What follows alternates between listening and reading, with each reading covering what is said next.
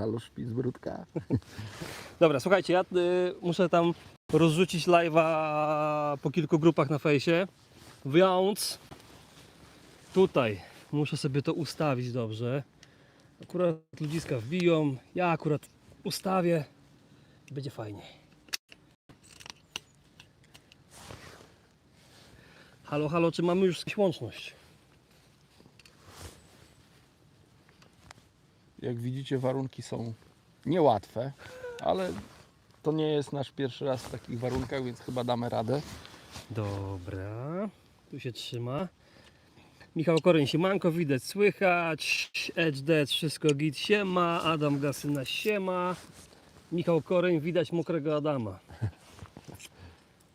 O, wiecie, my to w tym roku to mamy naprawdę świetne pogodę nad tą wodą. Słuchajcie, zostawiam Was na chwilę z Adamem, poczekamy aż ludzie wbiją.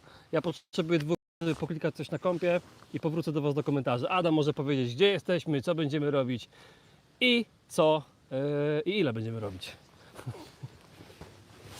Dzień dobry jeszcze raz. Teraz może lepiej mnie trochę będzie widać, ale kaptura raczej zdejmować nie będę, no bo taka dosyć siąpi ten deszcz, ale dosyć gęsty jest, więc momentalnie będę mokry. Zresztą to widać na tej mojej kurteczce. Jesteśmy nad zbiornikiem w miejscowości Barycz, też tak się ten zbiornik nazywa. Niewielki, kameralny zbiornik, ale przystosowany dla potrzeb wędkarzy. Zbiornik jest w okręgu PZW Kielce, to jest woda no kill, całkowity zakaz zabierania ryb z tego zbiornika. Jak widać, jestem w środku tygodnia.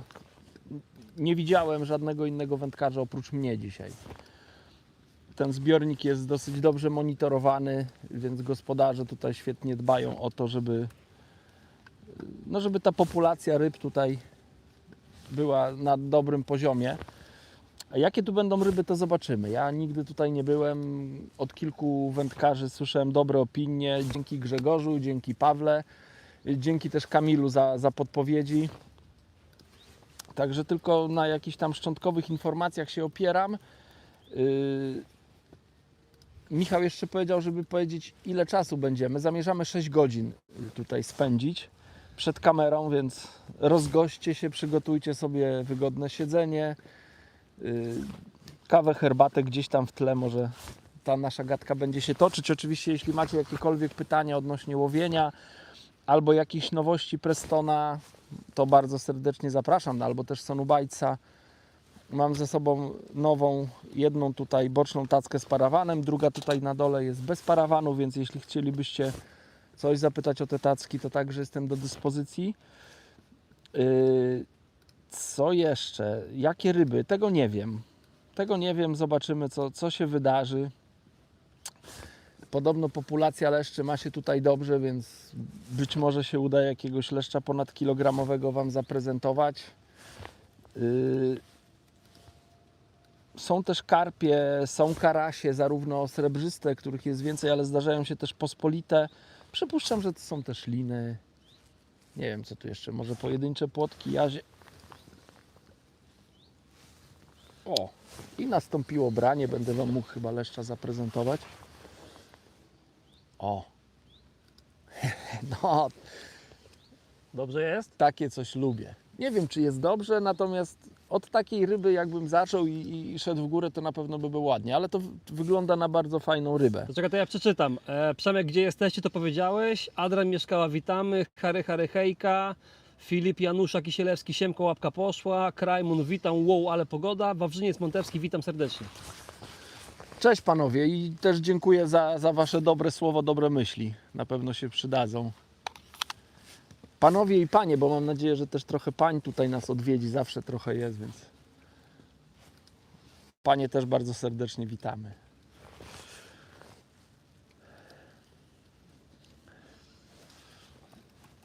Muszę przyznać, że to branie to było takie symptomatyczne, tak tylko ta szczytówka delikatnie się ruszała, aż się zastanawiałem, czy to w ogóle zacinać.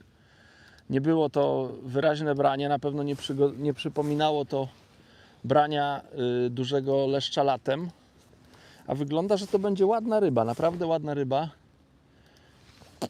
No też przynęta była męska, bo założyłem parę kawałków gnojaczka na haczyk z białym robakiem, więc przynęta się wyróżniała na pewno. Gnojaczki z własnego kompostu, wychowane na bananach, ananasach i jabłkach, z dodatkiem tektury, jajeczek, znaczy skorupek potłuczonych i nieraz trawy też, więc myślę, że fajne gnojaczki. No i rybka to doceniła. Mam nadzieję, że kolejne też będą doceniały. Będę mógł Wam zaprezentować kilka ładnych ryb. Bo teraz jakoś tak lekko idzie. Nie wiem, czy po zacięciu ta ryba się jakoś zawinęła i tak ciężko szła, czy... O, znowu zaczęła ciężkość. Nie, może będzie ładna, tylko kawałek odpuściła trochę walki. Nawet poluzuje hamulec, żeby gdzieś w ostatniej chwili nie szarpnął, bo nie mam dużego haczyka. 16 N20. Za chwilę do pytań powrócę, już tam wracam do Adama. Jak widzicie, szanuję tą rybę, bo chciałbym zaprezentować Wam tą sztukę. No chodź, chodź, chodź. Nie jest chyba bardzo duża ryba, ale nie wiem, czy to nie będzie jakaś inna ryba jak leszcz. Tak mi mignęło karasiowo, nie wiem, czy się nie pomyliłem. Tak wygląda, jak to mógłby być karaś, a nie leszcz, bo cały czas idzie gdzieś tam przy dnie. Tak, to chyba będzie karaś. To czekajcie, pokażę Wam.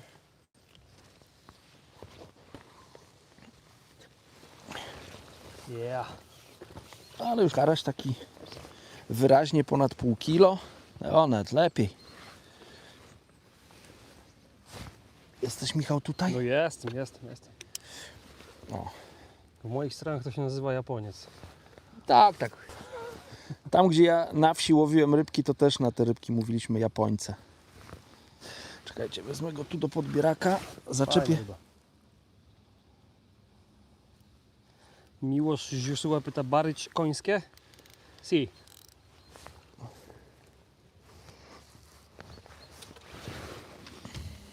No dobra, to rybka do prezentacji. A może ją zmierzę, to Wam powiem, ile to ma. Albo tutaj mam miarkę, nie, ale tutaj nie będę widział, chyba że zacznę mierzyć od 30 do 65, czyli 35 cm. Jak na rozpoczęcie, to fajna ryba. Piękna ryba.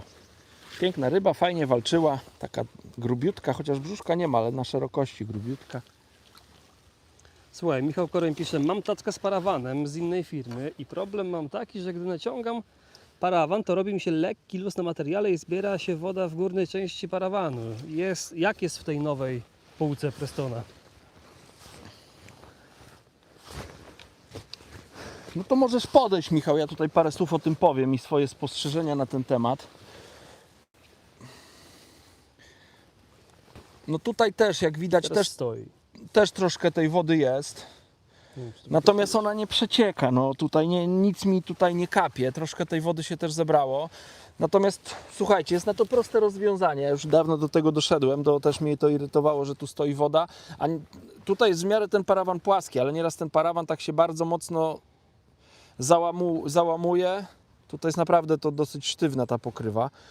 I jak się tak załamuje, to z czasem, gdy go składamy, otwieramy, no tworzą się jakieś takie mikropęknięcia w tej pokrywie i gdzieś tam zdarzyło mi się, że ta woda ciekła, dlatego wpadłem na pomysł, żeby tackę ustawiać delikatnie pod kątem. Zobaczcie, delikatnie tylko ustawiłem pod kątem tackę. Wszystko ładnie spływa. Tak, i wszystko po prostu spływa i tacka jest czysta. Naprawdę niewielki kąt wystarczy, woda już sobie znajdzie drogę, żeby z tej tacki, znaczy z tego parawanu odpłynąć. No. Tutaj akurat, zobaczcie, ta tacka naprawdę, ten parawan ma bardzo solidny, te pokrętła są bardzo solidne. W wielu tackach, no to jest tak, że nawet jak jest dokręcony ten parawan, to można ręką to złożyć. Tutaj naprawdę trzeba dużej siły użyć, żeby ten parawan złożyć. Polecam najpierw poluzować śrubki. Piotr Inglewicz, witam panowie i połamania. Cześć, Piotrze. Piotr Miara, witam panowie. Czy szczytówki hybrydowe powinno się w taki sam sposób napinać jak zwykłe szczytówki węglowe i czy zacięcie przy braniu powinno być mocniejsze przy szczytówkach hybrydowych? Szczytówki hybrydowe, ja mam do tego takie podejście, no to są szczytówki, które mają wskazać najbardziej delikatne brania, więc zazwyczaj jak łowię na szczytówkę hybrydową, to no, staram się, żeby była prosta, w miarę prosta, delikatnie tylko się uginała. Albo w ogóle się nie uginała, po to, żeby właśnie ta końcóweczka, ta wklejeczka taka delikatna na końcu, no tak jak kiwok, żeby wskazała branie. A tam jaka druga część pytania była, Michał? Już ci czytam. A, o to zacinanie, czy z taką samą siłą się Czy zacina, powinno tak? się jej napinać jak zwykłe szczytówki węglowe i czy zacięcie przy braniu powinno być mocniejsze przy szczytówkach hybrydowych? Więc jeśli chodzi o napięcie, to ja tak napinam szczytówkę, żeby po prostu nie było luzu na żyłce. To tylko o to chodzi, a szczytówka ma wskazać jak najmniejsze, najdelikatniejsze wskazania. Jeśli chodzi o zacięcie, to nie widzę różnicy. Zacinam dokładnie tak samo szczytówką hybrydową, jak łowisz ze szczytówką tradycyjną.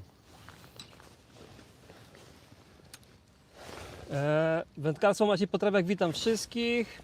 Hary, Sielsko-Maciel na dron uważajcie. Piotr Ingielewicz, ładny parawanik. Robert Papuziński, dobry. Michał Koreń, dziękuję za radę odnośnie tacki. Mateo Mati, zbiornik nazywa się Barycz. I to na razie na wszystko w komentarzach. Ja jeszcze wrzucam ostatnią rzecz i już tam Cię wracam. No dobra, to jeszcze parę może słów powiem tutaj o swojej strategii na to łowienie. Pewnie będą też pytania, to będę się powtarzał, ale na razie dla tych, którzy zaczęli nas oglądać i są, jak nie ma pytań, to kilka słów powiem. W związku z tym, że no pierwszy raz jestem nad tym zbiornikiem, dowiedziałem się od kolegów, o których wspomniałem na początku, że po mojej lewej stronie, nie wiem, tam nie można powiedzieć, że to jest zapora, no bo ta rzeczka tak jakby omija, to nie jest taki zbiornik, gdzie rzeczka wpływa w zbiornik i gdzieś tam wypływa, tylko ta rzeczka płynie gdzieś tam za moimi plecami, ale po mojej lewej stronie jest najgłębsza część, tam jest ponad 3 metry nawet może być wody, po prawej stronie tam dalej jest wyspa i tam za tą wyspą tam niewiele ponad metr wody, czyli można przypuszczać, że to dno z tamtej strony tak jakby w tą stronę opada. Ostatnio tutaj były zawody, no i w miarę dobre wyniki tutaj były właśnie na tej głębszej wodzie. Podobno tutaj trafiały się większe ryby, właśnie karasie. Dlatego też wybraliśmy tą głębszą wodę, ale też dlatego, żeby mniej chodzić, no bo tutaj jedynie z układem jezdnym można się... O, coś mi tutaj obtarło. Jedynie z układem jezdnym można się tutaj przemieszczać, więc po prostu poszliśmy trochę na łatwiznę też, a w związku z tym, że były na tej głębokiej wodzie ryby, to stanęliśmy tutaj na tej głębokiej wodzie. Co ciekawe, na tym łowisku, tak jak na początku wspomniałem, że to łowisko jest bardzo przyjazne wędkarzom. Są gotowe betonowe kładki przygotowane już dla wędkarzy, więc przypuszczam, że jak tutaj są zawody, to wystarczy, nie wiem, wbić numerki przy każdej kładce, nie trzeba nic przygotowywać, bo te kładki są dosyć wygodne. Tak jak widzicie, siedzę na betonowej kładce i praktycznie na płaskim się rozkładam, nie muszę na tym stromym brzegu. Bardzo wygodnie też się podróżuje tutaj tym wałem, widać, że ktoś o to dba, tu jest wszystko wykoszone, więc tu nie chodzi się w trawie po kolana, tak jak na niektórych łowiskach, tylko jest bardzo wygodnie się po tym wale przemieszczać. Wał jest w miarę prosty, więc też tam te koła nam się nie zapadają i wózek nie jedzie jak po kocich łbach.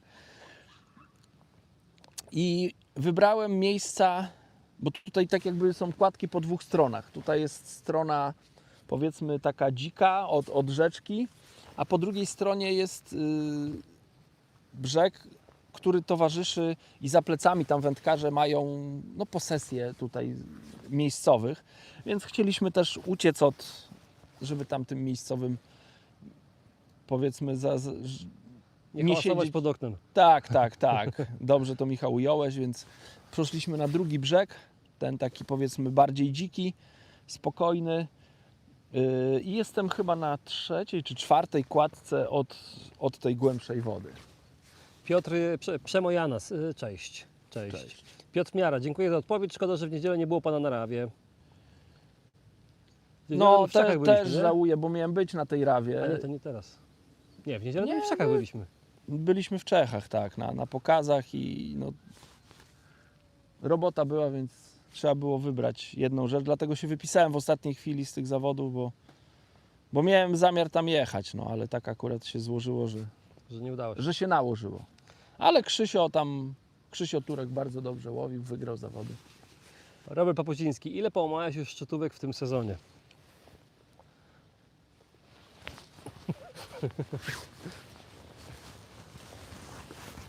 Kurczę, nie chciałbym tego w złą godzinę powiedzieć, ale chyba niedużo. Nie wiem ile, ze 3 mogłem połamać. Naprawdę, w tym roku jakoś tfu, idzie dobrze. Wędkarstwo Maciej Potrawiak, czy do dalekich dwie? rzutów... Czy co? Czy do dalekich rzutów lepiej używać szczytówkę 3, a może nawet 4 OZ? No, oczywiście tak mi się wydaje. No, taka szczytówka jest bardziej odporna na uszkodzenia, jakby tam gdzieś zdarzyło się, że żyłka się zaczepi, ale druga też sprawa, przy oddawaniu naprawdę dalekich rzutów bardzo ważne jest to, jak szybko wędka gaśnie po zarzucie. Chodzi o to, że jak machniemy wędką, to po jakim czasie ta wędka przestanie falować, więc im sztywniejsza szczytówka, tym ta szczytówka, no powiedzmy zarzucimy, ona tam ze 2 razy się machnie i stoi i dzięki temu uzyskujemy dalsze rzuty. Więc jak najbardziej im sztywniejsza szczytówka, no, czy tam sztywniejsza mówię, bo ktoś tu o tych uncjach wspominał, no to na pewno to poprawia odległość rzutu, Sorry, ja muszę przecierać, bo pada. ale też oczywiście wpływa na sygnalizację brań, no bo im szczytówka ma więcej tych uncji napisanych, no to jest bardziej sztywna i trudno ją rybie ugiąć, więc coś za coś. Trzeba bardzo często wybrać kompromis. Przepraszam, że tak się patrzę, ale cały czas mam jakieś wskazania Dobra. tutaj. Artur L, cześć. Cześć. Siema. Michał Koreń, używasz zanętę z mączką rybną czy bez? Nie, dzisiaj mam zanętę bez mączki rybnej. To jest Sweet Skimmer Dark od Sonu Bites z Black Brim. Paczka na paczkę. Łukasz Westfal, co czujesz za zapach w spajkach czy spajkach special? W spajkach special. No. Ja czuję cynamon i coś jeszcze. U mnie to jest kosiarz leszczy i to takich dużych leszczy 4-5 kg. Pozdrawiam ze Szwajcarii. Nie zastanawiałem się, powiem szczerze, na tym, co tam czuję, ale też na jednym łowisku, co prawda na komercji, na karpiach, te kulki też mi ruszyły wodę. Nawet sąsiad koło mnie siedział, który przez długi czas nie mógł złowić ryby. Dałem mu 3 kulki. To można powiedzieć, od kiedy je założył, to 2 karpie pod rząd złowił, więc też odpalił. Ale bardzo ciekawe spostrzeżenie, bardzo za nie dziękuję. Akurat jutro będziemy kręcić film, będę łowił leszcze, więc i to na metodę, więc będę je próbował. Remigiusz Ksepka Fishing, siema. Siema, Wyjec 7, witam. Krzysztof Cześć. Turek, hej panowie, cześć Krzysiek. Cześć, Krzychu. Ja takie Artur L, gdzie łowicie? Pada u was? No kurde, raz słabiej, raz mocniej, ale pada. A Tak. gdzie jesteśmy? Jesteśmy na zbiorniku w Baryczu. Jeszcze jedną rzecz powiem, zastanawiam się jak to ugryźć, ale jak ty mówiłeś, to takie wiry były, jakby tu karpie pod No. nogami chodziły, no więc zastanawiam się, czy tu nie odstawić jakiejś maniany i nie ponęcić delikatnie. Nie wziąłem ze sobą co prawda jakichś peletów, w samochodzie mam. To na klasykę je weźmie, nie? No, pewnie białe robaki, pęczek białych i ogień. Trochę pomlaszcza. ale to Także chyba skuszę się i parę kulek im tu poślę tam za roślinki, tak żeby miały trochę spokoju. Jak Ja mówię, przyjdą. że chwilę pomlaszczę, bo to mój pierwszy posiłek dzisiaj. A jestem od 3:30 na nogach. Tom 1. Adam, jak uniknąć łowienia okonie na feeder klasyczny? Mam leszcze w łowisku, ale biorą okonie. Nieraz się nie da.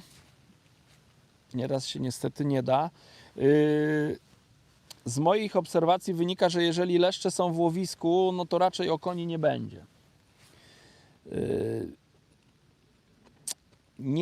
Nieraz jest tak, że po prostu no nie można tym okoniom dać, co im smakuje, czyli na przykład, nie wiem, bardzo często ten joker spowoduje, że oczywiście joker, który jest lubiany też przez leszcze, ale uwielbiany przez okonie, Więc jeżeli nie nęcimy na przykład z jokersem albo nadmiernie dużo tego jokersa jest, no to zdarza się, że właśnie okonie czy jazgarze to łowisko opanują, ale też bardzo często przychodzi taki moment, że te leszcze ruszają do żerowania i wtedy te okonie odpuszczają. Ale ja bardzo często, jak wiem, że grożą mi jakieś okonie czy jazgarze, to bardzo ostrożnie podchodzę z jokersem do nęcenia. Czasami dużo pinek też powoduje, że te okonie, szczególnie te większe już okonie, to też im bardzo pasuje. Dendrobeny, więc trzeba, myślę, bardzo ostrożnie z przynętami wtedy. Mamy pierwszego internetowego trolla. Oleg Wąsty Prekowski. Co ty tam, dzieciaku, łowisz w ten deszcz?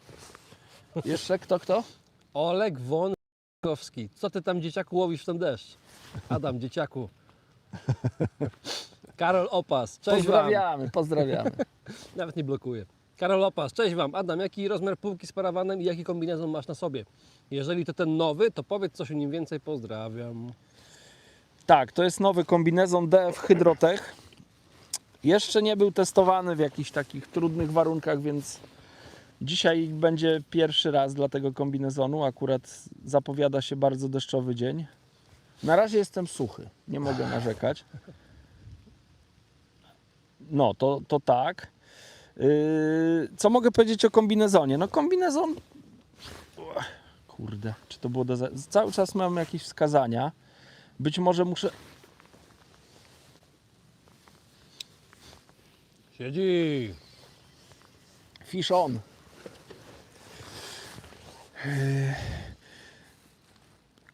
Uszyty z materiału o wodoodporności 15 000, oddychalność, nie wiem ile tu była, Michał, 3000 oddychalność, nie chciałbym skłamać, ale Też nie chyba, pamiętam. chyba jakoś tak, Chyba tak, czy no. 5000, Nie, 5000 chyba. 5000 chyba, tak? No nie chciałbym skłamać, 15 000 wodoodporność, klejone szwy i takie dla mnie bardzo ciekawe rzeczy, na które zwróciłem uwagę, jeśli chodzi o kombinezony, a kilka tych kombinezonów w życiu przerobiłem, szczególnie Prestona, no to inaczej rozwiązany jest inaczej rozwiązane jest krój na kroczu. Będę o tym bardziej obrazowo gadał, jak wyholuję rybę, jak będę miał ręce, to będę mógł o tym pokazać, o co chodzi. Dobra, to Krocza Wam pokazywać nie będę, więc nie odchodźcie od ekranu. w międzyczasie Marcin Rzepczyński. Siema chłopaki, mimo średniej pogody zazdraszczam pobytu nad wodą. Cześć Dziękujemy. Marcinie. Marcin Jezus. Rzepczyński? Co? Jest spoko, tylko pada, nie wieje. A czy tu u nas nie wieje, tam dalej wieje. Marcin, byłbyś zadowolony. Tomasino, cześć. Daniel, cześć. Huawei Y5, cześć. Siema. Cześć. Pastor, pod nogami albo karpie, albo bolenie. Daniel, ja łapię na białego robaka. Tom 1, miałem tak na jagodnie. Dużo ciętego gnojaka, 15 okoni, 1 leszcz, takie łowienie. Elwir Dziędziela, witam ulubioną ekipę live po bardzo długim czasie. Jeszcze dochodzę do siebie po niedzielnych zawodach. Piękne na jeleniu. Piękne leszcze w siatce, ale pogoda i przeciwnicy w sektorze dali w kość. A widzisz, no A to dajcie znać, czy te leszcze na jeleniu urosły. W zeszłym roku, jak tam byłem, to mniej więcej średnia kilogram na rybę wychodziło. One już większe są? Chyba znowu karaś będzie, wiecie? Co ty gadasz? Tak mi się wydaje, no. Walczy tak karasiowo, no nie chce wyjść do powierzchni.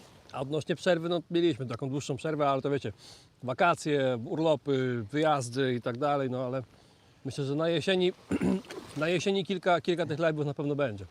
Karaś jeszcze większy. Pięknie. Ten się nie chce poddać, grubasek. Robert Papuziński, bijemy rekord łapek dla Adama. Robert, patrzyłem wczoraj, rekord to chyba 350 łapek na live, więc... Co ty gadasz? Mamy 53 to jeszcze trochę. Czekaj, bo ja go zaraz on tutaj tak mi szaleje. Dobra. To Nygul, dawaj. Zjadłem, więc mogę podejść do Adama.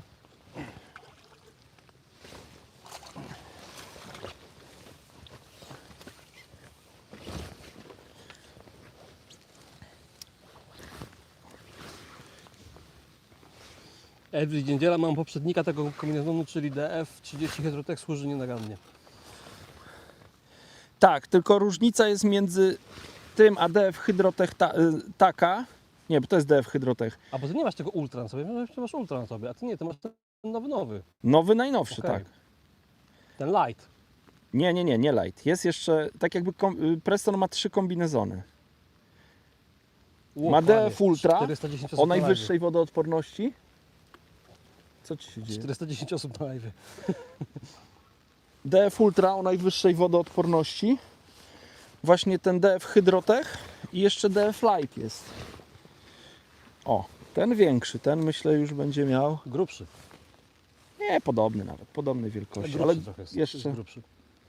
taka rybka. Baja.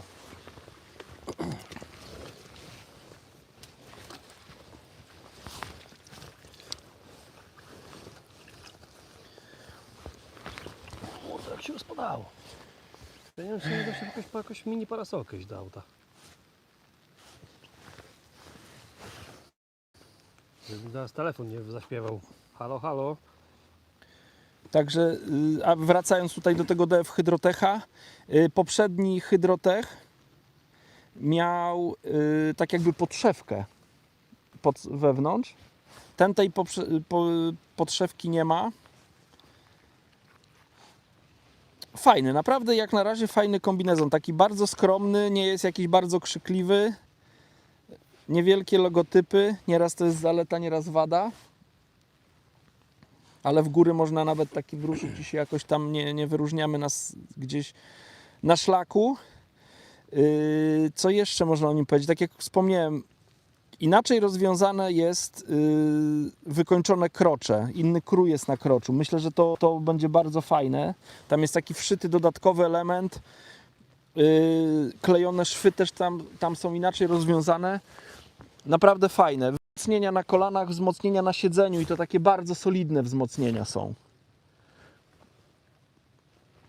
Także wygląda jak na razie dobrze. No. To super. I sprawdza się też super. Oczywiście dwuczęściowy, dla tych co nie wiedzą, to jest dwuczęściowy. Spodnie ogrodniczki bardzo wysokie i kurtka przeciwdeszczowa. Michał Koreń. Mam od tego roku kompostownik i planuję hodować gnojaki. Jakie Adam ma rady na taką mini hodowlę?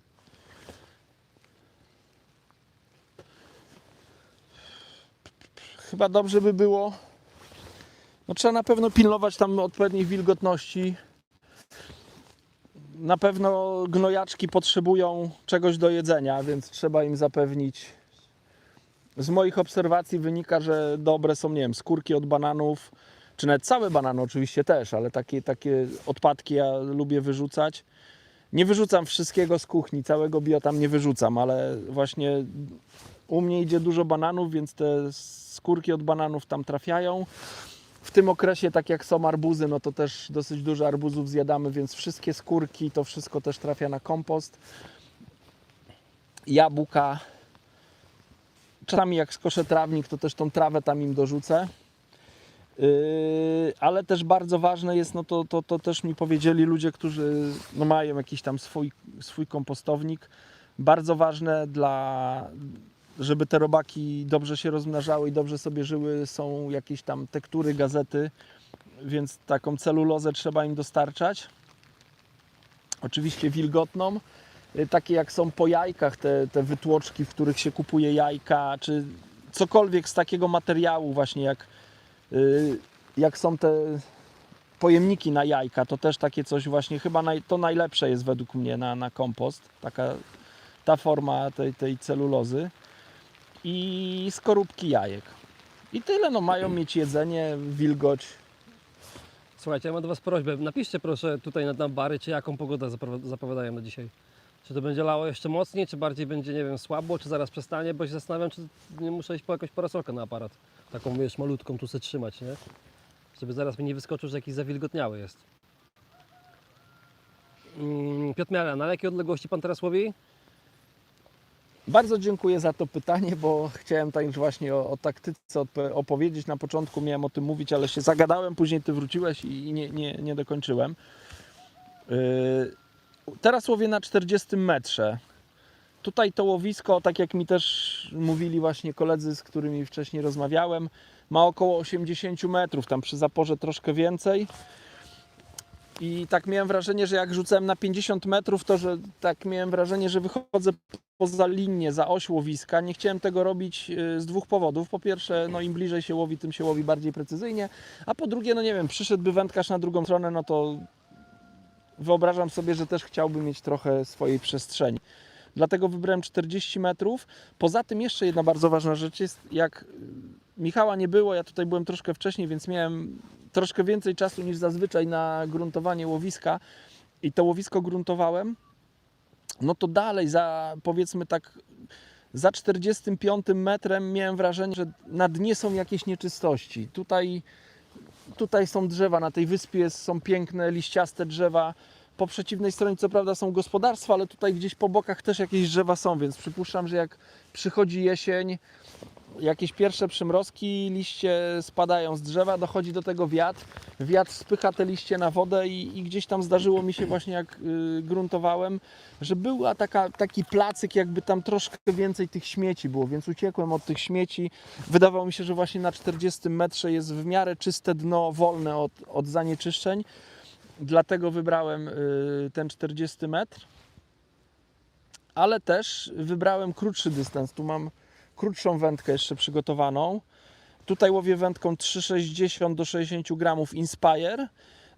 Natomiast tutaj mam 3,20 na 21 metr. Tak mniej więcej drugi dystans mam przygotowany. Zastanawiałem się też nad odległością tyczkową, żeby mniej więcej koło tego 13 metra łowić. I to dno tam rzeczywiście wyglądało ładnie. Nie wiem, czy zaobserwowaliście coś takiego, ja wielokrotnie to zaobserwowałem. Na łowiskach, gdzie są stałe miejsca dla wędkarzy, tak jak tutaj, tak jak wspomniałem, są kładki, więc wiadomo, że jak przyjdzie wędkarz na ryby, on nie będzie stał metr w prawo, metr w lewo, tylko najczęściej stają ci wędkarze tutaj, na tych kładkach i łowią mniej więcej przed sobą. O, przestało padać. Łowią mniej więcej przed sobą, a jeszcze jak tutaj się odbywają zawody, no bo myślę, że te kładki zostały też porobione pod to, żeby tutaj dosyć regularnie się odbywały zawody. Ludzie łowią na tyczki, łowią na te 13-metrowe tyczki, bo taki jest limit w Polsce do łowienia tyczką, górny limit. Nie można łowić dłuższymi na zawodach. No to na 13 metrze przeważnie są te ryby nęcone i na wielu łowiskach, tam właśnie jak są takie stałe miejsca i te ryby są tak stale nęcone na jakimś dystansie, to ryby, nie chcę powiedzieć, że robią, no myślę, że tworzą takie dosyć specyficzne dno, bo przez to, że tam jest ciągle nęcone, ryby tam żerują, a szczególnie te duże ryby, jak tu przypłyną, a tutaj są i leszcze, i karpie, i one tam z tego dna pobierają, to się robi wręcz taka niecka w dnie i tu mam wrażenie właśnie, jak sobie gruntowałem, to około 13 metra jest taki dosyć twardy plac. On nie jest dużo głębszy od tej reszty, może minimalnie. Ja na federa nie jestem w stanie tego wyłapać. Być może jakbym miał spławik, to mógłbym taką różnicę kilku centymetrów wyłapać. Natomiast to jest wyraźnie bardziej twarde dno koło tego 13 metra. Przyznam się, że spudłowałem teraz chyba za wcześnie. Przyznam się, że tak myślałem właśnie o tym tyczkowym dystansie, ale na razie sobie go odpuściłem. Tak założyłem, że jeżeli będą ryby brały dalej, no to będę łowił dalej. Jeśli tych ryb dalej nie będzie, no to wtedy będę kombinował z bliższym dystansem. Dobra, mamy trochę komentarzy, więc To dawaj. A ja Więc zmienię lecimy. przynętę, może wspomnę, łowiłem na gnojaki, ale teraz gnojaki były nieruszone i biały robak był wyssany, więc atakuję z białym. Krzysztof Turek, ja tu klikam na klawiaturze. Klikaj, Krzysiek. Krzysztof Szczygiel, witam, kierownik lodowiska, cześć. Grzegorz Dudzik, cześć, myślę, żeby zacząć wędkowanie. Ile kosztuje taki zestaw na start? Dajcie jakiś tip, od czego zacząć. Pozdrawiam serdecznie. To co, odpowiadać? Czy jeszcze No masz coś? tak, tylko mówię, tu komentarzy jest sporo pytań. No dobra, to ja Już po odpowiem prostu- na co... Jak Ci się wydaje? Bo to jak zaczynałeś wędkowanie, to był zupełnie co innego niż teraz, nie? No co innego, zdecydowanie co innego. Akurat tutaj rozumiem, że osoba, która zapytała, no tak można powiedzieć, jest bardzo początkująca. Tutaj więc ja też będę mówił tak jak do osób początkujących. Ja tutaj wędkuję na tak zwany feder klasyczny. Feder z angielskiego od koszyczka. Oni na te koszyczki mówią feder. Po prostu i tak się to przyjęło też w Polsce. Czy oni feeder nawet mówią. My tak trochę to spalszczamy. Spostamy do feder. Oni mówią feeder, bo to niby od feed, nie od karmienia. Tak. No ale ja mówię i tak i uważam, że jedna i druga forma jest prawidłowa. Pewnie pan Bralczyk albo pan Miodek by mnie wyprostowali. Tak. Nie wiem, czy widziałeś, ale były takie komentarze na fejsie. Tak, ja wiem. Ja a propos tych komentarzy mówię, że ja się tym nie przejmuję. No może tak to w zawołowany sposób było powiedziane. Pierwszy zestaw. No jeżeli chodzi o zestaw do łowienia na feder, czy feeder, jak to woli, no to jest potrzebne wędzisko, jest potrzebny kołowrotek. Wędzisko, myślę, że takie najbardziej uniwersalne wędzisko może mieć 3,30, 3,60. Zakładam łowienie w wodach stojących, no bo na rzekach to jeszcze troszkę inaczej wygląda. Takie 3,60, jak miałbym wybrać jedno, 3,60 w 3 składach, żeby było wygodne w transporcie. Właśnie taki, jak ja dzisiaj nim łowię, to jest właśnie wędka 3,60, wyrzut 50-60 gramów, może do 80 maksymalnie na taką pierwszą wędkę. I to jest do łowienia, powiedzmy, na takim dystansie bardzo bezpiecznym 30-50 metrów. Wzeruję sobie jeszcze licznik. No to wędka jest załatwiona. Ja akurat łowię kijem Inspire, to jest nowy kij od Prestona, bardzo polecam. Nie wiem ile on, około 500 zł pewnie w sklepie będzie kosztował. Kołowrotek wielkość 520 albo 5200, jak to tam, czy tam 5500, kto jak nazywa te kołowrotki.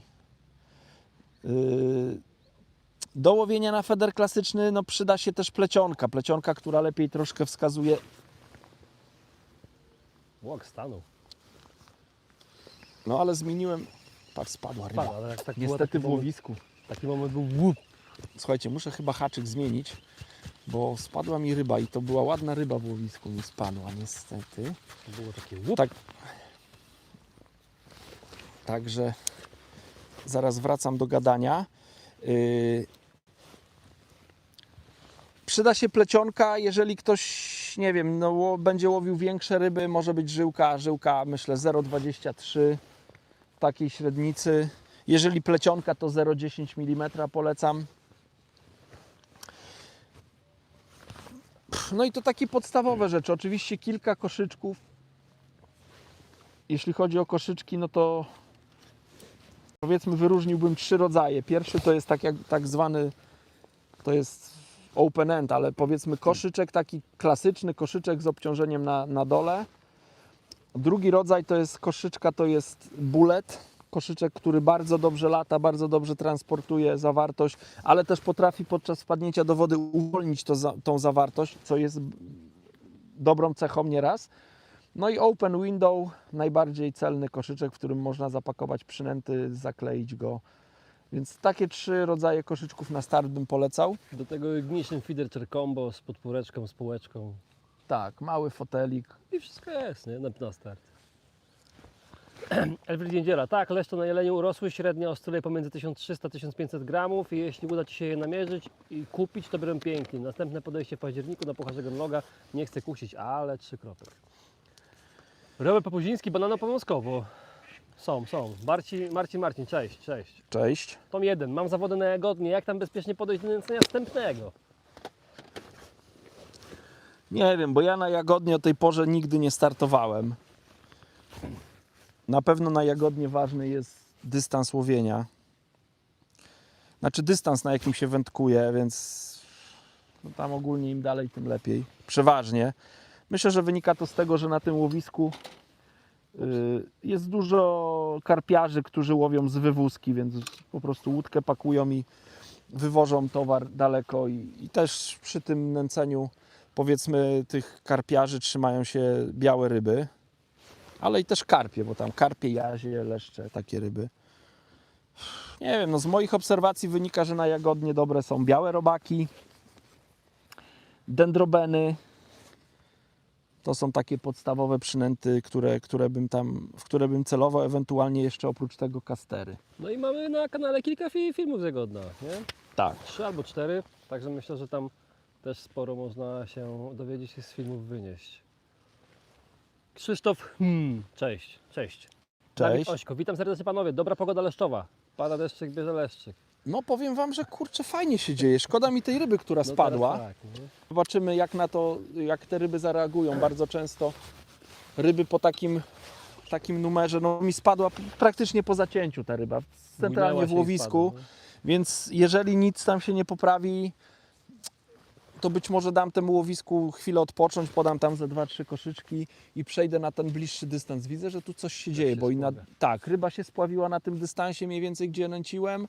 Widzę coś na dnie, jakieś tam bąbelki, tak jakby coś tam się działo też bliżej. Więc też sprawdzę tą bliższą linię. Dominik Bera, no i jak, dzieje się coś? Dzieje, co tam ma? 3 karasie i jeszcze Nie, jeszcze 2 leszczyka. karasie. 2 I karasie. leszczyka przed live'em, nie? Tak, jeszcze wcześniej leszczyka, no i tutaj była ta ryba. To praktycznie cały czas coś tam, Coś tam się dzieje. tak. Aż dziwne, bo na naszych live'ach się niedużo działo. Tych mega live'ach, nie? Jak sobie przypomnieć. No, ale miałem czas, żeby sobie wygruntować, przygotować się, bez pośpiechu. Ewil Niedziela. Moje filmy na TikToku o hodowli robaków mają jakieś 3 miliony wyświetleń, hoduję od lat i temat interesuje ludzi.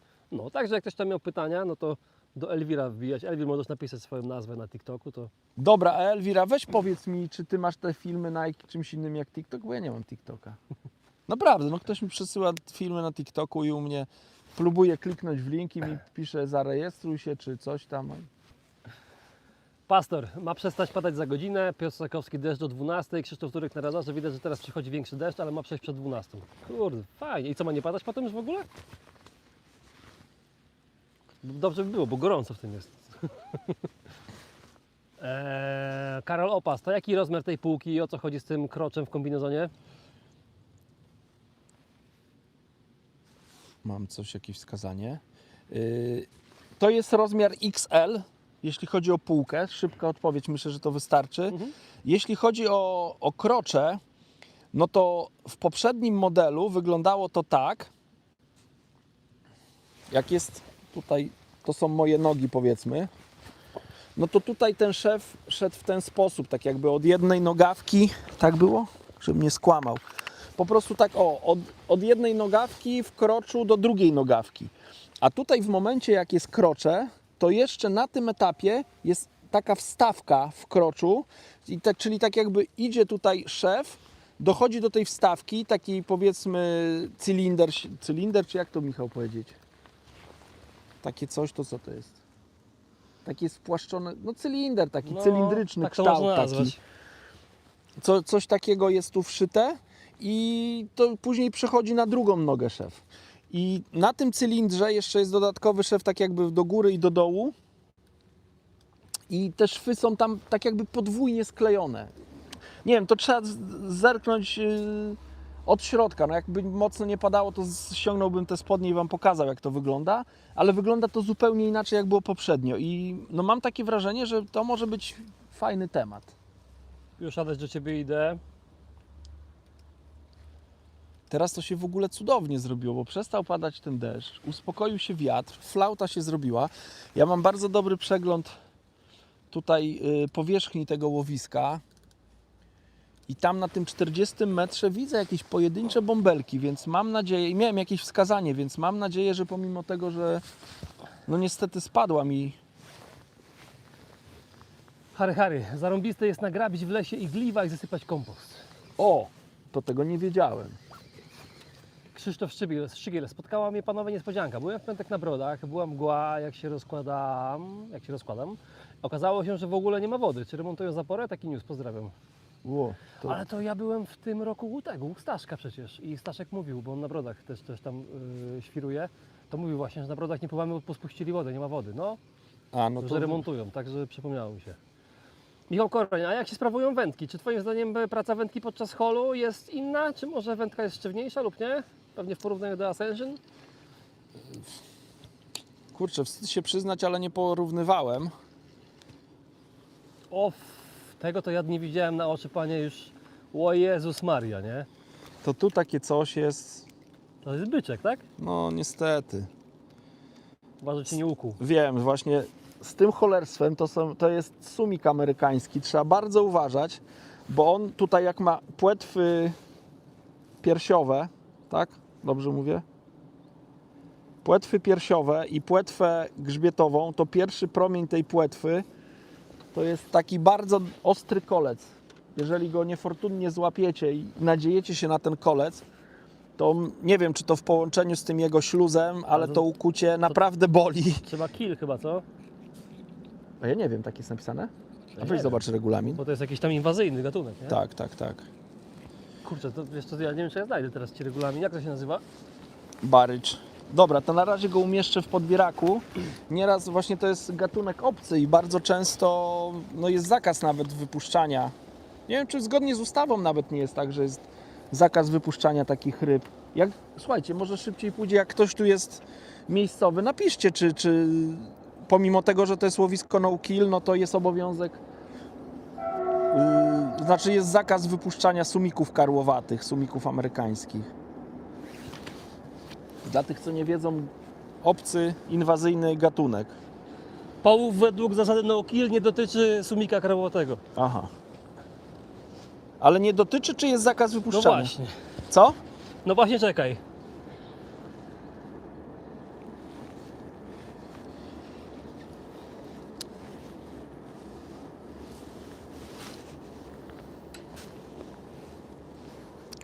Dokładnie w tym miejscu, co Tak, łowię. których nie wolno wypuszczać do łowiska.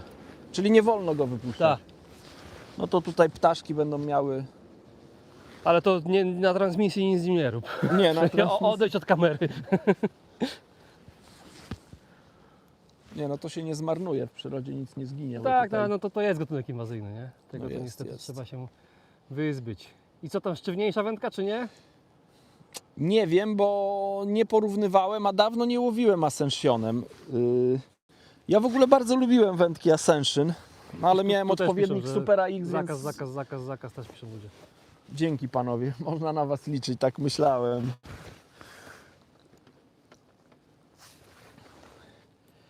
Bardzo lubiłem wędziska Ascension, ale że miałem wędziska Super AX, no to łowiłem wędziskami Super AX głównie. Natomiast o Ascension mam bardzo dobre zdanie, a te wędki według mnie są jeszcze lepsze. Ta lepszość wygląda, znaczy nie wiem, jeśli chodzi o blank, nie miałem możliwości, żeby porównać te dwie wędki. Natomiast mam wrażenie, że ta wędka jest taka bardziej poręczna, jeszcze bardziej finezyjna ze względu na przelotki, które zostały tutaj zamontowane, bo to są chyba Seaguidy takie a la minima, z delikatną ramką, leciutkie takie i to bardzo, bardzo dobrze to wygląda.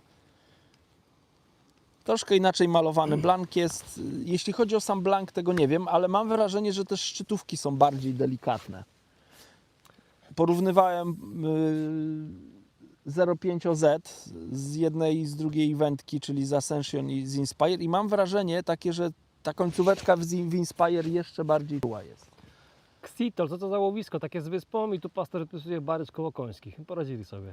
Kuba Dawid, cześć. PRZP, cześć. Sebastian, witam, takie pytanko. Jak pan sobie radzi w łowisku, gdzie jest bardzo dużo drobnej ryby, by się wygrubić? Dla mnie to tylko zmiana przynęty, zanęty na duże rozmiary. Czy ma pan jakieś inne metody? Coś mi tam dziubie cały czas. Ciekawe, tego więcej nie weszło, nie? Bo to tak chmarami lubi, nie? Jeśli chodzi o wygrubienie, no to grubsze nęcenie, no to też jest temat trochę rzeka, no bo to też zależy, czy mówimy o zawodach, czy mówimy o takim łowieniu rekreacyjnym, bo jeśli chodzi o łowienie rekreacyjne, no to na pewno nęcenie zanętą, przynajmniej może na początku, żeby gdzieś te ryby, nie wiem, pierwszego, drugiego dnia zwabić, to nie zanętą spożywczą, tylko raczej ziarnami. W tym kierunku bym poszedł, żeby się tej drobnicy pozbyć. Ewentualnie zmienić metodę, na przykład łowić na metod feder i wtedy łowić na dumbbellsy, a nie przynęty naturalne. To już te dumbbellsy powodują, że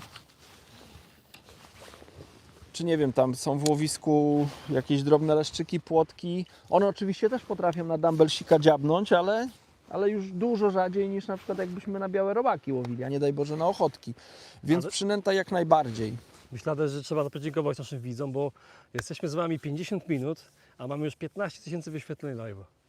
Już w szoku byłem, przed chwilą zobaczyłem. Tak dziękujemy, ukłon w Waszą stronę, no i lecimy Tak. dalej, no lecimy po rekord. Rekord to 34 koła. Ile? 34 koła to jest rekord transmisji. Jak ty to policzyłeś? No statystyki wczoraj patrzyłem.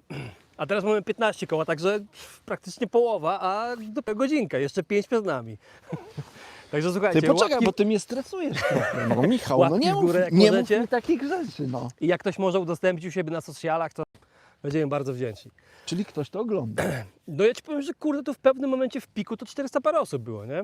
Ja myślałem, że tylko moja żona, Krzysiek, Chyba, że Maciek co i na oni, 400 kont. i oni z paru kąt zasuwają. Tu cześć, cześć, jak się macie? A tu widzę, że tak...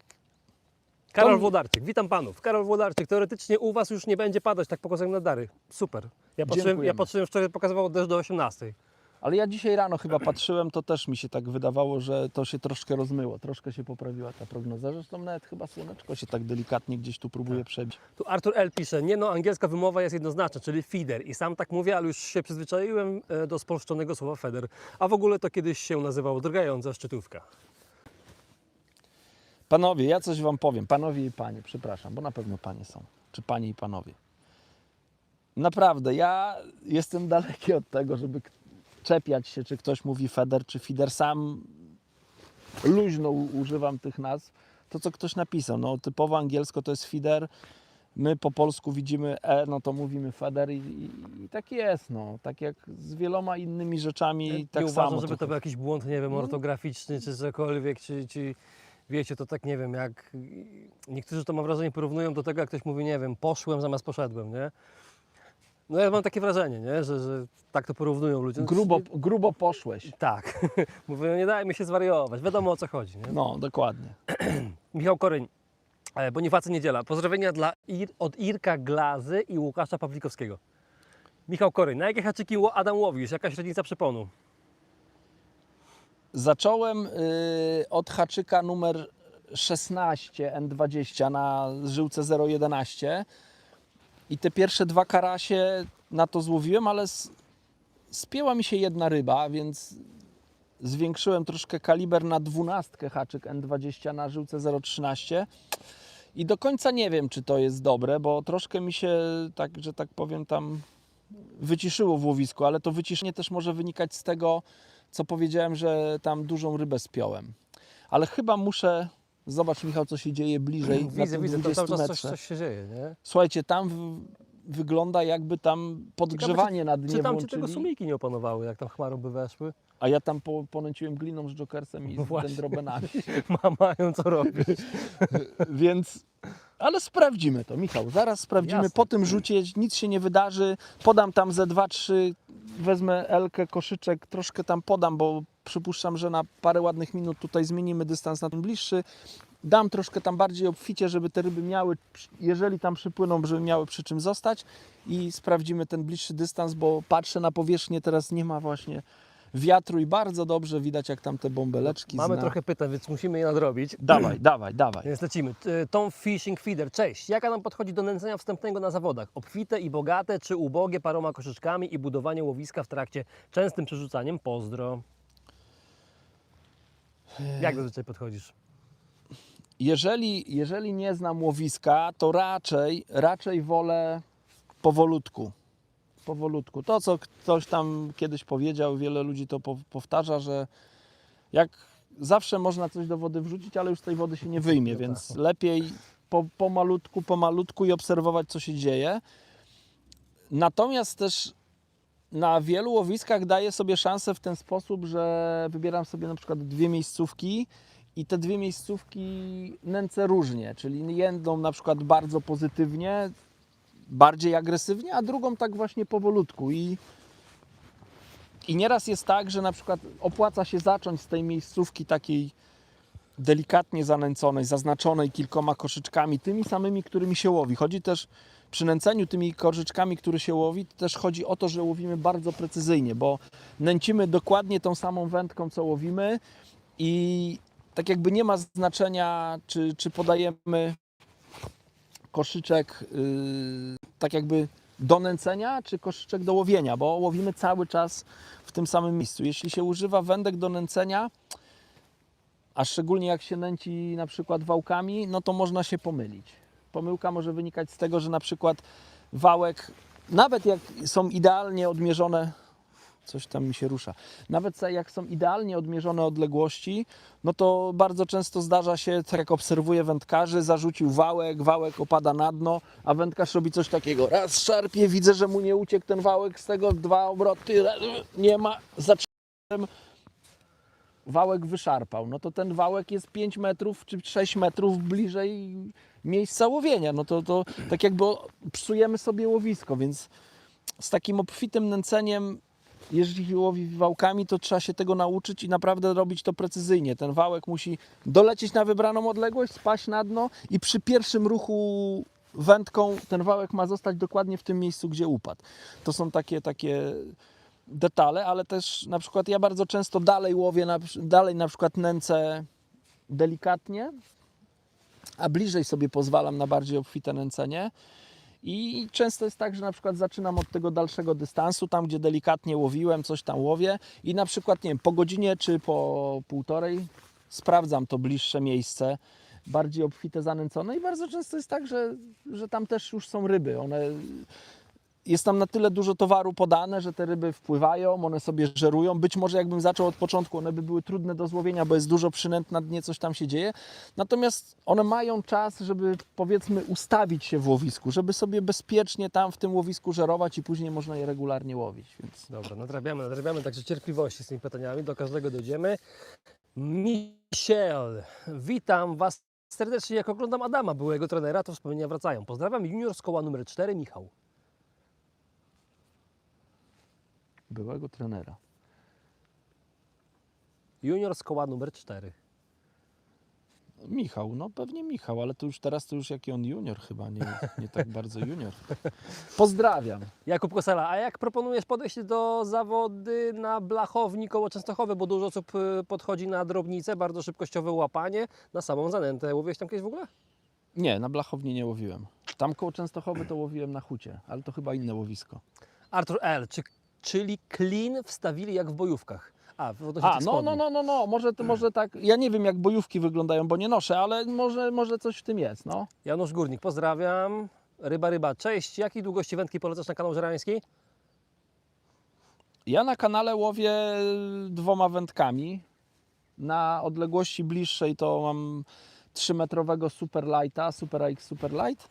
Natomiast jak łowię pod drugim brzegiem, nie wiem, 28 metrów, 30 metrów, 24 metry, no to Super AX 3 metry. Jeśli miałbym wybrać jedną wędkę, no to bym wybrał takiego właśnie Inspira 320. To jest wędka, która ogarnie łowienie zarówno na 15 metrze, jak i pod przeciwległym brzegiem. Więc jeśli jedną, to Inspire. Tu Warwi się pyta, on zjada ryby, czy łapie, kaleczy, wypuszcza?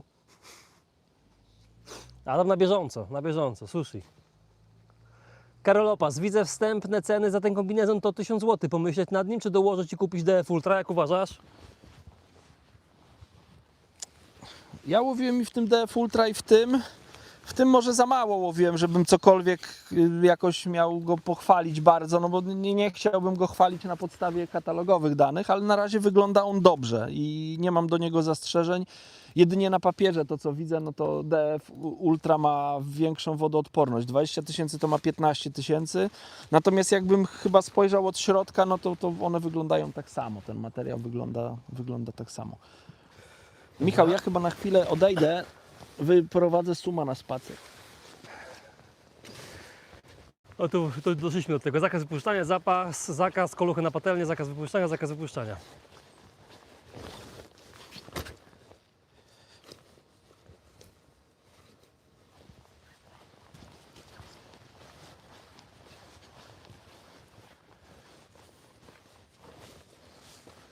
Elwir Dziędziela. Moje wszystkie blogi, grupy i kanały mają wspólną nazwę FE-Feder. To coś kojarzę. Pochwalę się FE-Feder. E-Feder. No. Pochwalę się też teamem wędkarskim, który działa pod tą nazwą i od sezonu 2026 będzie o nim głośno wszędzie poza kronikami policyjnymi. Czyli nie wszędzie. Pastor, niestety sporo go tam, ale będzie zwykle jak inne ryby spieprzyły. Także poprzednią rybą był pewnie duży leszcz, który spadł. Tak to wyglądało, bo zaciąłem tą rybę, było mocne szarpnięcie i... Mirek, na 100 łapek w górę Adam ściąga spodnie, pokazuje nowe łączenie szwów w kroczu. Mamy 103. Robert Papuziński, No trawianka. dobra, ale mogę tak zrobić, no mogę to... No to poczekaj, bo to jeszcze tak szaro trochę jest, nie chcę, żeby zaraz się rozpadało, ale pokażemy to łączenie. Robert Papuziński, trawianka, sumik, czubaczek, klim. Kilim. Danie Bałka, w Baryczy chyba się pisze poprawnie. Ale co, że w tytule coś filmu jest nie tak? Dajcie znać, poprawię. Słuchajcie, Nie wiedziałem. przepraszamy, nobody is perfect. Krzysztof Szczygieł, ten zakaz obowiązuje w całej Polsce. No tak, tylko że to jest tak jakby, no nie wiem jak to nazwać, chociaż nie, to pewnie Nie, jest, chyba tak? nie ma co gadać. Tak powinniśmy popatrzeć, bo to jest jakiś nakaz przez rozporządzenie, a tutaj regulamin nie może być No w sumie mocniejszy tak, nie niż może być inny, rozporządzenie. Macie No rację. chyba, że albo nie będę polityki poruszał. Ryba, cześć, jakiej długości wędki polecasz na kanał? A to było? Elwiel Niedziela, wszyscy się stęsknili za waszymi transmisjami, stąd piękne cyferki. Bardzo dziękujemy, bardzo dziękujemy. I osobiście myślę, jeszcze z Adamem dyskutowałem, ale mamy wrzesień, więc myślę, że w październiku będzie jeszcze jeden i w listopadzie będzie jeszcze jeden, coś tam będziemy myśleć. Tylko to jest największy problem, po prostu zasięg, nie? Także ewentualnie, o właśnie, może wy macie jakieś propozycje, bo gdzie z propozycji zbiorników z dobrym zasięgiem, takie, żeby było 5G, minimum te 2-3 kreski, nie? Ale najlepiej max. Jak macie coś ciekawego, to dajcie znać. Kryks, cześć. Piotr Ingilewicz, feder czy feeder, co to za różnica, aby ryba brała? Piotrze w punkt. Dysks, technologia, łowię z Adamem Niemcem. Artur 3.5 biorą, brały, a teraz coś się nie? Po tej Tak, po spince. tej spince tam mi się coś popsuło, więc jak widzicie zdjąłem przypon. Zdjąłem sobie przypon. Donęcam dokładnie tym samym wędziskiem, którym łowiłem wcześniej, z tym, że zmieniłem koszyk z M-ki na L-kę. Podam tam ze 3-4 koszyczki. Troszkę ciętej dendrobeny, kasterów, białych robaków i blendowanej kukurydzy. Taki miksik tam z przynęt, żeby te rybki miały przy czym się zatrzymać i myślę, że na kilkadziesiąt minut tu przeskoczę na ten krótszy dystans. Tam mam zanęcone łowisko, jeszcze go nie sprawdzałem, więc zobaczymy. A bąbelki szły z dna, więc być może coś tam się zakręciło. Artur 3.5 biorą, Ryszard K. złapał coś, 2 karasie i 11 przed live'em i kombinujemy. Henryk Bagiński, cześć, Artur, cześć, Jarosław Kaczmarek, lubię Was oglądać, pozdrawiam, miłego dnia. Cześć panowie. Dziękuję bardzo. Miłego dnia, dzięki. Piotr Miara, zawsze Pan zaczyna łowić na zawodach na drugiej dalszej linii? Jeśli tak, to czemu? Nie zawsze, nie zawsze. Na przykład jak łowię na kanale, to najczęściej zaczynam od krótszej linii. A dlaczego od dalszej przeważnie? No bo mam takie przeświadczenie, że no bardzo często na wielu łowiskach zazwyczaj jest spokój, jak przychodzą zawody, to nagle się robi głośno. A jak się robi głośno, no to ryby naturalnie odskakują od brzegu i potrzeba chwilę czasu, żeby one tak jakby przywykły i podeszły pod brzeg. Takie mam do tego podejście, przekonanie. Nie wiem, czy prawidłowe, ale o tym myślę. I to biorę pod uwagę. Tutaj ludziska pisali, że powinno być na Baryczy, nie na Baryczu. Także słuchajcie, już poprawiłem. Jak coś, możecie kliknąć F5 albo odświeżyć, już będziecie mieli nowy tytuł. Ale bardzo serdecznie dziękujemy, dziękujemy. też za takie uwagi, bo to zdarza się. Wojciech Frąckowiak, cześć. Łukasz Cześć. Westfal, hej, Rohan Padmaszali, cześć. Cześć. Ryba, jak podchodzisz do nęcenia wstępnego na kanale żerańskim? Mógłbyś powiedzieć średnio, co bardziej się sprawdza? Ofensywnie, a może wałki? Mnie chyba raz tam się tak sprawdziło, że ponęciłem wałkami i bardzo dobrze połowiłem, wygrałem zawody. To wszystko zależy od tego, ile jest ryb w łowisku, ile jest ryb, jak one żerują. Więc trzeba podejść tak jakby indywidualnie do każdych zawodów. Najlepiej wcześniej sobie pojechać gdzieś tam nad wodę i sprawdzić po prostu, zobaczyć, czy to działa. Nęcenie wałkami jest dobre tylko wtedy, jeżeli jest w kanale naprawdę dużo ryb. I to przeważnie jakiś płotek, które no takich, że tam nie polujemy na 2-3 ryby, tylko polujemy raczej na 100 ryb. No to wtedy obfite nęcenie jest dobre. Jeżeli poluje się na kilka rybek i się zasypie to łowisko, tak mogę być, czy raczej w drugą stronę? Tak? No boję, no na razie Może tak drugą, będzie. no. Jeżeli zbyt obficie się zasypie łowisko, to później jest ciężko rybę złowić. No, nieraz jest w ogóle tak, że praktycznie się nic nie nęci, tylko się zaczyna łowić i to wystarcza, żeby odławiać ryby. Słońce wychodzi. Jak powiedziałeś słońce, to myślałem, że do mnie powiesz słońce, coś tam, coś tam. Pastor, szaleństwo na Baryczy byłoby poprawnie, to jest Barycz, łowimy na Baryczy, jedziemy na Barycz. Dziękujemy bardzo. Kryks, Michał się odkopał z robotą i od razu live'y się zaczęły. No lato było, no a poza tym my się z nami widzieliśmy, ale w takich miejscach, gdzie kurde ciężko było nawet do kogoś się dodzwonić. Łukasz Westphal, kupiłem Centris SD 520, zastanawiam się nad Extremity 620. Dobry wybór zrobiłem? Tak, ja bardzo lubię Centrisy 520. Też możecie często u mnie na zestawach je spotkać. Ja je wykorzystuję głównie do metody i do łowienia na najlżejsze federki, czyli jakieś tam super lighty. To wtedy właśnie używam tych Centrisów. Jeśli chodzi o Extremity, akurat tutaj 620 to jest dosyć duży kołowrotek. Ja tych kołowrotków używam do łowienia na odległości ponad 50 metrów od brzegu, ewentualnie w rzekach. Albo do wędki do nęcenia też, ale to jest bardzo dobry... O, nie dorzuciłem do klipa nawet. Minimalnie, ale nie dorzuciłem. Bardzo dobry, bardzo mocny kołowrotek z przekładnią ślimakową. Mocna maszyna. Nie do zarąbania. Tutaj akurat mam Extremity 520, numer mniejszy. Krzysztof Szczygiel, dodam tylko, że do nędzenia wałkami niezbędna jest plecionka. Tak, to jest podstawowy warunek. Adam Bolek, Barycz koło Końskich, województwo świętokrzyskie? Tak jest. Łukasz Gromysz, piękna pogoda, to też bym dziś połowił na groch.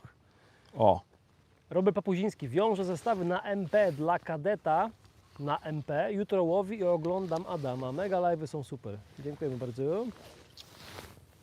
Michał Koreń, ja w tym roku mam bardzo nieudany sezon wędkarski. Bywałem rzadko i często zdarzało się, że nie trafiłem w pogodę i było bardzo zimno albo mało ryb łowiłem. Liczę, że wrzesień i październik będą dobre. tego życzymy. No niestety, takie jest życie wędkarza, że te nasze sezony bywają różne. Ja też i widzę po sobie, widzę po kolegach, że No ale myśmy też w tym roku się w pogodę to nie mogli wszczelić, kurczę. Ja nie pamiętam, kiedy myśmy pogodę mieli. no tak, jeśli chodzi o pogodę, to rzeczywiście był dramat w tym roku. Ale ja i na zawodach ile razy powiem Ci, ojejku, co No. się nieraz działo. Morris, cześć panowie. Siema. A wiesz, kiedy mi się tak zaczęło dziać na zawodach? Kiedyś sobie siedziałem na kolejnej pięknej turze na zawodach i sobie myślę, kurde, ale my to mamy farta. Jak są zawody, to jest taka piękna pogoda i to były ostatnie zawody z taką pogodą. Łukasz Gromysz, Michał, ten rok jest bardzo ciężki. To jest dziwny, no. Elwir Dziędziela, to jeleń, piękny zasięg internetu, live plus start w prestiżowych zawodach, obsada z GP bez Grand Prix Polski, z IMP, ale ryzyko dostania w skórę wysokie. Jeleń jesienią to trudna woda, w 2024 udało się wygrać sektor. Ale co tam, Elwir, tam jest zasięg taki co, 5G normalnie? Kilka kresek? Jak tak, to fajnie, to zapisuję na liście i tak mieliśmy jeleń sobie odwiedzić, więc nie widzę przeszkód, żeby go odwiedzić z live'em. Darek łowi z Katarzyną, cześć. Cześć. Tomasz Karulek, cześć. Łukasz Gromysz, myślę, że większość w tym roku miało słabe wyniki. Wędkarstwo bez pinki, cześć, mamy już prawie jesień. Jak na chwilę obecną ocenia się ten sezon, bo na Odrze w Dolnośląskim dawno nie było tak słabo z rybą. Może w październiku odpalą, ale na chwilę obecną lipa straszna. No właśnie mieliśmy jakieś tam sygnały, bo tu o Dolnej Odrze jest mowa, tak? No mieliśmy w ogóle jechać, nie? No ale my chyba na górną bardziej, czy tam środkową. No może, tak. To tam rzeczywiście, tam nasi powiedzmy przewodnicy, czy tam wędkarze, którzy nam tam polecają łowienie, no to też na razie mówią, że nie ma po co przyjeżdżać. A jeśli chodzi o ten sezon, ja wiem, jak miałbym porównać. Ja bardziej patrzę przez taki pryzmat, no bo ja głównie jak gdzieś tam wyjeżdżam, to startuję w zawodach. Trochę tych ryb się łowi, no. Nie wiem, na kanale jak mieliśmy zawody, no to słabizna. Chociaż nie, no ciężki sezon, ciężki rzeczywiście. No, ja tam akurat nie mogę narzekać, bo tam, gdzie zazwyczaj było ciężko, no to jakoś mi się udało wybrnąć, tak jak mieliśmy zawody na przykład na Wilczej Woli, to tam nie poległem bardzo, ale rzeczywiście tam było ciężko z rybą. Nawet niektórzy mieli problem, żeby jakiekolwiek branie mieć co na to łowisko. To jest bardzo dziwne. Rzadko się takie coś zdarza, ale tak było. Rzeczywiście te ryby były ciężkie. W ogóle teraz był ciężki okres. Nie wiem, czy zauważyliście, ja z wieloma wędkarzami rozmawiałem z różnych części Polski, takimi wędkarzami, co łowią na zbiornikach, i taki wspólny mianownik tej naszej rozmowy był, że na tych zbiornikach trudno jest złowić duże, ładne ryby, w szczególności leszcze w dzień, podczas dziennej zasiadki. Nawet siedzi fish on. Nawet na takich łowiskach, gdzie występuje fajna populacja dużych leszczy, to ci wędkarze mówili, że w dzień tak jakby tych leszczy w ogóle nie widać, nie wiedzą co się dzieje, tak jakby tych leszczy w ogóle w łowisku nie było. I dopiero przychodzi noc i na przykład, nie wiem, są nocne zawody, czy wędkarze nocą przychodzą na ryby i nagle się okazuje, że nocą można złowić wiele pięknych ryb. Przychodzi, nie wiem, zmierzch, te ryby zaczynają brać, robi się już gdzieś tam świta i ryby odpływają w siną dal i trudno jest cokolwiek złowić. Co to dzisiaj będzie? Karasiowe łowienie, takie szarpanie, czy to będzie taki lesz ładny? Darek łowi z Katarzyną. Czy będziesz na Mistrzostwach Polski w Rawie Mazowieckiej? Wybieram się.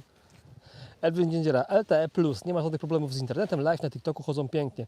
Elwira, powiedz mi, bo ja nie robiłem nigdy live'ów na TikToku, tam chyba jest Full HD, co? TikTok dopuszcza z telefonu, bo YouTube, ale leszczyk, bo YouTube dopuszcza tylko w 720p i dlatego przy LTE jest nieraz problem. Pokażę Wam coś. Słuchajcie, bo tu mam podpięty telefon. Ale złoty, co? A skromny jeszcze, nie? Ale złoty. No już takie kilo, myślę, jest. Chciałem kilo, mam kilo, teraz celujemy w 1,5 kilo. Dobra. O. Zobaczcie, tutaj były 3 kawałki gnojaka i biały robak, jak widać. Niewiele z tego zostało, biały robak wyssany. Taka rybka. O, jaki teraz szarpnął mi.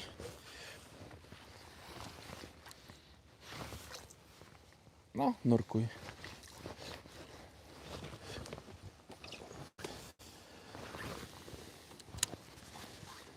Dobra.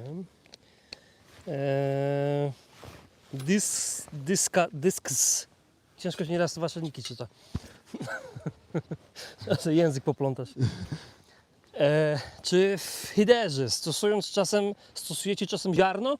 Nęciłem narę w 3 tygodnie moczonym łubinem i tylko krąpie były nim napchane. A to ciekawe, bo to już grube nęcenie. Ja stosuję ziarna przy łowieniu na feder, głównie kukurydzę, czy tam blendowaną kukurydzę. Zdarza się, że jakiś tam pęczak gdzieś na leszcze, właśnie na rzeki. Z tym, że ja głównie, tak jak wspomniałem, łowię w zawodach, a w zawodach zazwyczaj nie nastawia się na te największe ryby. Też oczywiście one są cenne, natomiast znaczy inaczej, na zawodach się łowi, żeby mieć brania, żeby łowić ryby i każda ryba się liczy. Ja to powtarzam zawsze, że Na zawodach to chyba 10 100-gramowych Tak. płotek jest lepsze niż jeden leszcz 900 gramów. Zawsze. na zawodach to się tak grubo nie nęci, nie?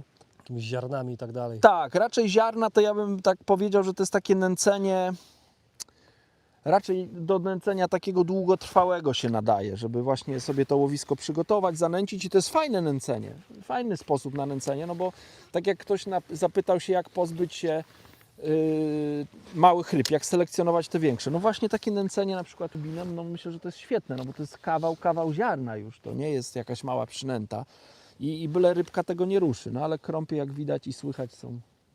Żarłeczne. Tak. Artur L., a łowiliście kiedyś na siczkach pod Radomiem? Ja chyba nie łowiłem nie, na pewno nie łowiłem na też siczkach, nie wiem. Piotr Siemka, ale słyszałem tą nazwę. Wojciek Frąckowiak. Kiedy dostępne będą nowe Distance?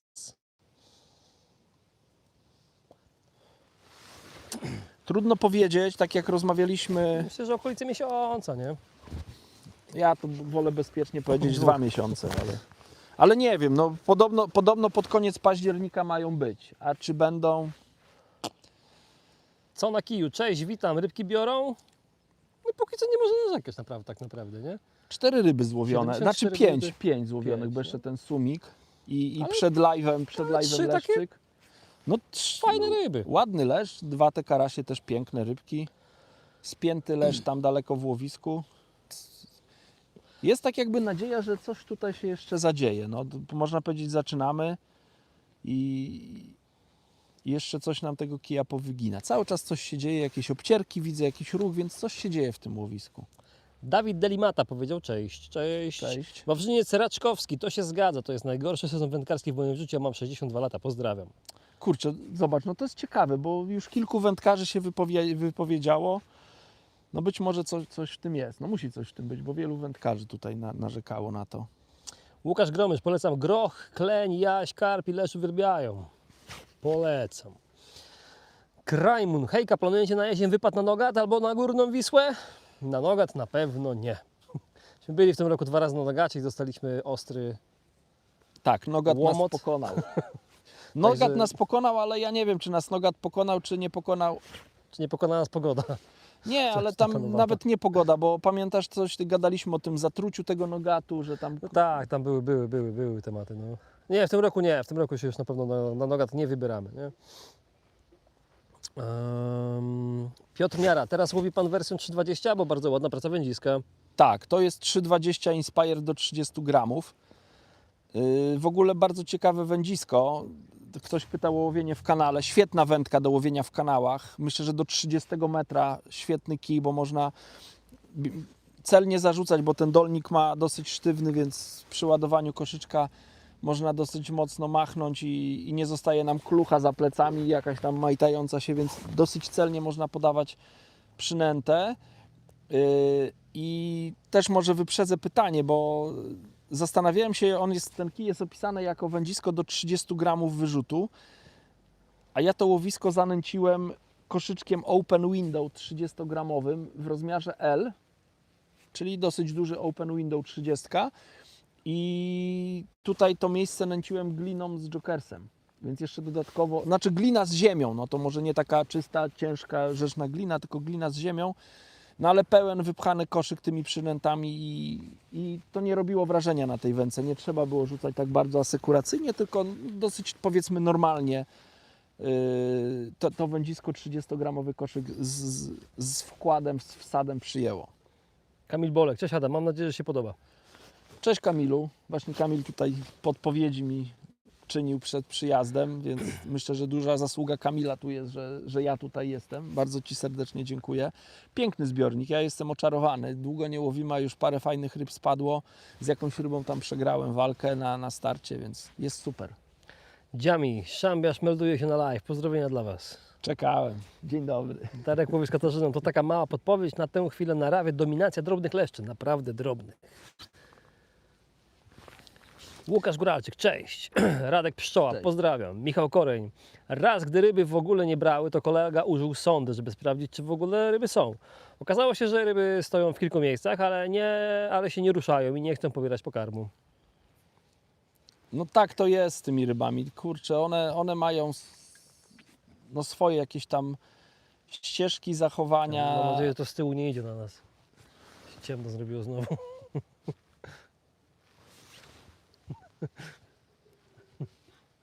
Powiedzieć, czy Panowie, coś miało nie padać. miało nie padać, ale nie wiem, gubię się, bo mam wrażenie, że stąd chmury idą tam, a stąd chmury idą tam, to czyli jakaś- tak jakby w takim klinie jesteśmy. A masz rację, no jakoś tak idzie. No. Staną nad nami i będzie taki pionowy deszczyk. Może być. Na razie jesteśmy na czysto. Na czysto. Udało się nadrobić wszystkie pytania. I No dobra, jesteśmy- to jeszcze zbliżamy wracam się tutaj do 80 minuty live. Do strategii, może to też komuś pomoże, czy przy łowieniu takim rekreacyjnym, ale także przy łowieniu może zawodniczym. Zanęciłem sobie 2 miejsca, jedno gliną z jokersem i z dendrobenami, ostrożnie z tymi dendrobenami, a to drugie miejsce już bardziej ofensywnie, zanęta, blendowana kukurydza, białe robaki, kastery i właśnie też dendrobeny. Zacząłem od tego dalszego miejsca i tam były na początku karasie, później spiąłem myślę dużego leszcza i się zrobiło słabo. Ale w związku z tym, że tutaj bliżej miałem ponęcone też wcześniej, po 7 koszyczków podałem, tam dalej i tu bliżej. I widzę na wodzie, jest flauta i widzę na tej wodzie jakieś tam bąbelki, które się wydobywają z dna. Zarzuciłem w pierwszym zarzucie, był leszcz. Teraz jest cisza. Ten leszcz wtedy wziął trzeba było ponad 5 minut czekać. Teraz mam prawie 6 minut, więc jeszcze chwilę zaczekam. Może nastąpi branie.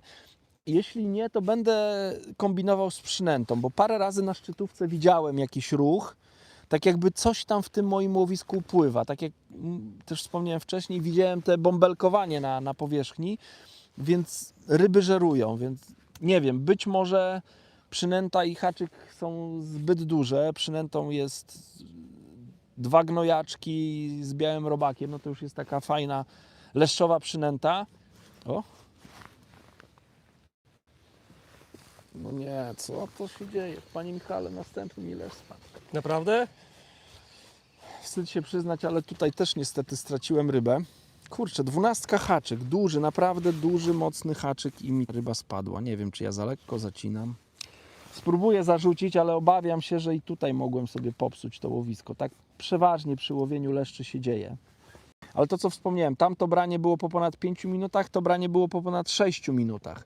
Więc już na tej podstawie mniej więcej wiem, że muszę cierpliwie co najmniej te 7, być może 8 minut czekać, żeby leszcz pobrał przynętę.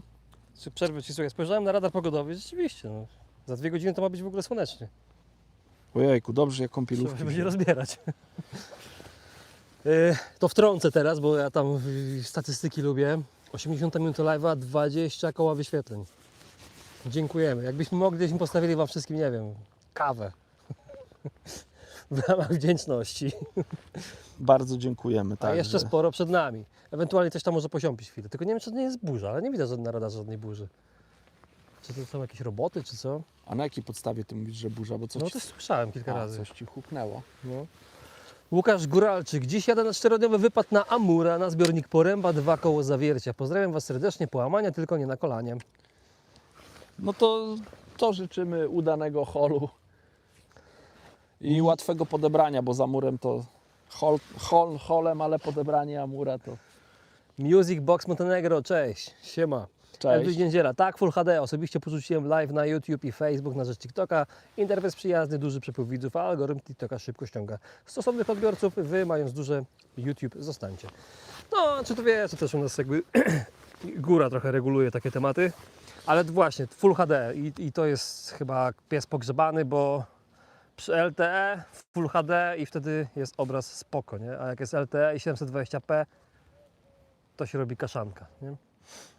Dlatego my potrzebujemy 5G, żeby tak z Wami się połączyć na te 6 godzin. Tam wiecie, z LTE to można sobie zrobić 50 minut, godzinę, pogadać chwilę i tyle. Obraz nie jest jakoś super ważny, nie? Ale jak już chcemy Was tu zatrzymać przez 6 godzin, no to fajnie by było, żeby ten obraz jakoś strasznie nie pikselował. A to mówisz, że jak jest LTE, to pikseluje? No, obraz, od razu obraz jest gorszy, nie?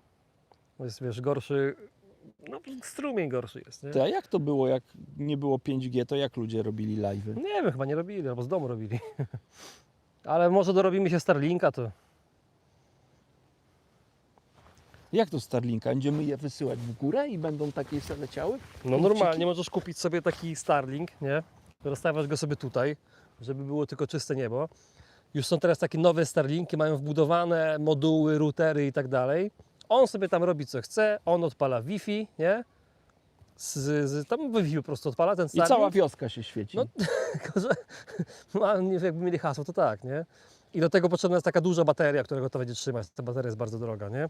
Żeby on jakby trzymał prąd tam przez te 7 godzin, powiedzmy, które robimy live'a, nie? I ponoć działa świetnie, nie? Czyli na No przykład dobra, z takiego Michał. zasięgu LTE czy 3G jest w stanie Ci zrobić 5G. No dobra, Tak, ale ty mówisz, mówię że tak pod bezchmurne sklerozą, tak? niebo jest tutaj obowiązkowe, czy niekoniecznie? Niebo jest obowiązkowe, żeby on miał dostęp do nieba. Czyli na przykład nie możesz tego robić w lesie, A, gdzie rozumiem, mamy dobra. drzewa nad głowami, to będzie kupa, nie? Ale w takim czymś, tak? Czy na przykład nawet na Jagodnie, gdzie ten brzeg jest odsłonięty od tego lasu i skierujesz to w stronę nieba, Dobra, to to powinno być zrozumiałem. Powiedziałeś czyste niebo, więc sobie pomyślałem, że no dobra, to dzisiaj byśmy nic nie Nie, zrobili, nie, bo nie, nie. są W sensie nie zakryte jakimiś wieżowcami, drzewami i tak Rozumiem. dalej. Filip, cześć. Cześć Starlink, miało nie być polityki. Łukasz A Góralski, Starlink dzięki to jest wielkie. polityka? No nie wiem właśnie, Starlink, no, Starlink to maska, nie? Chyba jakieś takie urządzenie, ale nie jestem pewien. Ale to my nie tutaj, to nie pijemy do polityki. Tat, który odcinek Baryczy? Ja nie wiem. Takie małe jest, że... Trafiamy w wodę, no. No Nie, zobacz, no jesteśmy- tam z tyłu widzisz samochody, nie? To tam jest ta taka wiatka. Tak, i tutaj Przy drodze w jesteśmy... sumie, nie? Tak, bo tutaj są dwa brzegi. Czekaj, ja mam tu numer na kładce, bo to one mogą być numerowane, ale takie już chyba wytarte te numery, albo ja nie widzę. Po lewej stronie mam głęboką wodę, po prawej stronie mam wyspę. Jestem na tym brzegu, powiedzmy, bardziej dzikim, rzeka za plecami. Jo. Chyba jak ktoś tutaj zna, to będzie dokładnie wiedział. Piotr Miara, cofnę się do wypowiedzi na temat taktyki. Czemu pan zanęcił bliską linię gliną, a dalszą zanętą, a nie na odwrót?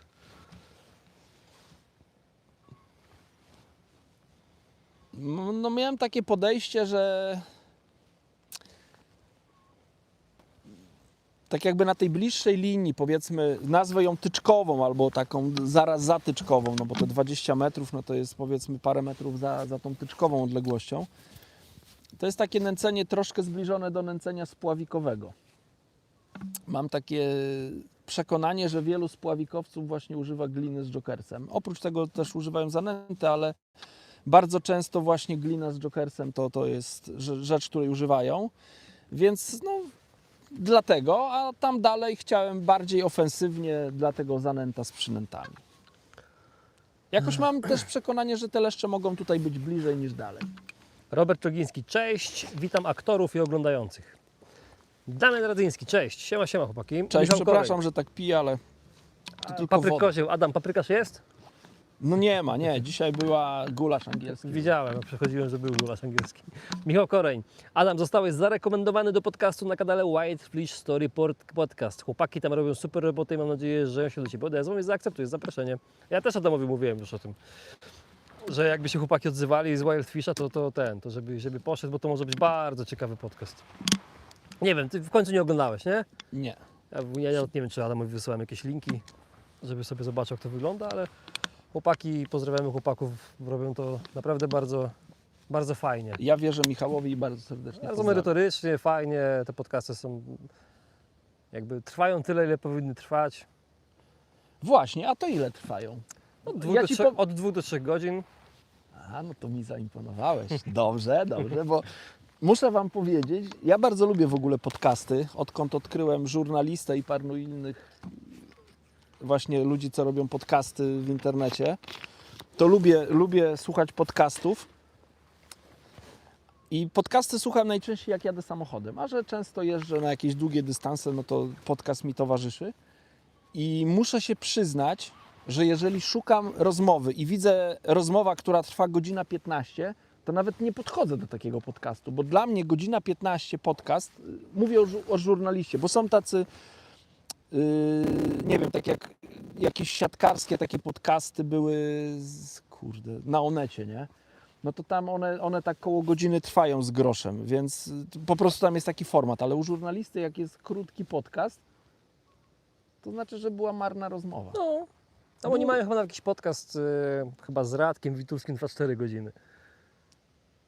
No to już grubo jest, ale wyobrażam sobie, że ja patrzę na to ponad 2 godziny, jak widzę podcast. O, to była dobra rozmowa. Ale tak to 2-3 godziny. Ja tam słuchałem niektórych tych podcastów, to mówię, to dobrze, fajnie zrobione to jest. Jakby widać, że chłopaki weszli w to, bo tych podcastów tam po prostu jest sporo. Tematy różne, myślę, że będziesz miał okazję się naprawdę dobrze wygadać. Także call me. Dysks. Pokaże Pan jeszcze, jak zatapia żyłkę? No nie pokażę, bo Adam ma plecionkę. Ale mogę o tym wspomnieć, bo to myślę, że tu nie trzeba jakoś wielu tak jakby rzeczy, żeby to o tym opowiedzieć. Ja łowię tutaj na feder, więc no staram się, żeby ta plecionka była zatopiona. Akurat tutaj nie ma dużej fali, więc nie staram się, żeby szczytówka była przy powierzchni wody, ale robię to w ten sposób. Na przykład na podstawie tego łowiska powiem, jak ja to robię.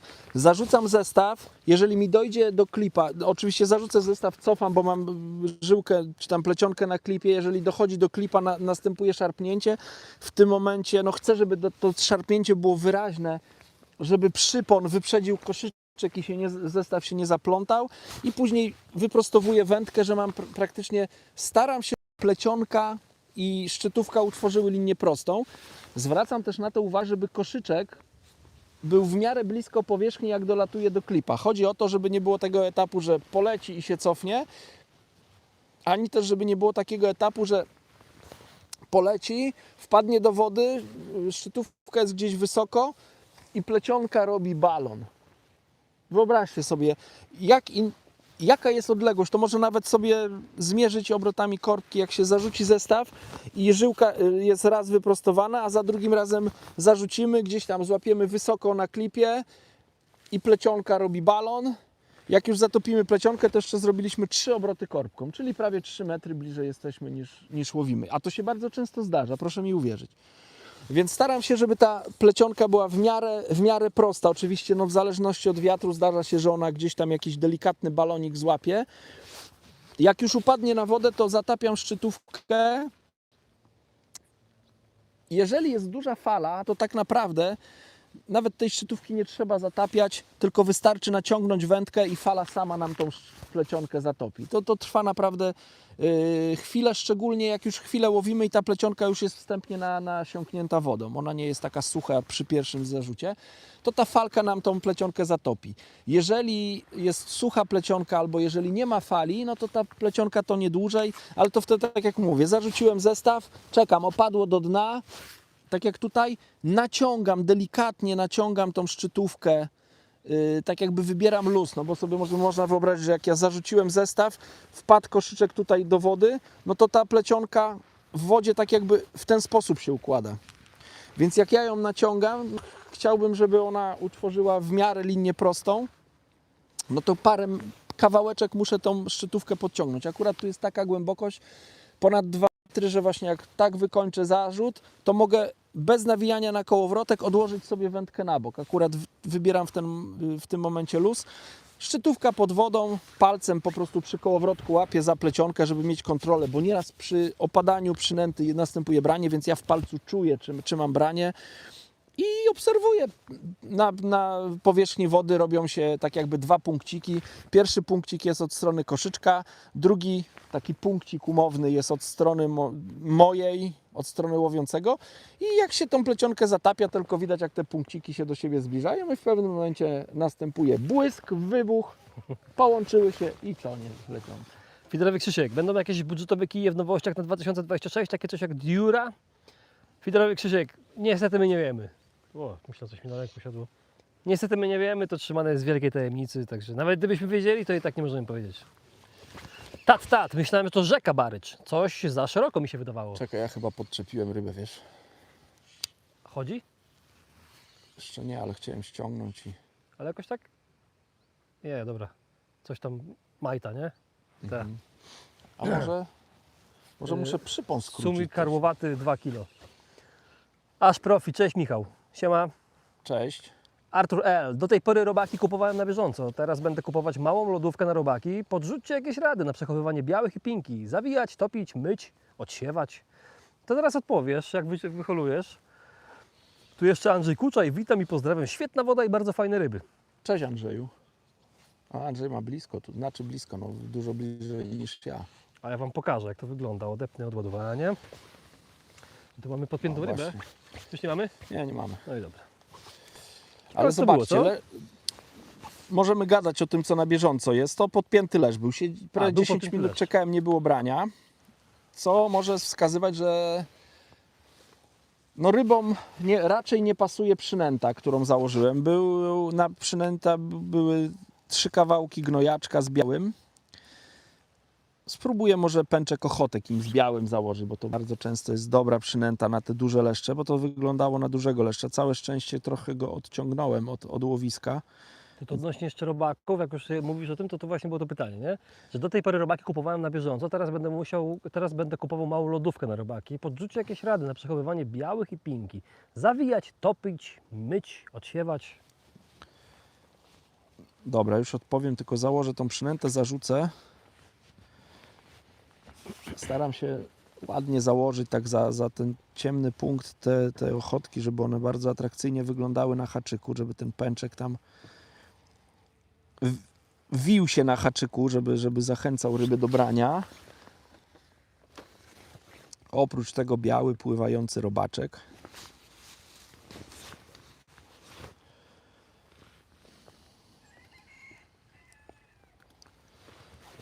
Dobra, zarzucam zestaw i już opowiadam o robakach.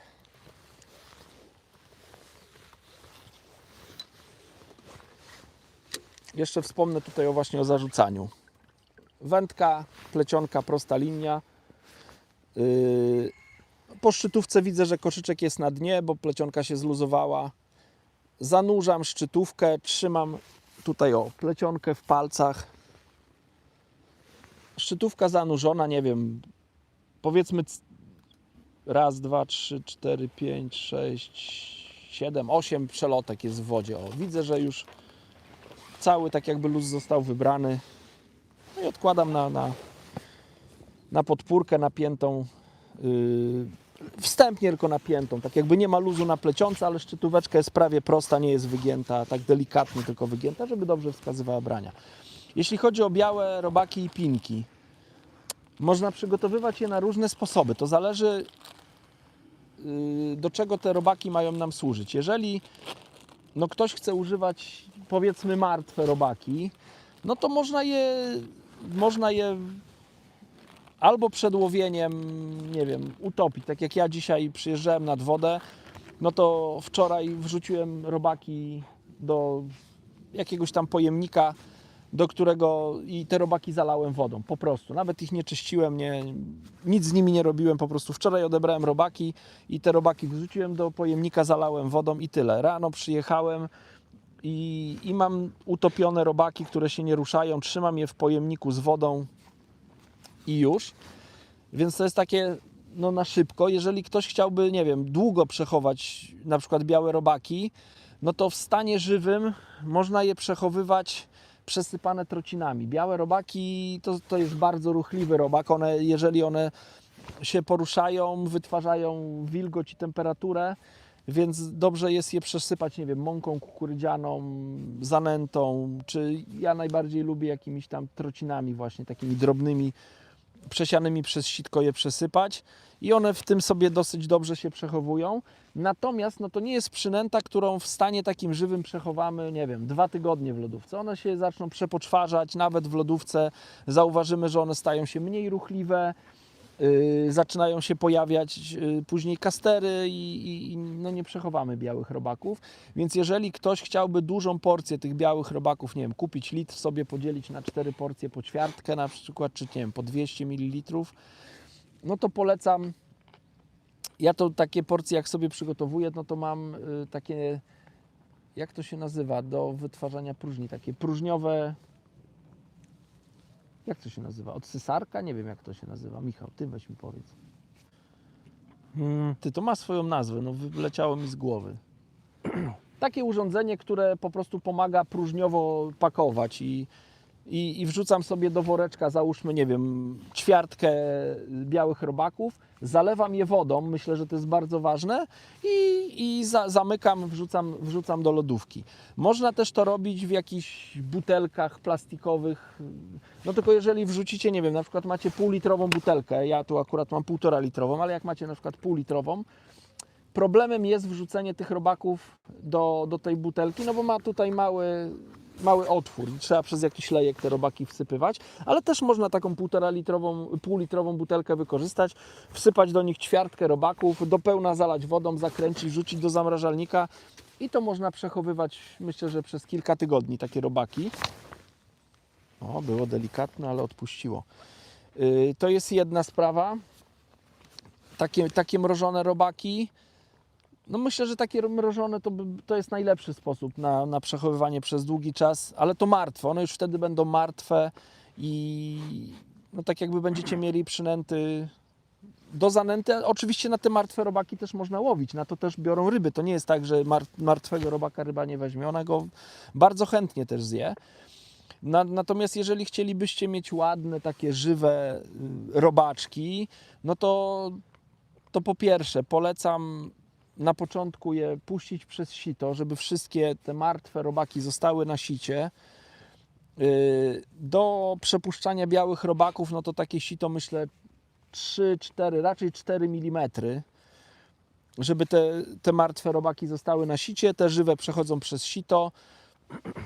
Do tego właśnie można dosypać troszkę mąki kukurydzianej, ewentualnie trocin, albo na odwrót, trocin, ewentualnie mąki kukurydzianej i w lodówce można takie robaczki przechowywać, ewentualnie kontrolować, no, czy one się jakoś tam nie zapociły.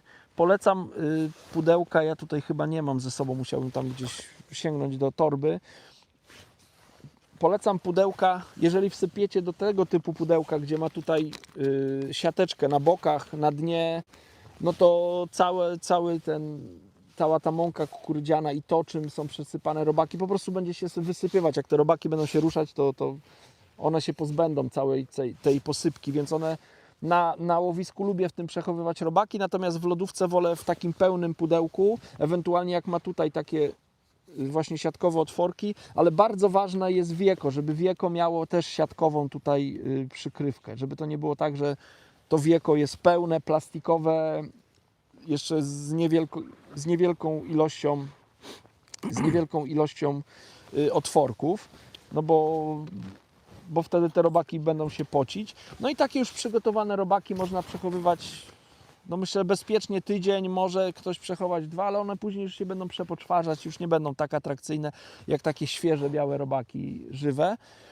Można też robaki hibernować. Ja też często przewożę robaki w workach foliowych, czyli odbieram na przykład jak z Gomaru odbieram robaki, nie wiem, mam na przykład 2 litry robaków czy 1,5 litra w normalnym worku takim plastikowym, jak służy do taki woreczek na śmieci, powiedzmy, nie wiem, 20 czy Zgrzewarka. Zgrzewarka, no niech będzie, tak, zgrzewarka, która to co wcześniej tu ktoś podpowiedział, że to jest zgrzewarka. Natomiast jeśli chodzi o przechowywanie takie właśnie w takiej powiedzmy hibernacji tych robaków, no to ja to robię w ten sposób, że wrzucam do worka, odsysam całe powietrze, które tam w tym worku jest, tak żeby były tylko robaki i nic więcej. Oczywiście te robaki schłodzone wrzucam. To nie jest tak, że ja wrzucam takie ciepłe, jeszcze pracujące robaki. One najczęściej są bez żadnej posypki. Wysysam całe powietrze, zamykam skręcam ten worek, zamykam, żeby tam nie było dostępu powietrza. Najczęściej jeszcze w jeden worek, następny robię to samo i w takich 2 workach na przykład wrzucam do lodówki i powiedzmy nawet 2 dni mogę nic z tym nie robić. Jeżeli dobre są wkłady, szczególnie w takiej lodówce, jak gdzieś wyjeżdżam na zawody, to tak naprawdę przez 2 dni nic się z tymi robakami nie dzieje, ale po tych 2 dniach trzeba tym robakom dać troszkę pooddychać, więc po tych 2 dniach te robaki warto otworzyć, nie wiem, wsypać do wiaderka, czy nawet w tym worku otworzyć, żeby one powiedzmy, nie wiem, godzinę miały dostęp tlenu, miały dostęp powietrza i po tym czasie znowu zawiązuję i następnego dnia znowu mogę je wyjąć. Aż prawie pisze, oj Adaś, ja na to nie zwracam uwagi, że robią się kastery, trzymam w lodówce po miesiąc. A no to widzicie, ja może do takiego czasu nawet nie doprowadzam. Najpierw więc... daj im czas, aby się wytarły i ze smrodku, później połóż je na słońce, aby się rozciągnęły i woreczki do zamrażarki. Później już wyciągasz do kuwetki z wodą i do zanęty. Gruby topiony rubin, 2 sztuki, 1 ochotka, druga alternatywa dendrobena, 1 na pół i do tego 2 ochotki, zawsze mi się sprawdzały. Dobra, tak staram się, wiecie, odpowiedzieć, czytać od razu. Tu się Adam nam rozgadał. Michał Koreń. Bardzo polecam podcast u chłopaków Łatwi Story, podcast o tym, czy wędkarstwo jest etyczne. Daje do myślenia i uważam, że warto posłuchać. Robert Rogiński. Adam, wiem, że głównie klasyk u Ciebie jest w grze, ale pamiętam Twoje filmy z metody na jeglu. Nie ukrywam, że dzięki tym kilku filmikom wkręciłem się na nowo w feedera po 10 latach przerwy. No to miło, kurczę, słuchajcie, to są takie głosy, które sprawiają mi wiele radości, no bo po to te filmy robimy, żeby propagować wędkarstwo. No oczywiście to ma też związek z reklamą marki i tak dalej, natomiast no ja mam to w głowie, No tam ogólnie ten film metoda dla każdego, to tam topka dalej jest, nie? Żeby no po prostu ludzie czerpali radość z wędkarstwa, no, żeby, nie wiem, ojcowie z dziećmi wychodzili na ryby, żeby te dzieci no, miały w życiu coś innego niż tylko komputery, YouTube i tak dalej. Łukasz Góralczyk. A Panie Adamie, a takie pytanie, co Pana skłoniło, żeby zmienić wędkarstwo słowikowe wyczynowe na wędkarstwo feederowe wyczynowe? Jeszcze raz, co Co Pana skłoniło, żeby zmienić wędkarstwo spławikowe wyczynowe na feederowe wyczynowe? kurczę, już wiele razy na ten temat mówiłem, ale wiele przyczyn było. To nie była tak tylko jedna przyczyna. Spławik przestał mnie bawić. Atmosfera i w klubie, i gdzieś tam w spławiku jako takim w mojej ocenie zrobiła się słaba, dla mnie nieakceptowalna. Po prostu przestało mnie to jakoś tak rajcować. Kręgosłup troszkę mi odmawiał posłuszeństwa, no bo zmaganie się styczką gdzieś tam, szczególnie podczas wiatru, no było wymagające. I nagle się pojawiła metoda, której muszę się na nowo, można powiedzieć, nauczyć, no bo na początku swojej drogi, do tej pory jeszcze się cały czas tego wszystkiego uczę. Ale wtedy, no to na początku drogi, no to srogielanie zbierałem od federowców i to mi się podobało. Łowiłem dużo więcej, dużo większych ryb, dlatego no, naprawdę bez żalu zmieniłem dyscyplinę i jestem z tego bardzo zadowolona. A tutaj jest jeszcze tyle rzeczy do nauki, że cały czas mnie to kręci. Już idę. Czuję, że mam ryby w łowisku, ale nie mogę ich złowić. Jestem przekonany. No. Dobra, Michał, ja muszę skrócić przypon przede wszystkim, bo Dobra, a ja czytam. Elbrich Dziędziela. Ostatnio miałem zawody nocne, 15 godzin łowienia, deszcz w nocy +5, życie uratowało mi wojskowe podgrzewacze chemiczne. Udało mi się zająć 3. miejsce, ale zawody i sezon koszmarny. Aż profi, cześć Adaś.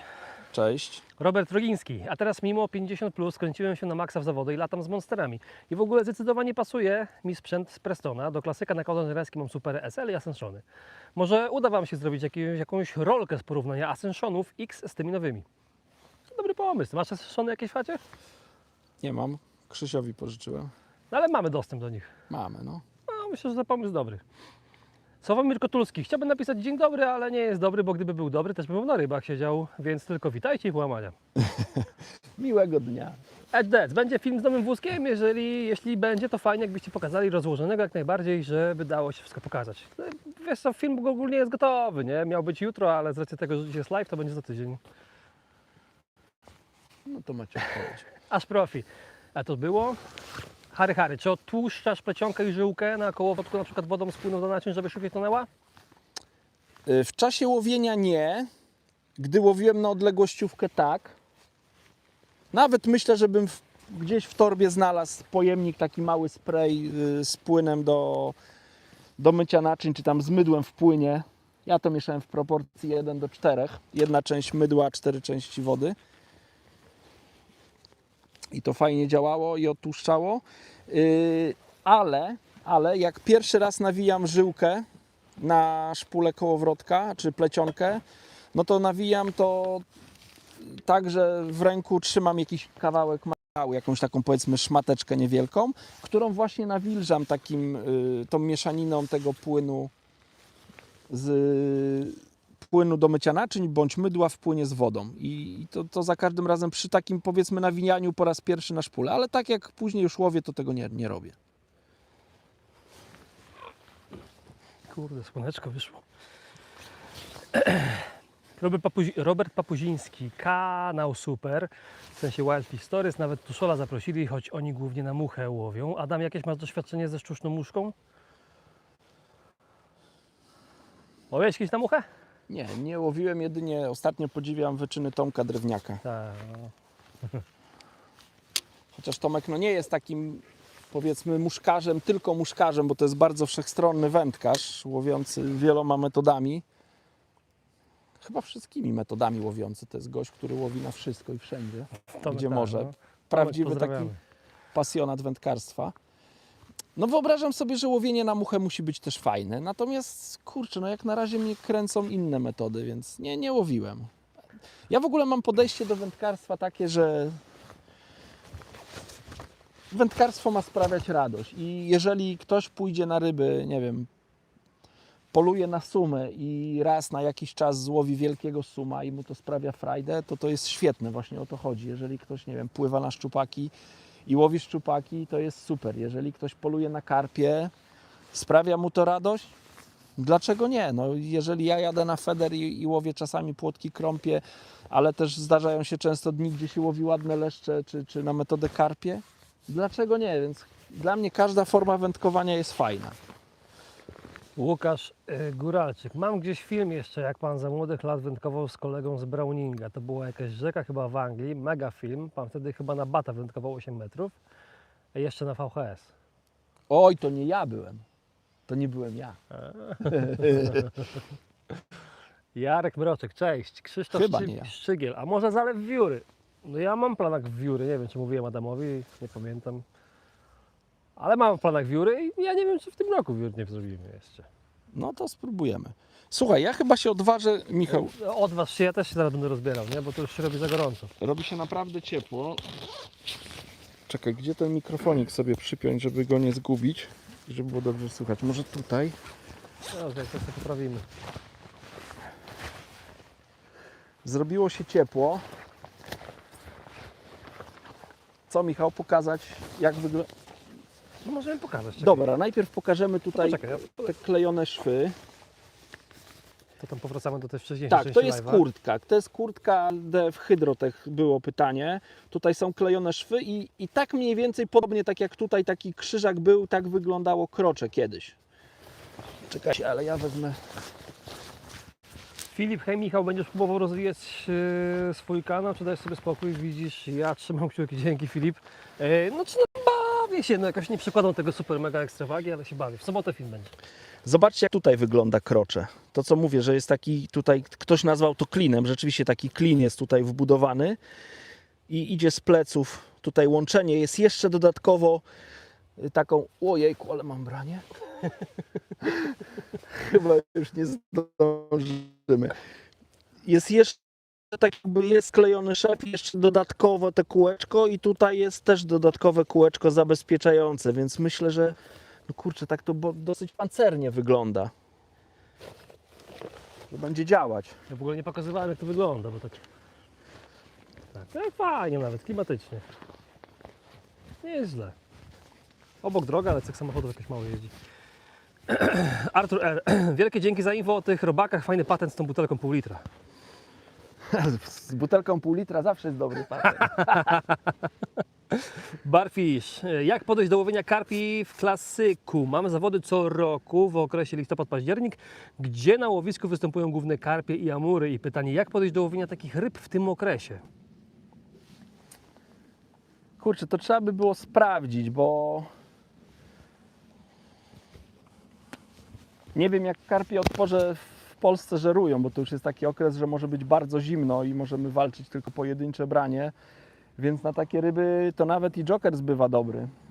To mówię serio, że nawet łowienie z jokersem może być dobre, czyli na przykład zasypać sobie jakieś tam miejsce z zanętą i łowić na przykład metr dalej czy 2 metry dalej, już w koszyczku podawać jokersa, łowić na ochotkę i te karpie, które no, zostaną zwabione powiedzmy w ten nęcony rejon, to one chętniej zjedzą tą ochotkę do tego malutkiego poletka jokersa, więc można w ten sposób podejść. Jeżeli ryby w miarę dobrze jeszcze żerują, no to można nęcić je kukurydzą i białymi robakami, bo powiedziałbym, że to są takie najlepsze przynęty na karpie, ewentualnie kastery jeszcze, ale myślę, że białe robaki i kukurydza wystarczy.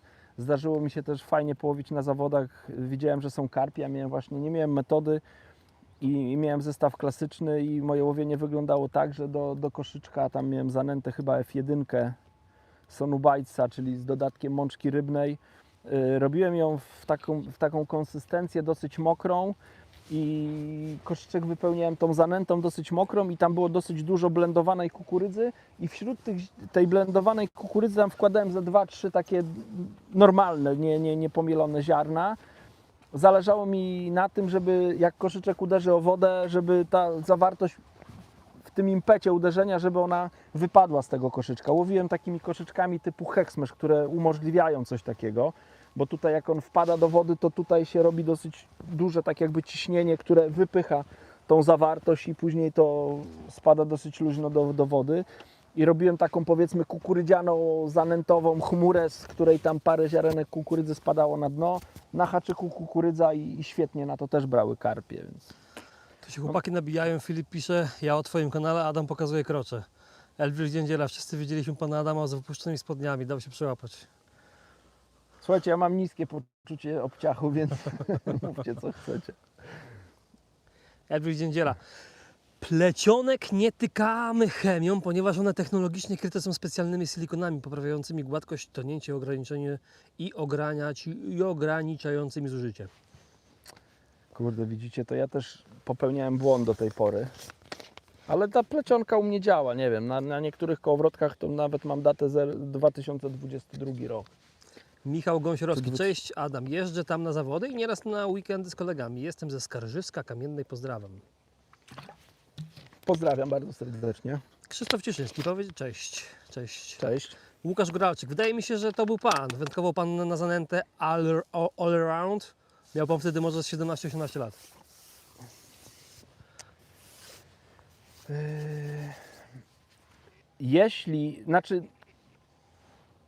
Jeśli to było na VHS-ie, to na 100% to nie byłem ja, bo ja nie kojarzę, żeby był jakikolwiek film ze mną na VHS-ie, ale myślę, że wiem, o czym pan mówi. Mówi pan o Krzyśku Nowaczyku. Krzysiek Nowaczyk to jest świetny polski spławikowiec, mistrz polski spławikowy, nie pamiętam, który to był rok, to był chyba lata 90. Wygrał te mistrzostwa w Poznaniu na Warcie i to były zawody międzynarodowe Mistrzostwa Polski i tak jak międzynarodowe, bo tam startował Rutger Kremkus, to był świetny niemiecki wędkarz, który no, jak niewielu na świecie potrafił nęcić i łowić leszcze. On chyba był nawet dwukrotnym mistrzem świata, jeśli się nie mylę, w spławiku w latach chyba 80. I myślę, że ten film, o którym pan mówi, to był właśnie Krzysiek Nowaczyk, młody chłopak i łowił sprzętem Dama, bo wtedy polska kadra była sponsorowana przez firmę Design Fishing, która właśnie była dystrybutorem wędzisk Dama, a Kremkus był twórcą zanęt, którą też Design właśnie produkował wtedy. I też był no, twarzą marki właśnie Dam, niemieckiej marki. I myślę, że to takie filmy były. Tak mi się kojarzy, że właśnie Krzysiek mógł łowić, bo tam kilka filmów takich powstało, właśnie jak Krzysiek Nowaczyk łowił z Kremkusem. Więc myślę, że... A Krzysiek jak był młody, to myślę, był troszkę do mnie podobny. Czy ja jestem do niego podobny, bo Krzysiek jest starszy ode mnie. Blond włosy, może dlatego... Stąd na razie pomyłka. jesteśmy na czysto. Łukasz Grasek, no to bardzo podobny do pana. Krzysztof M, witajcie. Siema. Powiadajcie, co tam u was. Pada u was deszcz jeszcze? To w całej Polsce dzisiaj mało lać.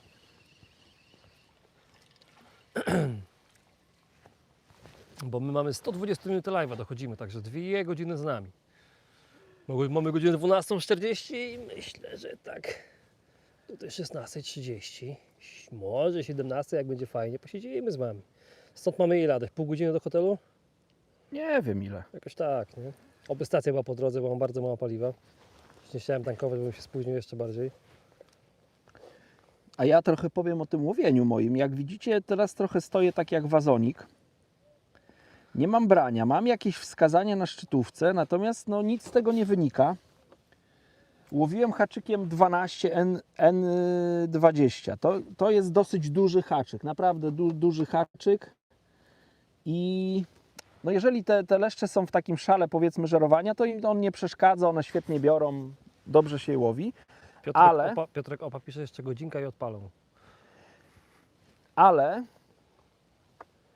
nieraz jest tak, że one nie chcą brać po prostu za duża przynęta. One są na tyle mądre, że one chcą po prostu delikatnie pobierać. Delikatną przynętę, niedużą. I zmieniłem teraz haczyk na, co prawda 16, ale N40. Ta N40 jest jeszcze mniejsza jak 18 N20, czyli ja na ten haczyk tak powiedzmy dla potrzeb tego filmu, czy dla potrzeb zobrazowania wielkości, powiedziałbym, że to taka 20 jakbym miał 20 w modelu N20, to jest mniej więcej tej wielkości haczyk. Na tutaj 10 chyba przypon mam. Jak na mnie to jest dosyć delikatnie i zobaczymy. Często muszę przyznać, że właśnie zmiana właśnie haczyka, przynęty, no powodowała to, że nawet w takim łowisku, gdzie wydawało mi się, że są ryby, nie potrafię się do nich dobrać, nagle zmiana haczyka powoduje to, że ryby biorą pewnie i... Jeszcze ten dalszy trzeba będzie spróbować, nie? Bo tam zanęcałeś, nie? Tak. Lutinio pyta, czy Sum Olimpijczyk tam pływa. Czekaj, a to jest jakieś hasło, które ja powinienem znać? Sum Olimpijczyk to jest taki... nie będzie, to jest taki serial animowany, Blok Ekipa się nazywa. No to przepraszam, ale ja... Potem Adamowi puszczę, jak będziemy wieczorem w hotelu, to na następnym live możecie wrócić do pytania. Ja już taki, wiecie, no w głowie szumi, ale taki już zgredek trochę się robi. Every Dziędziela, żeby być uwieszczonym na VHS, to trzeba być wędkarskim dinozaurem.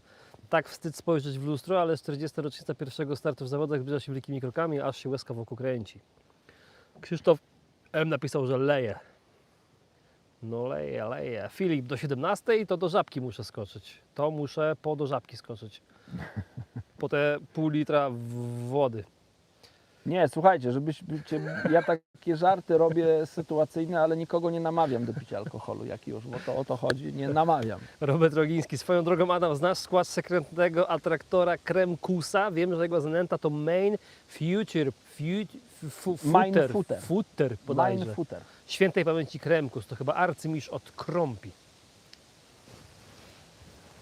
Nie znam niestety, mówię niestety, bo chciałbym znać, chciałbym wiedzieć, jak pan Wolfgang komponował swoje zanęty i atraktory.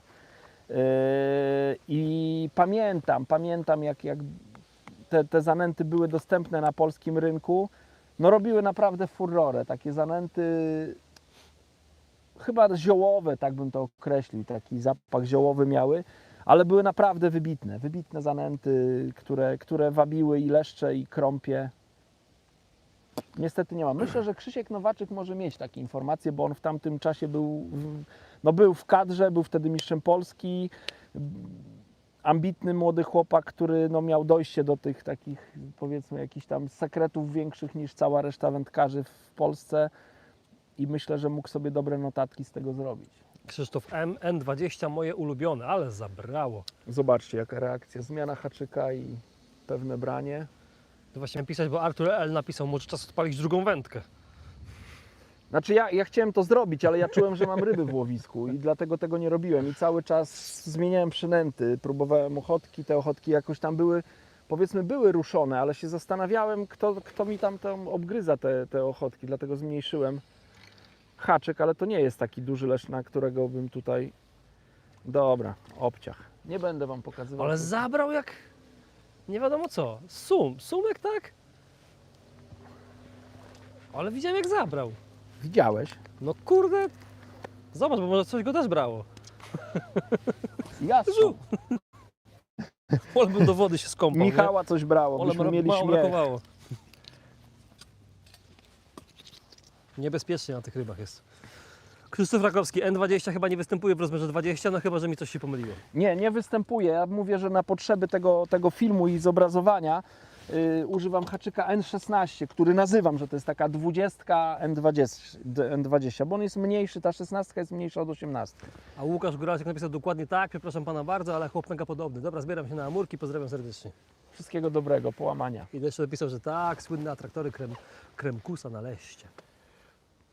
Elbrich Dziędziela. Za dzieciaka naśladowaliśmy Kremkusa, budując wędki do Winkelpickera. Kto teraz pamięta, czym był Winkelpicker? No ja w tamtym czasie w ogóle się tym nie interesowałem, muszę przyznać, bo byłem zafiksowany na łowienie spławikowe. No ale były takie Winkelpicker to chyba taka szczytówka, co była podwieszana i taka ruchoma szczytówka. Ja się ciekawy jestem, jak tym się zarzucało zestaw. Tu Lutino napisał, nie wiem po co takie komentarze piszecie, jeszcze czytam to, wiem, ale Lutino napisał, widać po twarzy, że pan Adam za kołnierz nie wylewa i lubi walnąć lufę na rybkach, nie jeden raz pewnie film się urwał na zasiadce. Ludzie, no. Nie, no poczekaj, no temat poruszony, możemy powiedzieć. Słuchajcie, Nigdy, mówię teraz serio, nigdy mi się nie urwał film na rybach. W życiu moim może ze 2 razy mi się urwał film. Komu się nie urwał, niech pierwszy rzuci kamieniem. A jeśli chodzi o picie i wylewanie za kołnierz, to myślę, że nie piję dużo. Może tylko tak wyglądam. Ale też zdarza się, że napiję się alkoholu. Ale co ważne, ja nie jestem dobrym zawodnikiem do picia. Ja jestem mega słaby w tej dziedzinie, to jejku, to by mnie prawie każdy ograł. Więc bardziej dla smaku i dla towarzystwa, o tak. Krzysztof M., pana Adama to trudno na piwo namówić. Nie, no aż tak, to Dobra. też nie, no. Nie, ale tak, ale ja wiem, skąd ludzie tak mogą myśleć, bo na przykład ja nieraz jak wracam, na przykład, nie wiem, z grudniowego wypadu na szczupaki, to przez 2 dni moja twarz wygląda, jakbym przez tydzień od flachy nie odchodził. Jest taka bordowa, nie? Fioletowa wręcz. Od wiatru i od zimna oczywiście. No ale nieraz jak mi się zdarzy, na przykład po takich szczupakach, nie wiem, po córkę do przedszkola jechać, to tak wchodzę i nie wiem, jak skomentują nieraz ludzie. Liam Saunders, where are you fishing? I am fishing in small reservoir. I think I can say that this is reservoir near Kielce. In Poland, of course. In Poland, yes. In Poland, of course. Krzysztof M. napisał, że to kiwok, a Robert Papuziński podwieszana to był swing tip, a winkle picker to 2,73 metry na małe koszyczki do 25 gramów CW. Czyli takie delikatny federek. Słuchaj, Elwis Dziędziera, zarzucało się perfekcyjnie, ważny był łącznik między blankiem a szytówką, robiliśmy je z cewników urologicznych, a przelotki z drutu stomatologicznego dental. Te wędki były niesamowite czułe. Lutinio się pyta, jaką największą rybę złowiłeś teraz, dzisiaj? kto się pyta? Lutinio, ten od flachy. Od flachy, jaką dzisiaj złowiłem? Nie wiem ile, no taki leszczyk ponad kilo miał, no. Nie mierzyłem go, ale taki już Nie, te karasie po też ponad kilo, 50 nie? centów. Myślę, spokojnie. Kalasie ponad Karasie. kilo? Czy Nie, chyba nie miały kilo. Nie, takie powiedzmy pomiędzy pół kilo w tym zakresie. Nie chcę jakoś Krzysztof im Cieszyński dodawać. przełączał się na telewizor, będzie lepiej widać niż na telewizorze. Dzień dobry. Artur L. Mam jeszcze takiego pikera Balzera sprzed 20 lat. O, to może mieć więcej niż 20. Kurde, ja nie mam takich rzeczy jakoś. Znaczy sprzed Wiesz co 20 ja lat znalazłem ostatnio? Mam odległościówkę Shimano. Z lat jeszcze 90. Ultegrę. To było topów. Ona wtedy tysiaka kosztowała. Elbrys Dziędziera, kolega pyta, bo ma zamiar opić rybę. Lutinio, panie Adamie, a czemu pan nie zarzuci na żywca na szczupca? Lutinio, ja tu mam z boku, zarzucałem, tylko że nie pokazuję. Nie, tu nie wolno na takie rzeczy łowić. Już wiem, żartuję. Tu nie wolno, to jest łowisko no kill i tutaj chyba na ani żywe, ani martwe przynęty nie wolno łowić. Dorota H., witam pana Adama. Dzień dobry. Tom Fishing Feeder, aha, to ja Winkel. Napisał Winkel Picker, czytane przez W, bo to niemiecka nazwa.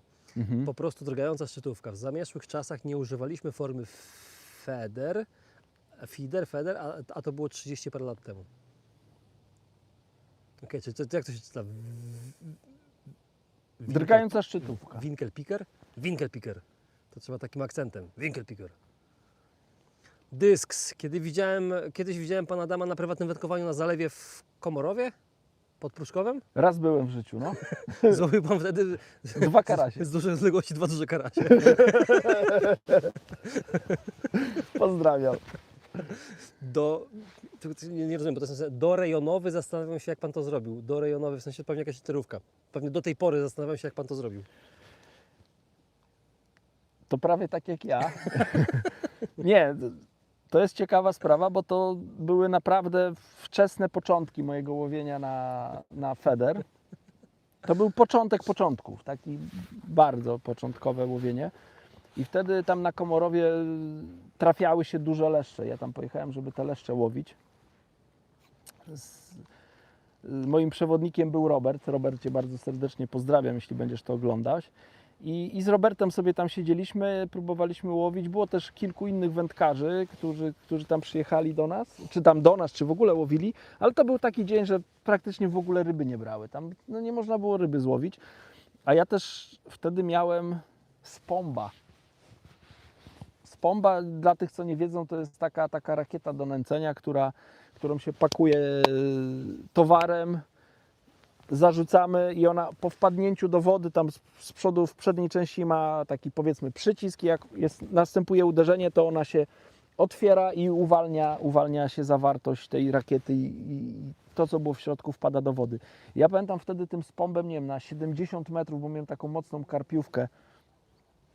Tą karpiówką tam ponęciłem i się nic nie działo. Mówię, dobra, to sprawdzę, czy tam coś się dzieje daleko. I zarzuciłem właśnie w to nęcone miejsce z pombem i tam 2 karasie mi wzięły. Piotr Miara, coś się zmieniło przez 40 minut, bo miałem przerwę w pracy i musiałem się zdrzemnąć, bo oko za kierownicą już się zamykało. Przestało padać. Tak, a Chociaż ryby, 40 minut temu zawsze nie padało. a ryby na razie cisza z rybami, I nie? byczek z bliższej linii wszedł. Po czym? Po leszczu, tak? Leszcz był. Dorota H. Jaki rozmiar kosza podbieraka będzie najlepszy na leszcze? To zależy jakiej wielkości leszcza się łowi. Jeżeli mówimy o leszczach dużych, czyli powiedzmy ponad 2 kg, albo łowiskach, gdzie występuje duże prawdopodobieństwo, że taki leszcz weźmie, no to ja lubię podbieraki 18-calowe. Tak one są opisywane. Ile to będzie, Michał? 18 cali, 50 cm? No jakoś tak, no, plus minus. 45 cm? No tak czat, będzie. czat pomóż. Tak będzie. 45 cm. No to tak jak tutaj, 18-calowy.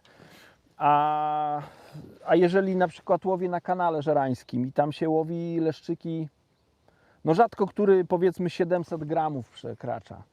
Więc wybieram mniejszy podbierak, 16-calowy. Zaleta tego jest taka, że szybciej mogę tym podbierakiem operować. No i jest też płytszy, że więc nie muszę gdzieś tam nurkować ręką w ten podbierak, żeby tego leszcza wydobyć. Ale jeżeli się trafiają duże, to 18-calowy zdecydowanie. Dysks napisał, dziękuję za wyjaśnienie tego Komorowa, 6 lat nie dawało mi to spokoju, mogę spać już spokojnie.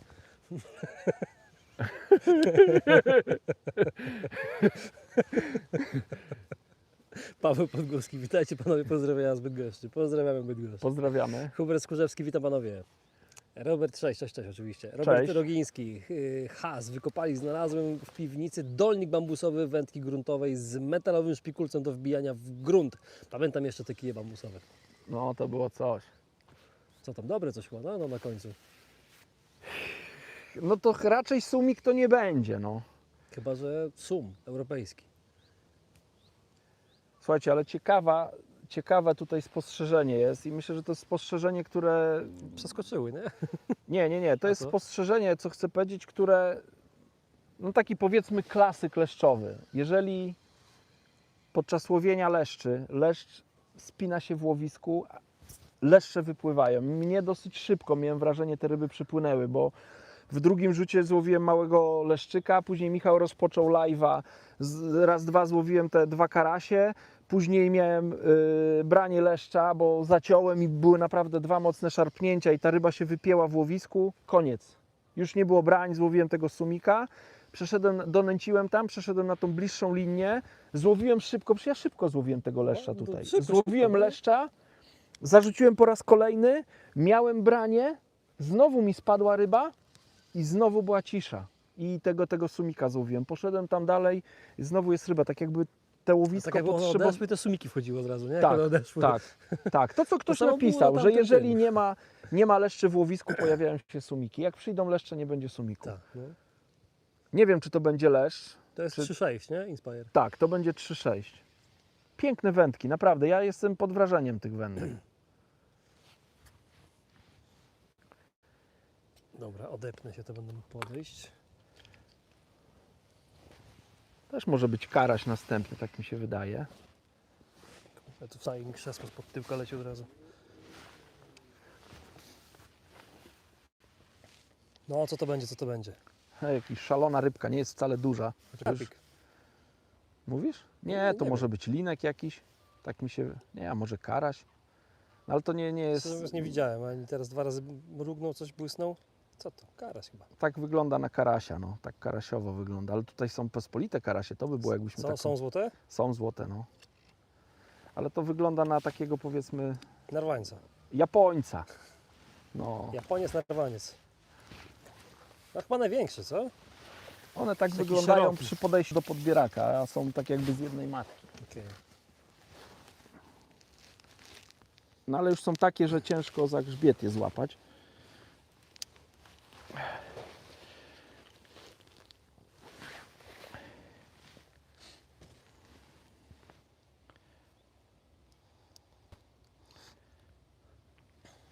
O, dendrobenki zostały.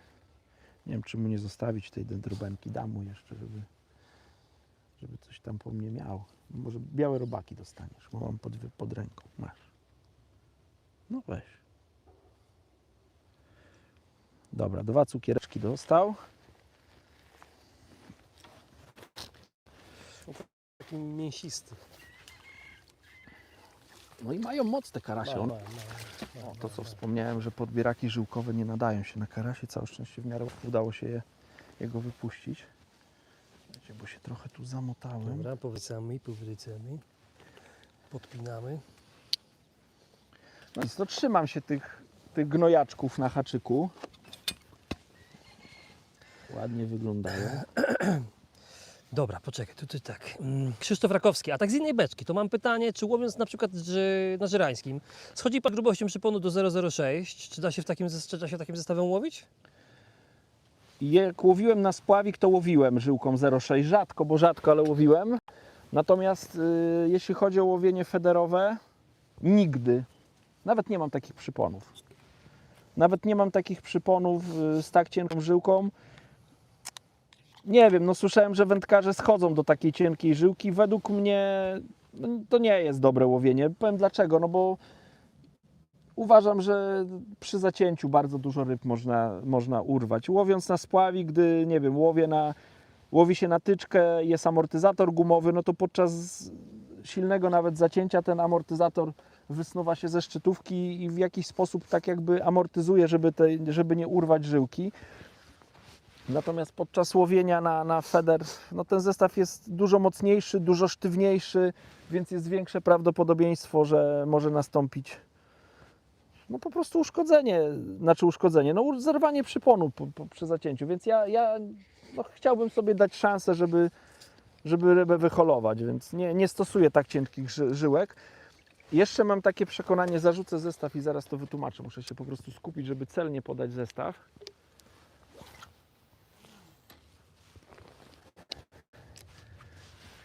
Też mam do tego takie podejście, że no ryba nie wie, co to jest żyłka.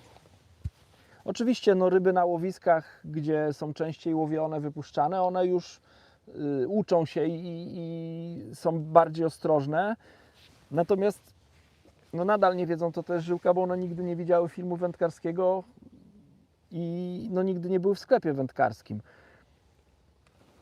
Ewentualnie mogą podejrzewać, że przynęta się nienaturalnie zachowuje, ale jeśli się łowi z dna, a metoda federowa na tym polega, że łowimy z dna,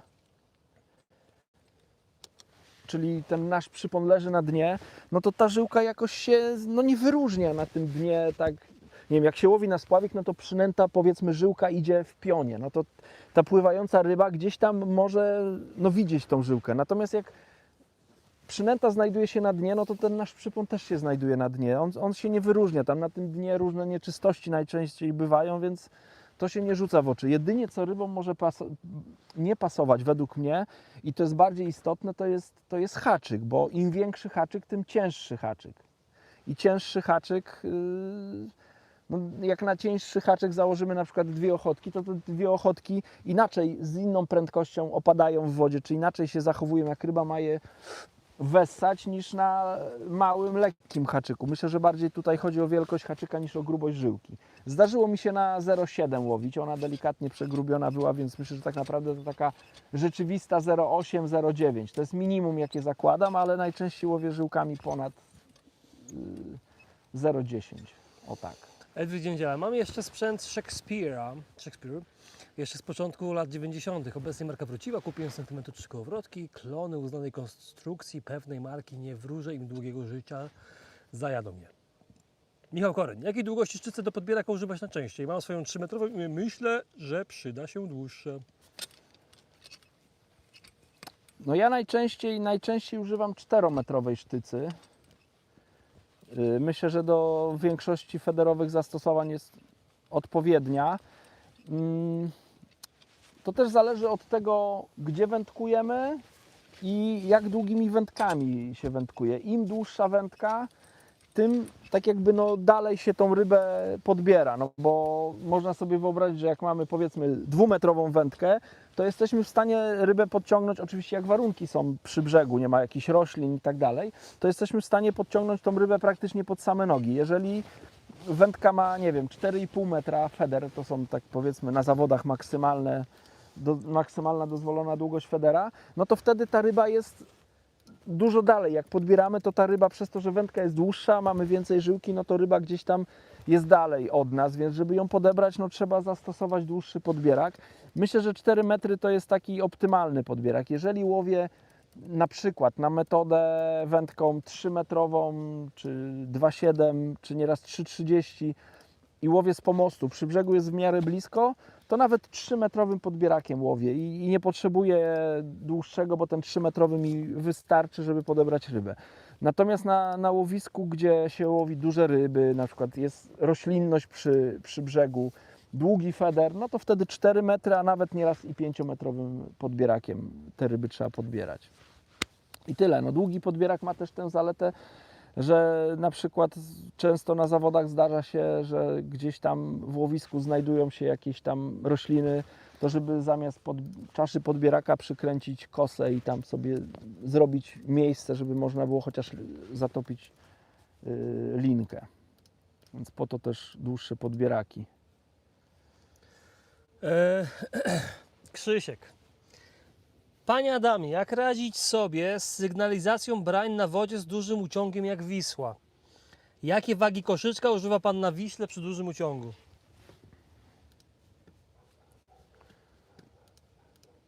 Ja ogólnie przez moment myślałem, że było branie. Przepraszam, że tak zgubiłem myśl, ale miałem 2 takie ruchy. Nie wiem, czy może powinienem to ciąć nawet. Ogólnie powiem może o doborze koszyczka na... Kurczę, znowu jakiś ruch. Ogólnie powiem może o doborze koszyczka na rzeki. Ja dobieram tak masę koszyczka, żeby ten koszyczek mi nie skakał po dnie. O co chodzi? Jeżeli zarzucę zestaw, koszyczek upadnie na dno, nie...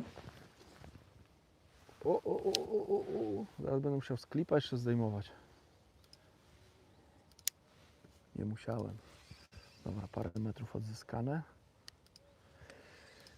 I nie lubię tak na sztywno łowić, czyli jak koszyczek opadnie na dno, to jeszcze lubię tak, żeby żyłka delikatny balon zrobiła, szczególnie na dużych uciągach.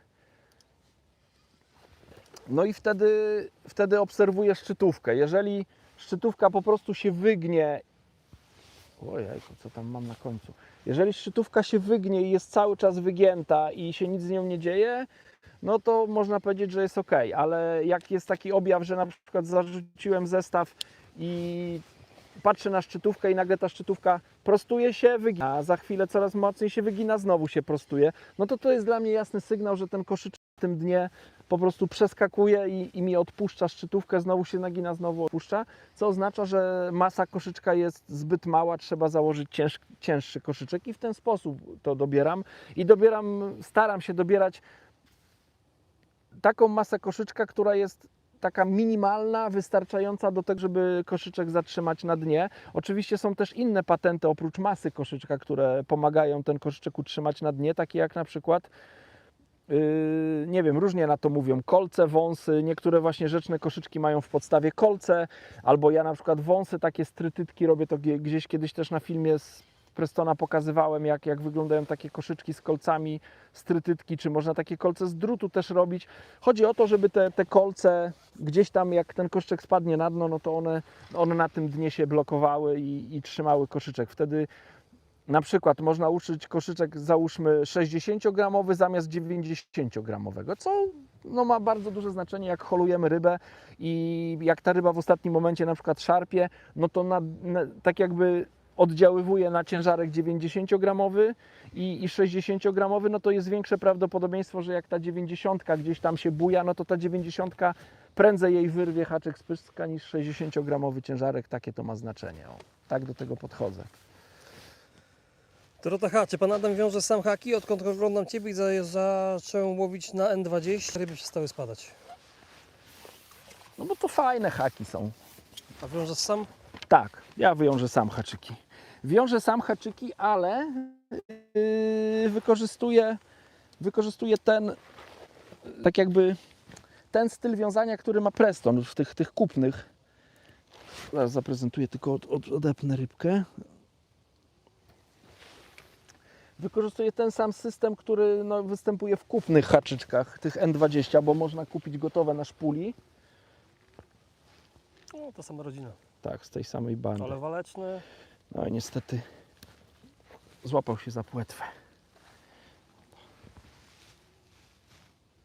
No, karasie mnie tu dopadły, nie narzekam, chociaż chyba wolałbym leszcze, ale może jeszcze przypłyną.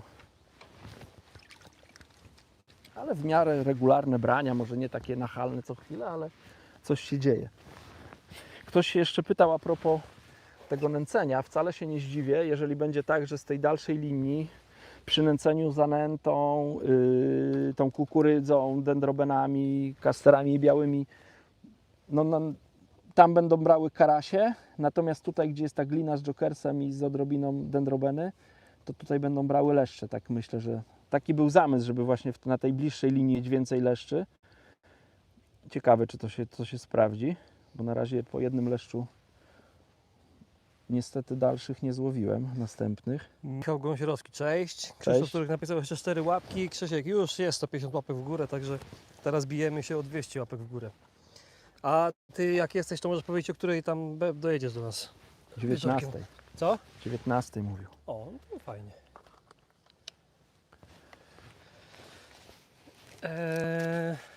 Michał Koryń. Adam, jakie według Ciebie były Twoje najczęstsze błędy, gdy zaczynałeś łowić na feedera? Ja myślę, że do tej pory popełniam gdzieś tam błędy, natomiast takim podstawowym pierwszym, który mi przychodził do głowy i który tak jak naprawdę to zdiagnozowałem go po ponad roku startów, to był zły zestaw. Zły zestaw czy złe zarzucanie zestawu. Chodziło o to, że zdarzało mi się, że wyciągałem splątany zestaw i ten splątany zestaw, jeśli wyciągnąłem i były całe robaki, to tak nie bolało. Bardziej bolało, gdy wyciągnąłem splątany zestaw i na przykład białe robaki były pogryzione albo ochotki wyssane, co świadczyło o tym, że jakaś ryba, najczęściej pewnie to były duże leszcze, przynajmniej tak sobie to tłumaczę, pobrały tą przynętę, pogryzły, a przez to, że zestaw był zaplątany, nie było sygnalizacji na szczytówce, ryba odpłynęła, a ja później sobie analizowałem wynik, na przykład miałem jakiś słaby wynik, a 3 razy miałem splątany zestaw podczas zawodów, gdzie przynęta była zniszczona, co mi pokazało, że na przykład mogłem 3 leszcze więcej złowić, a te 3 leszcze to by mi dały czołówkę w sektorze. I tak jakby po pierwszym swoim roku startów bardzo dużo pracowałem nad tym, co zrobić, żeby mi się nie plątał zestaw, więc na to zwracajcie uwagę, żeby łowić takim zestawem, który się nie plącze. To jest cholernie ważne. Naprawdę, mi się poprawiło się moje łowienie. O, pięknie. Poprawiło się moje wędkowanie, gdy zdałem sobie z tego sprawę i poprawiłem swoje i zarzucanie. Zdałem sobie sprawę, że właśnie zarzut jest bardzo ważny, jak dolatuje do klipa, że to szarpnięcie jest bardzo ważne, żeby przynęta wyprzedziła. Ojku, spadła mi. Ej, to blisko tam, co? Nie, daleko. To już bezpiecznie, bo ta ryba odpłynęła tu na lewą stronę, ale to też był jakiś karaś, to nie był leszcz. Michał Kasiński na Baryczy, jest rybaka, piękne łowisko, pozdrawiam Połamania. Kurczę, zmienię haczyk, wiecie, zmienię mimo wszystko haczyk, nie wiem dlaczego. Rolik, witam ponownie, Walenty Orlicki, cześć, Piotr Cześć. Miara, kurde, te wędki naprawdę fajnie pracują. Szukam 3-składowego feedera na zapas w długości 3,6 metra i chyba się na niego skuszę. Kołowrotek Extremity 5000 będzie, myślę, idealnie pasował. Może można zbliżenie na wędzisko? Jasne. O, tylko, że kurczę, nie wiem, czy na tych zbliżeniach z telefonu będzie coś ciekawego widać. Dawaj, Michał. Tak, tu jest, tak wygląda rękojeść. Płaska z obu stron, korek z pianką. No uchwyt powiedzmy normalny, skręcany uchwyt tutaj w górnej części. W tej dolnej części tutaj taka mata, taki oplot krzyżowy z logotypem. Z drugiej strony, o może wytrę, 12 stóp, 3,60, casting weight 60 gramów. Przelotki, myślę, że to też warto na to zwrócić uwagę, bo te przelotki są inne niż były w Ascension, bardzo delikatne, takie subtelne. No i tyle, no fajna akcja. Fajne wędki, patrząc jeszcze na to, ile one będą kosztować, to myślę, że to jest fajny wybór. Janusz Gorzyński, cześć. Krzysiek, czy obserwuje Pan kanał Wędkuj z Michałem? Czy łowienie zawodnicze opiera się na wiedzy naukowej, czy raczej spontaniczności i doświadczeniu? Nie obserwuję, przepraszam. Ja w ogóle bardzo staram się ograniczyć swoją aktywność gdzieś tam właśnie w internecie, bo myślę, że przeginam. Więc walczę ze sobą. Na razie mam wrażenie, że przegrywam tę nierówną walkę. Więc nie oglądam. Myślę, że łowienie zawodnicze w dużej mierze to się opiera na instynkcie, na doświadczeniu, na analizowaniu tego, co się dzieje i wyciąganiu prawidłowych wniosków. Tak bym do tego podszedł. Takie jest moje podejście. Trochę do tego nosa trzeba dodać, bo trzeba inaczej na przykład, nie wiem, ktoś tu pytał o kanał żerański, no inaczej na przykład się łowi na kanale żerańskim zimą, inaczej się łowi latem, inaczej się na kanale żerańskim łowi na odcinku na Kobiałce, a inaczej na odcinku aleksandrowskim i tak dalej, więc to jest niesamowite i to nieraz jest tak, że nawet, nie wiem, miesiąc różnicy pomiędzy wędkowaniem, czy nawet ze 2 tygodnie to może być zupełnie różne łowienie, więc do tego trzeba podejść indywidualnie. No powiemy, jakiś tam schemat łowienia to działa i się może okazać, że już nie działa. Także trzeba do tego podchodzić Mirosław Cermak. z instynktem. Zdrawim Pana Adama Niemce, Ace Wam Spicki, chyba i. Nie wiem, czy dobrze przeczytałem. Nie wiem, czy przeczytałeś dobrze, ale ja też pozdrawiam. Ja pierdzielę, jak mi się gorąco zrobiło. Krzysztof Szczygiel, przez Was live, przez Wasz live odwlekam pracę z godziny na godzinę. Dzięki chłopaki. No nie, no to do tego nie zachęcamy, natomiast można gdzieś tam, jak można oczywiście, gdzieś tam w tle, a też słyszałem od wielu ludzi, że gdzieś tam w tle sobie puszczają. Edwin Dziędziera, sztyca im dłuższa, tym lepsza. 4 metry i więcej można zaprzeć pod pachą, a nawet jak podbieramy bliżej, to dolnik robi za przeciwwagę. Sztycą odjeżdżam na rolce, nawyki ze spławika, sztyce oczywiście nasadowe. Tak, no o tym nie wspomniałem, ale rzeczywiście, no ja wolę też sztyce nasadowe. To dobra uwaga. Hopsa. Sebastian. Panie Adamie, łowię na jeziorze, na którym jest trzciny 6-12 metrów z wyciętym tunelu. Używam federa 3,60 do 120 gramów. Zamysł był taki, by móc siłowo ciągnąć ryby. Czy to dobry pomysł, czy wybrać coś innego? Kurczę, dla mnie wędka 3,60 do 120 gramów to już jest kawał pały. Mocna, naprawdę, to jest mocna wędka. No ale też potrafię sobie wyobrazić, że no jeżeli mamy koło siebie tutaj taki powiedzmy tunel trzcinowiska i trzeba gdzieś tą rybę tu wprowadzić, no to trzeba mieć czym powalczyć z tą rybą. No nie wiem, no jeżeli daje frajdę i sprawdza się metoda, no to okej. No ja jak tam są trzciny, to rozumiem, że to jest woda stojąca, to ja na taką wodę wybieram no wędzisko do 60 gramów. Dla mnie to jest wystarczające wędzisko. 120 to już po prostu taki topór mi się wydaje. Ja lubię Lubię jak zatnę rybę, że to wędka się wygnie, tam coś się zadzieje, pobuja się. No mnie to sprawia radochę. Ale też Pan nie powiedział jak daleko łowi, bo być może trzeba na przykład miotnąć na 80 czy 100 metrów, no to wtedy Nie ma to wyjścia. jest dobry wybór. Zauber83 pyta, czy jeżeli Dalek to Dariusz, to Marek to Mariusz?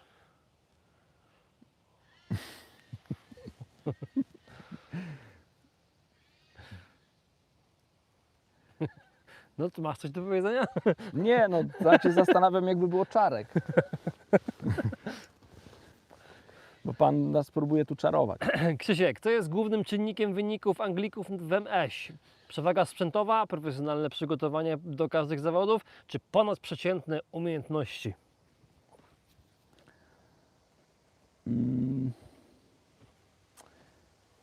Myślę, że wszystko po trochu.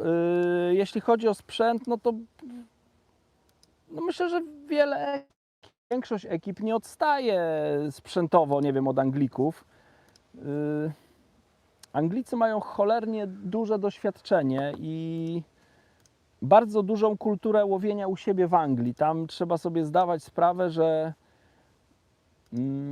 wygląda to troszkę inaczej jak u nas, szczególnie na tym takim wyższym poziomie. Nie wiem, przez to, że mam jakiś tam kontakt z likerem, obserwuję go też na Facebooku, czy mamy ze sobą kontakt telefoniczny, no to można powiedzieć, że on prawie co tydzień startuje w jakichś zawodach. Często w Anglii tak naprawdę jak ktoś by miał i czas i pieniądze, to mógłby startować w zawodach codziennie. Od poniedziałku do niedzieli codziennie są zawody, gdzieś tam regionalne, a to na takim łowisku, a to na innym. Takie po prostu zawody się trochę tam wpłaca kasy, później ta kasa idzie gdzieś tam do czapki czy do koperty, ludzie dostają pieniądze. I przez to, że oni tyle łowią w zawodach, a te zawody odbywają się na różnych łowiskach, dopuszczone są różne metody. To nie jest tak, że na przykład jak u nas są organizowane zawody, powiedzmy karpiowe na łowisku specjalnym, to można łowić tylko tyczką. Tam czegoś takiego nie ma. Tam są zawody i tam facet może łowić tyczką, może łowić pelet-waglerem, jak chce to może łowić na metodę, może łowić na bombkę, może łowić ryby. Po prostu ma stanowisko i on ma z tego stanowiska wyciągnąć jak najwięcej może. Dzięki temu ci wędkarze są bardzo uniwersalni. Oni będąc nad wodą, tak jakby ich odbieranie łowiska nie jest zawężone. U nas jest zawężone, oj, chyba się pospieszyłem, jest zawężone do tego, że na przykład możesz łowić tylko tyczką. No i chłopy stoją, trzymają 13-metrowego drąga, a ryby widać, że się spławiają 50 czy 60 metrów od brzegu, aż się prosi zarzucić metodę. No ale tego nie można zrobić, bo takie są przepisy. Natomiast w Anglii mogą takie rzeczy robić, więc ludzie analizują, co się dzieje w łowisku. Oni nawet wręcz ci, powiedzmy, tacy dużo startujący w zawodach, to mają obserwacje. Oni wiedzą, że na tych łowiskach komercyjnych, na których startują, bo bardzo często oni właśnie na łowiskach komercyjnych, że tak powiem, zbierają doświadczenie i szlifują swoją formę, łowiąc różne ryby, od leszczy poprzez F1, które tam są, karpie, brzany, jazie, naprawdę wiele tych ryb tam łowią, różnych. No i dopasowują się do łowienia na danym stanowisku, nawet nie na danym łowisku, tylko na danym stanowisku. Tam chłop jedzie na ryby i on ma parę pokrowców, ma tyczkę z topami, ma różne federy o różnych długościach i w zależności od tego, gdzie on wylosuje, on taką metodę łowienia dobiera do tego stanowiska, do tego, jak ma wyspę przed sobą, to lubi przed wyspą, jak ma otwarty teren, to nie wiem, być może gdzieś tam pod brzegiem, albo gdzieś na kancie, albo na końcówce twardego dna. I dzięki temu, tak sobie myślę, że dzięki temu, że oni łowią właśnie w różnorodny sposób, różnymi metodami, mają bardzo otwartą głowę, myślę, że troszkę lepiej potrafią czytać też tą wodę. Jak trafią na nowe łowisko, oni są otwarci, oni nie są zamknięci do łowienia od brzegu do 13 metra. Dzięki temu, jeżeli to postępuje od najmniejszego, od dzieciaka, oni już mają takie odbieranie tego łowiska, no to troszkę lepiej to odbierają. Kurczę, trzeba by było zobaczyć, jak świetną Anglicy mają technikę. Tu chodzi o zarzucanie zestawu, o samo podejście do wędkowania. Naprawdę, są wyjątkowi. W tym roku w Federze akurat wygrali, w zeszłym roku, czy tam 2 lata temu też z medalem wracali, ale do tego złota nie mogli się dobić, inne reprezentacje ich wyprzedzały. Ale na przykład w Spławiku już Anglicy tak nie brylują. To jest nadal mocna, świetna ekipa, ale to jest ekipa, z którą można wygrać. Można wygrać i jeśli miałbym na przykład na spławikowe drużyny patrzeć, to w mojej ocenie od drużyny angielskiej lepsi są Włosi. Jeżeli byście spojrzeli na wyniki czy klubowych mistrzostw świata w Spławiku, czy mistrzostw Europy, czy spławikowych mistrzostw świata takich normalnych, no to Włosi według mnie to jest najmocniejsza zdecydowanie drużyna, która nawet w tym roku też wygra mistrzostwo świata. Węgrzy też są bardzo mocni, chyba nawet też lepiej Ty gadasz. No branie takie jest zdecydowane i nic, nie? I Węgrzy chyba też są bardziej poukładani, jakoś tak mi się wydaje, jeśli chodzi o... Tutaj na takich mistrzostwach to też właśnie, nie wiem, no wsparcie federacji ma bardzo duże znaczenie. To jest cholernie duże znaczenie, ile tam ta federacja na ten wyjazd jakoś tam, nie wiem, no będzie chciała wspomóc tych zawodników. No i doświadczenie na pewno. Ale są też goście do ogrania. To nie jest tak, że są absolutnie poza zasięgiem. Myślę, że mamy w Polsce wielu świetnych wędkarzy i przyjdzie też i na nas czas. Dorota H., jaką żyłkę używasz na przypon, jak wiążesz? Znaczy rozumiem, że nie chodzi o średnicę, no bo to w zależności od haczyka. No może o średnicach też powiem, takich najczęściej. Wszystkie przypony, czy łowię na klasyka, czy łowię na metodę, to moja żyłka przyponowa to jest Reflo Power. Reflo Power Prestona i nic więcej nie używam. Delikatnie przegrubiona żyłka, nie przejmuję się tym, bo jest mocna po prostu i tyle. Mocna, wytrzymała na węźle, wytrzymała gdzieś tam na jakieś otarcia. Więc to jest moja żyłka, a jeśli chodzi o średnicę, no to w federze najczęściej 0,11, 0,13. To są zdecydowanie najczęściej takie średnice, których używam najczęściej. Gdy ryby biorą delikatnie, no to 0,10. Nawet wspomniałem tu o 0,7, ale to w ogóle raz na parę lat. Ale tak to 0,10, może 0,9. To jedynie do takiej średnicy schodzę. A jak ryby biorą dobrze, to nawet 0,15 czy tam 0,17, ale to już muszą naprawdę być duże ryby i dobrze brać. No chyba wyczerpałem. Beata Rolik. Nowości już idą do mnie. Po niedzieli będę miał skrzynka, kij i buty. O! Jaki kij? A jaki kij? Andrzej Kuczaj. Adaś, lepiej sprawdza się koszyczek otwarty 3 lub 4-kratkowy 15-20 gramów. A, że tu? Czy co? Chyba tak, chyba o tym Andrzej mówi, no. Fiderowy Krzysiek. Jaki koszt będzie tego wędziska Inspire? No, sprawdzaliśmy, tak? Około plus minus, tak? 500 zł. Od 110 euro chyba ten 3,20, tak jak widziałem gdzieś tam. Tak, no bo to każdy jakby... Od 110 do 150 euro, no to trzeba sobie policzyć, ile to tam w tych euraskach wyjdzie na... Dalej nie ma. Michał Koryń. Do łowienia na klasyka używam zestawu Likierego. Co o nim szczerze uważasz? Skrętka lepsza? Ten zestaw Lee jest według mnie prostszy i łatwiejszy. No zestaw Lee jest rzeczywiście bardzo prosty. Nie wiem, o co tu chodzi. Haczyk z 10. Dobra, zarzucę i chyba jeszcze zmienię przypon na dłuższy. Jeśli chodzi o zestaw Lee, ja próbowałem tego zestawu, natomiast powiem, dlaczego wolę skrętkę. No ja już w miarę jestem, tak, że tak powiem, wytrenowany w robieniu tego zestawu i robię go bardzo szybko, to jest po pierwsze. Ten zestaw mi się nie plącze.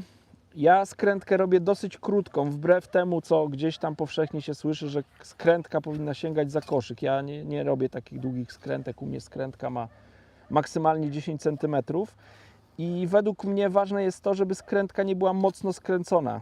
Kiedyś jak łowiłem mocno skręconymi skrętkami, bardziej mi się plątał zestaw, więc zauważyłem, że taka tylko ciach na 3 razy skręcona skrętka, żeby była ta żyłka skręcona, natomiast żeby nie była bardzo mocno skręcona. Według mnie to jest cholernie ważne i na to zwracam uwagę. I to się nie plącze. No ten zestaw Lee ja próbowałem gdzieś tam, ale zdarzyło się coś takiego, że na przykład jak ten zestaw mi się splątał, ja go odplątałem, to już ta żyłka była taka koślawa. Już ten zestaw nie był taki ładny, taki ładnie wyglądający, tylko był koślawy. A jak był koślawy, to już wtedy się często plątał, więc zrezygnowałem z niego. Nie wiem, może coś robiłem źle, wróciłem do skrętki i jestem z tego zestawu bardzo zadowolony i na razie nie zmieniam, no, może kiedyś do tego dojrzeję. Natomiast nie zmieniam i no też wydaje mi się, że dobieranie długości przyponu też dla mnie jest łatwiejsze, jak mogę manewrować przyponem, a nie linką tak jakby między koszyczkiem a przyponem. Bo u li to tak wygląda, jeśli się łowi na krótkim dystansie i li tam stosuje stoperek, którym reguluje odległość koszyczka od haczyka, no to rzeczywiście tak można, ale przy łowieniu na 40 metrach, gdzie jest mocny zarzut, no to przy takim zarzucie koszyczek przesuwałby po prostu te stoperki no i to nie łowiłbym za każdym razem nad przyponem tej samej długości. Dlatego wolę, no, każdy musi dobrać taki zestaw, który mu się nie plącze. Dlatego ja wspomniałem wcześniej o zestawach takich, które się nie plączą, ale to nie oznacza, że mój zestaw jest najlepszy. Mój zestaw jest najlepszy dla mnie. Jeżeli macie zestawy, które zarzucacie, wyciągacie, są niesplątane, to znaczy, że są świetne. No to tak jak z samochodami. No, jeden jeździ takim, drugi takim i jeden i drugi jest zadowolony. Robert Papuziński, już mam 40 przyponów na hakach, na hakach 18, żyłka 009, fajnie się wiąże i słucha Was. Krzysiek, czy łowi Pan na Wiśle, dobra, Krzysiek zaraz, Edwin Niedziela, macie wielu widzów nawet z zagranicy, ale nie pojawił się ten jeden legendarny, kosmonauta z Kambodży. Kosmonauta jesteś? Krzysiek, czy łowi Pan na Wiśle między ujściem Narwi a ujściem Otławy? Może Wam polecić jakieś dobre miejscówki na tym odcinku? Poczekaj, ujściem Narwi, a ujściem Motławy? Czy to jest tak, nie? A tam to do siebie uchodzi w ogóle? Nie, to nie. Coś ten, babol jakiś. Robert Węgrzyniak, pozdrawiam panowie. Michał Koreń, Pozdrawiamy. dlaczego w sumie Adam wiążesz sam haki? Korzystasz z tego samego patentu do wiązania za przypony Presto na te same haki. Chcę po prostu zrozumieć sens. Kwestia oszczędności, czy dobierasz inną żyłkę? Nie, dobieram dokładnie tą samą żyłkę. A to się Reflow Power. powiada, a ja idę przestawić na drugą stronę. Dobieram dokładnie. A, idziesz tam, dobra. Tak, bo tam już miałem mrówki, na mnie osiadły, nie? Dobieram dokładnie tę samą żyłkę Reflow Power. No nareszcie, fish on. To da usiąść. Dokładnie tę samą żyłkę Reflow Power o takiej samej średnicy do tych samych haków, więc no nie wiem. Uważam, że świetnie wiąże haczyki. Może to źle zabrzmi, ale wiążę je, nie wiem, prawie 40 lat, więc mam dosyć dużą wprawę w wiązaniu haczyków. Węzełki, które robię, nigdy mnie nie zawiodły i tak jakby, no nie wiem, staram się być perfekcjonistą w tym, co robię, więc uważam, że własnoręcznie zawiązane przypony przeze mnie no są lepsze niż ktoś by mi zawiązał. Jakoś taką po prostu mam do siebie zaufanie. No mam też zaufanie do na przykład, nie wiem, do Krzyśka. Jakby mi Krzysiek zawiązał przypon, to też wierzę, że zrobi to dobrze, bo Krzysio też świetnie wiąże haczyki. Tych haczyków pewnie tysiące już w życiu zawiązał. Natomiast mam największe zaufanie do siebie, może dlatego tak jest. Wojtek Fishing TPI. Witam Panie Adamie. Pisałem wiadomość, zapraszam na zawody. 12 października, województwo świętokrzyskie, Zalew Małoszówka. Szykują się bombowe zawody, fidery klasyczne. Zapraszam serdecznie. Mamy jeszcze 6 miejsc. A ja nie wiem, czy ja nie odpisywałem. Dziękuję bardzo za zaproszenie. Jak nie odpisałem, to przepraszam, ale właśnie widziałem to zaproszenie i chciałem odpisać. No nie pojawię się. Akurat 12... Kurczę, źle to zabrzmi, bo ktoś mi tu mówił, że Pan Adam to dużo łoi. Akurat 11 mam rocznicę ślubu w rodzinie, więc będzie całonocna impreza. Także 12 nie będę nigdzie się wybierał.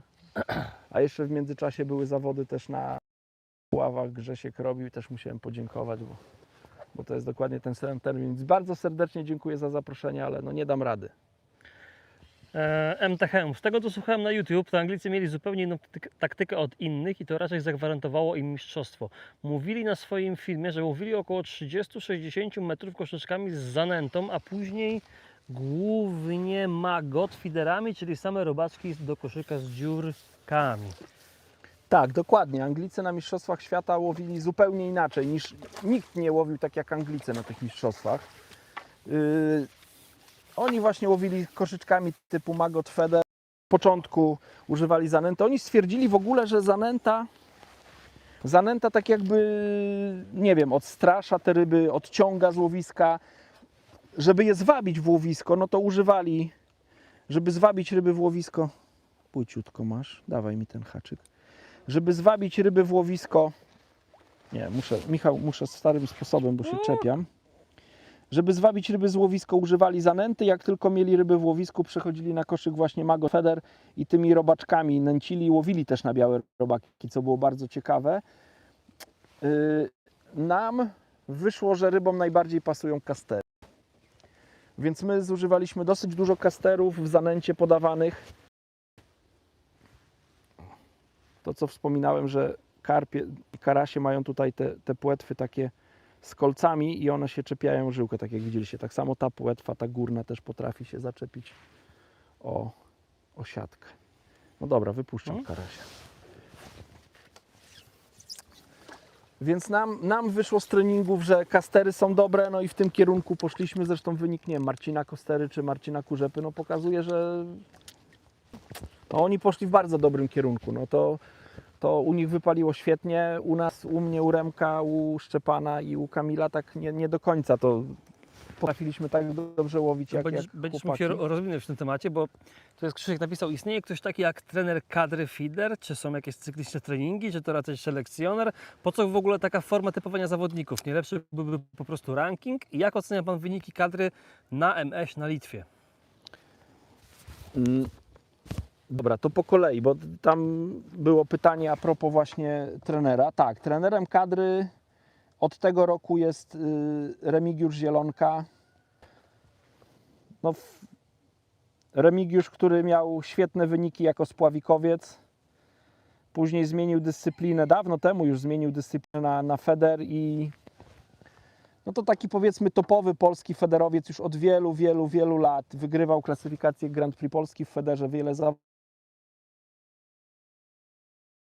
zawodnik i no zostało mu zaproponowane, żeby w związku z tym, że ma tak duże doświadczenie, żeby został też trenerem. Trzeba sobie zdawać sprawę, że feder taki wyczynowy w Polsce istnieje no stosunkowo niedługo, że to jest taka dosyć młoda dyscyplina, więc no z trenerami to się kojarzą jak jacyś tam jakieś osoby, które mają, nie wiem, no długi staż, czy mają już jakiś tam wiek odpowiedni.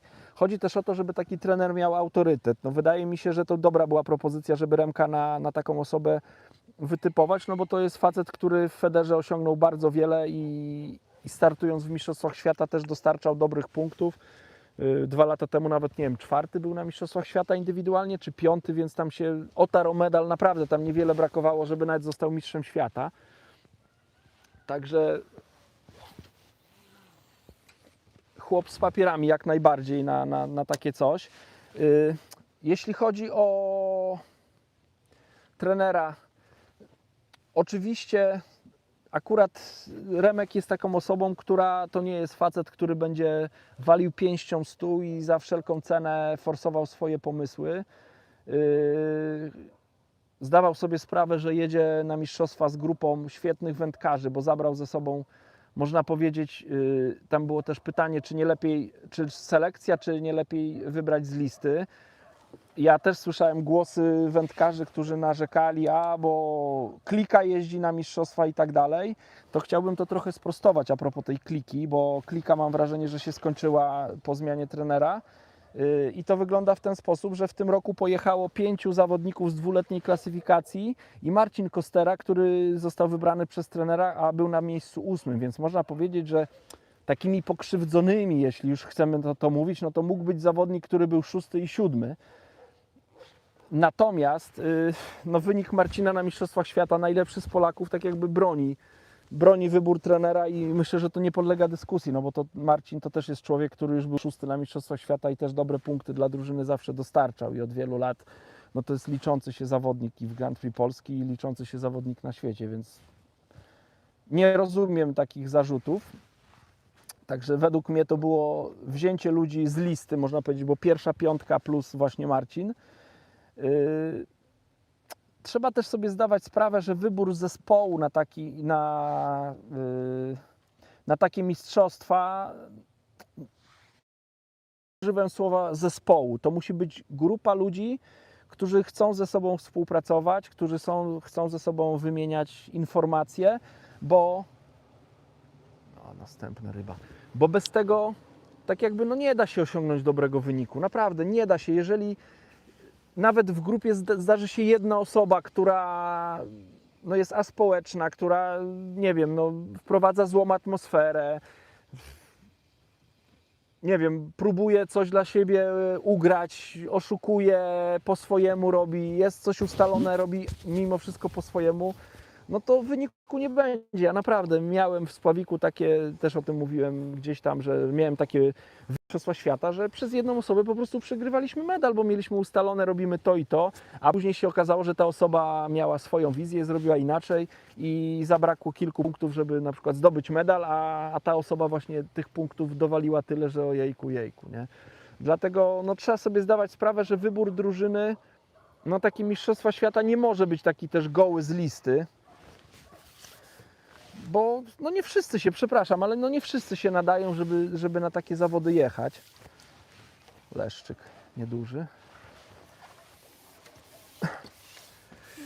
Jeśli chodzi o treningi, wybór, myślę, opisałem. Zobaczcie, jaka chuda, chora rybka jakaś, co? Albo obżarta. Przez inne ryby. Jeśli chodzi o treningi, to na mistrzostwach na Litwie, na mistrzostwa na Litwę pojechaliśmy chyba w sobotę. W sobotę, żeby na spokojnie tam dojechać. W niedzielę szykowaliśmy sobie rzeczy na poniedziałkową turę, bo na takich mistrzostwach, gdzie startuje 5 zawodników w drużynie, co oznacza, że jest 5 sektorów, bo każdy zawodnik z każdej drużyny walczy ze sobą. Polacy tak jakby nie walczą z Polakami, czyli każdy z Polaków jest w oddzielnym sektorze.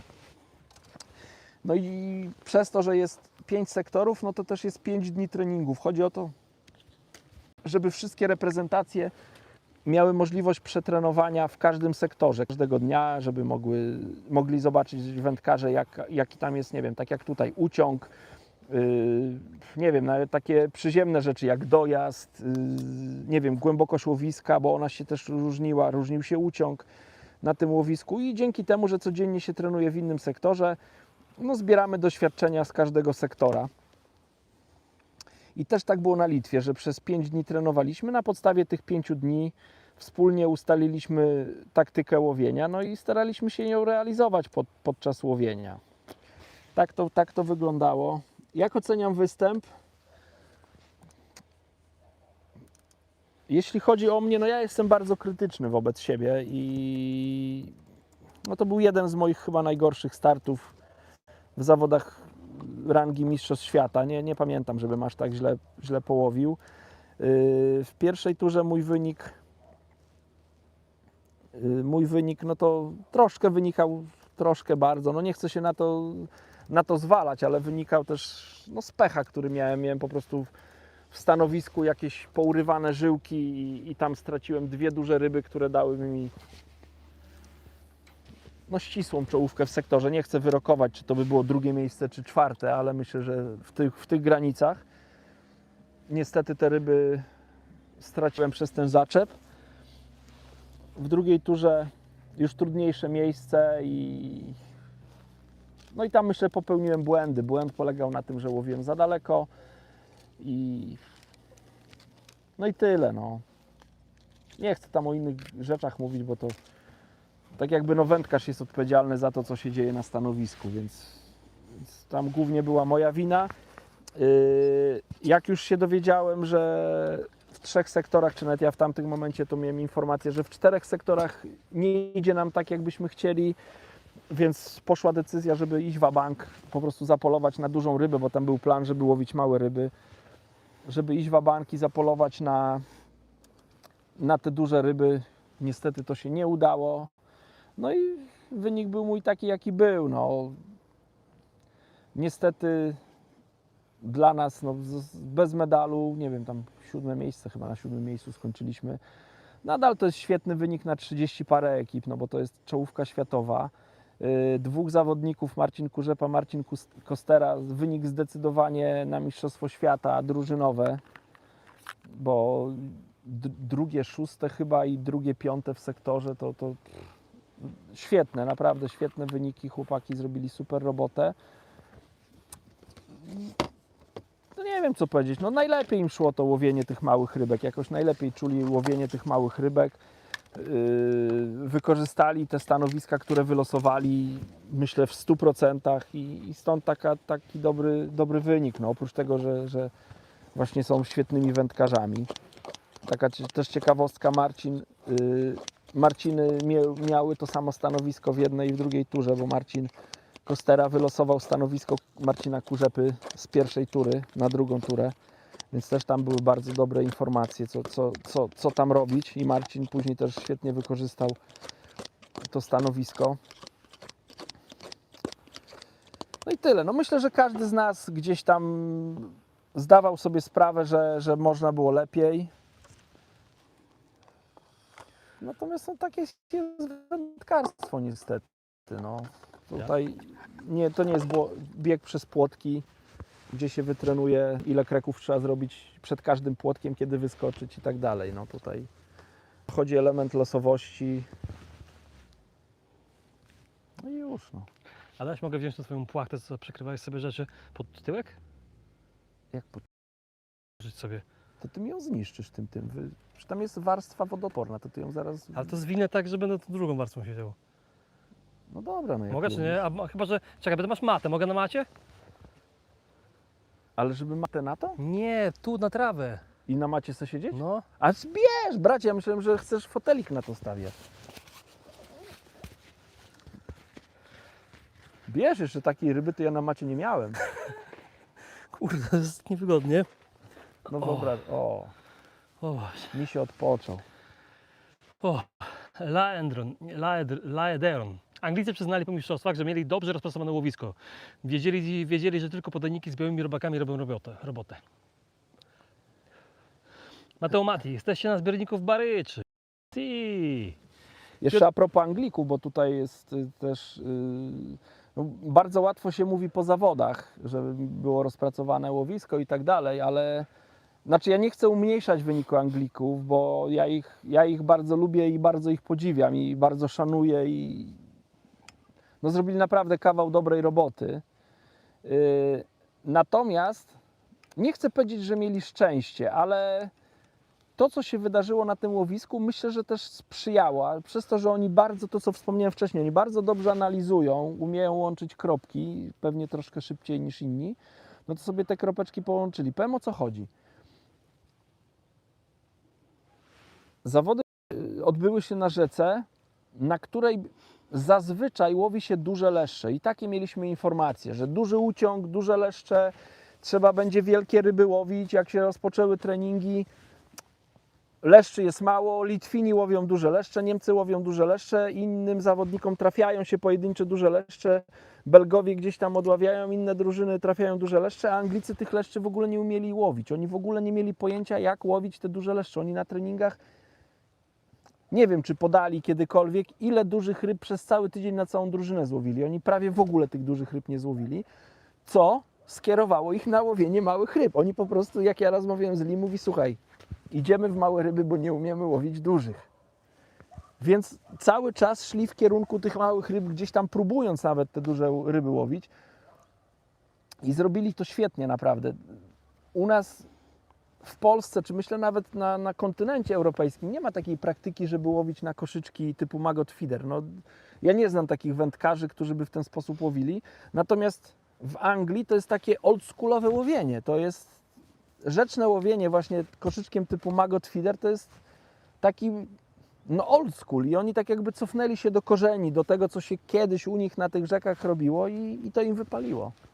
A my nawet tego nie próbowaliśmy. Ja się przyznam, że jak wyjeżdżałem na mistrzostwa, pakowałem koszyczki, tych koszyczków było tyle, już nie miałem gdzie w tym aucie układać i rzuciły mi się w oczy właśnie koszyczki typu maggot feeder, ale mówię, no gdzie ja będę tym łowił, jak tam się podobno łowi koszyczkami 150 gramów, bo taka była gadka, nie? 150, 120, a u mnie najcięższy maggot feeder 60 gramów. No, mówię, no gdzie? No to z czym? Z czym do ludzi? To nawet nie do tego brał.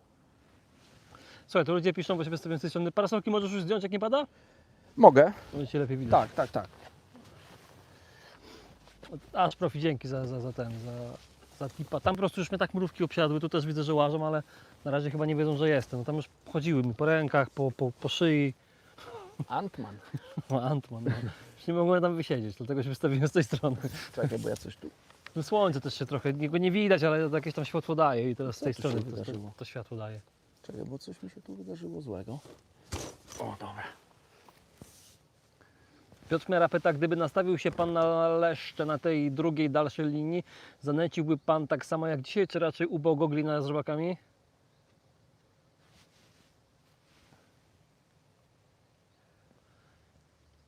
Nie wiem jeszcze, bo myślę, że na takie wnioski przyjdzie jeszcze chwila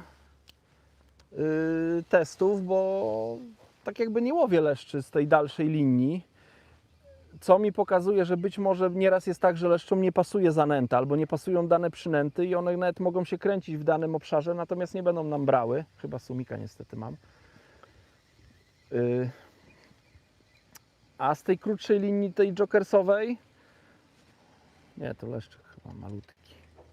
A z tej linii jokersowej no złowiłem jednego leszczyka i później spiąłem i nic się nie wydarzyło, więc jeżeli zaraz wrócę na tą linię właśnie bliższą, To jest taki obdartus. obdarta ryba, nie wiem dlaczego taka. Pierwszy taki ładny był złoty, nie? Może tu jakieś zarybienie było i to taka rybka jest jeszcze odchorowuje. Ten pierwszy był bardzo ładny. Taki złotawy. A ten herlak straszny. No. Strasznie herlawy. Tak, daj się Adam zarzucić tą drugą parasolkę zdejmie też. Spokojnie. Dobra, zarzucę, zdajmy parasolkę, przygotuję sobie przypon tutaj na bliższą linię i spróbujemy tą bliższą linię. Dobra, tutaj Artur L pyta, czy torba termiczna Ewa dobrze trzyma temperaturę? Ewentualnie jaką inną polecacie? Która torba? No ten pewnie hardcase jest biały, tak? Bo to chyba jedyne co mamy, nie? Tak, a to pokazywałeś? No nie, Hardcase Cool Safe, o tym ale... mówimy? Artur, Czy, hardcase cool safe, czy o coś innego daj znać? czy Supera X jeszcze taka jest? Czy ta Super X? No daj znać, to wtedy powiemy. Beata Rolik, 2 kije 1 Inspire Feeder 3.8 i Super X Distance, to co idzie do niej, do ten? O, no to 2 kije, 1 Inspire Feeder 3.8 i Supera X Distance Feeder 3.8. Ja nie mieszkam w Polsce, a u siebie w Danii mam przyjaciela, co handluje plastonem, jest w kadrze duńskiej na tyczkę. Okej, po znajomości. no nie, ale poczekaj, no to po znajomości nie wskoczył na ten, gdzieś tam No tak, na statek i z kontenera. chyba że to jest pokazowe. Nie wiem. Waldek, cześć. A może będą szybciej niż nam się wydaje, no. Może być. Edward Kosiński, oglądam z Myrtle Beach w Karolinie Południowej. Kiedy mieszkałem w Polsce, łowiłem na Wisłokę. Na Wisłokę. Kurczę. Pozdrawiamy, fajnie, że tak. tak docieramy. Pozdrawiamy. A która tam godzina teraz jest? Właśnie, która godzina, to jest ciekawe. No. Falek 100, no Będą szli spać tam? nie wiem. Falek 100, witam, jaki przypon do bombki? Została szczytówka przerobiona około 2,5 OZ. Grubość żyłki, długość i haczyki Prestona. Gdzie dostać szczytówki do Ignition? Czy można kupić nowszy model wędziska? Czyli złożone pytanie. Czyli tak, jaki przypon do bombki? No ja to wiążę przypony do bombki 38 cm i najczęściej takimi przyponami łowię. Dobra, no a jaka grubość żyłki? 0,19 minimum, a jak są większe ryby to 0,21. Nie byłem na łowisku, żeby trzeba było stosować jeszcze grubsze, bo to 0,21. Ojejku, mój ręczniczek, Szmatka. który suszyłem tak w ogóle. Także wysuszył się. Kurczę, no taki ładny był, amerykański, no. Nie śmiej się, jest mi przykro. Gdzie dostać szczytówki do Ignition, czy kupić nowszy model wędziska? No nowszego modelu wędziska Ignition nie ma, tak? To teoretycznie Duracarp jakby weszła trochę za ten Ignition, a szczytówki do Ignition kojarzysz? Jakieś wędziska pasują?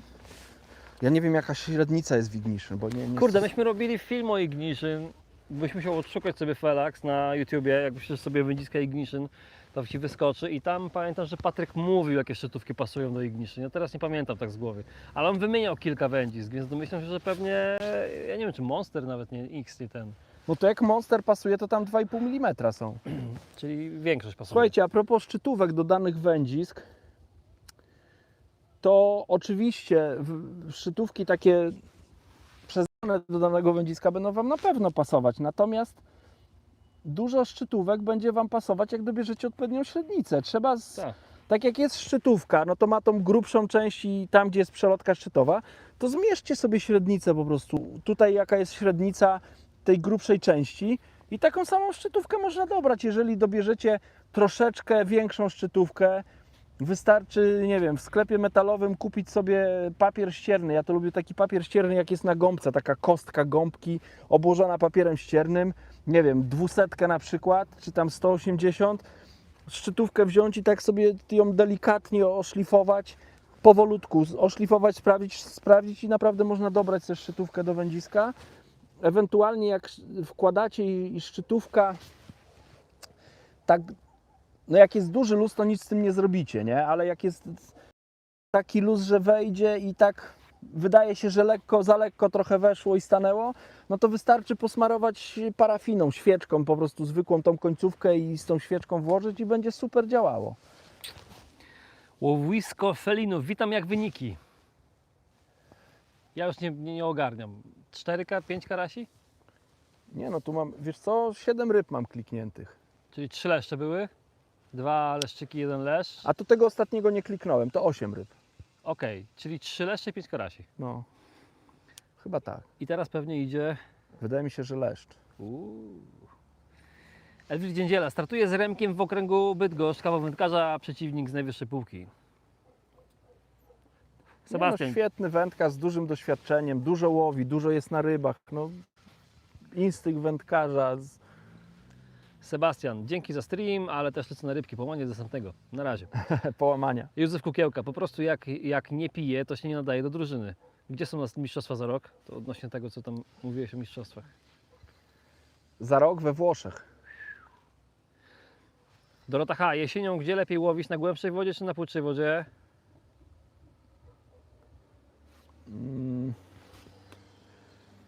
Myślę, że jeszcze na płytszej chyba na można płytszej, próbować. No trzeba.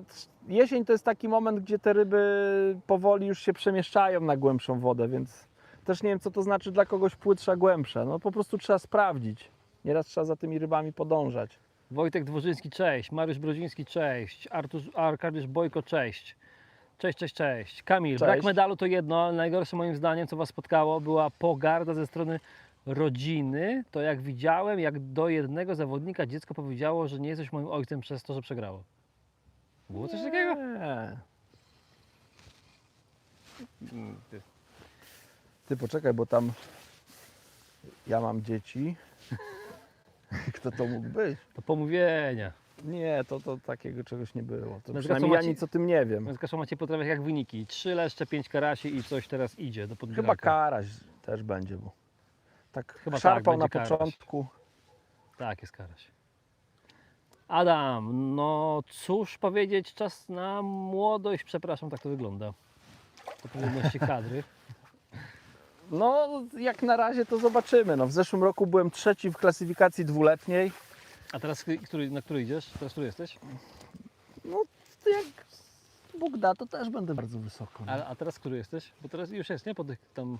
Myślę, że teoretycznie nawet i mam szansę wygrać dwuletnią. No, teoretycznie, no bo to tak... Chociaż nie wiem jak Marcin Kurzepa. Z Marcinem można nie wygrać, ale... A może i nawet, no myślę, że jest szansa.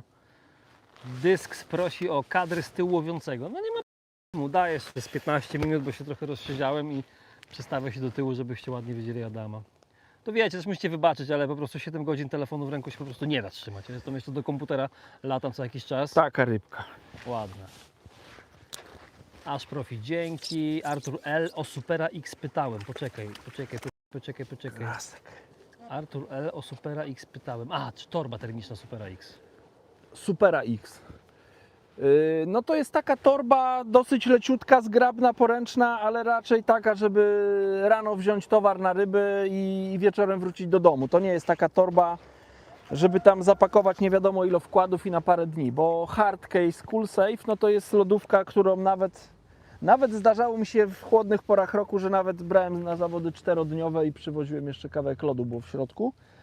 Natomiast ta Super AX, no to tak wyjść, nie wiem, wrzucić jakiś napój do środka, robaki, pojechać nad wodę, tam oczywiście wkładę wrzucić wieczorem, wrócić do domu, to jak najbardziej jest super. To się nadaje do takiego czegoś. Jarek Mroczek. Fajnie byłoby się kiedyś złapać na Żerańskim, zbić piątkę. Dacie znać, kiedy będziecie? Jarek, nie ma problemu, tylko że my na Żerańskim za często nie jesteśmy, nie? Ja gdzieś tam na zawodach okręgowych bywam, to Adam jest, bo ma blisko. To pewnie też i prywatnie sobie w zimę nieraz tam przejdzie. Ja szczerze mówiąc Żerańskiego nie lubię, bo Żerański jest już tak oklepany przez te kamery. Jest tyle filmów z Żerańskiego, że już nie wiem, co tam by można było wymyślić, żeby nakręcić coś nowego, nie? Ja mam jeden pomysł na film z Żerańskiego, ale to być może w przyszłym roku na wiosnę Adama namówię. Obserwuj, myślę, że gdzieś tam pewnie napiszemy. Elbridge Dziędziela. Preston ma 2 średnice szczytówek, a taki flagman z 30 i nawet w takim flagmanie udaje się dobrać bez problemu. Średnica, osadzenia i zakupy, nic trudnego.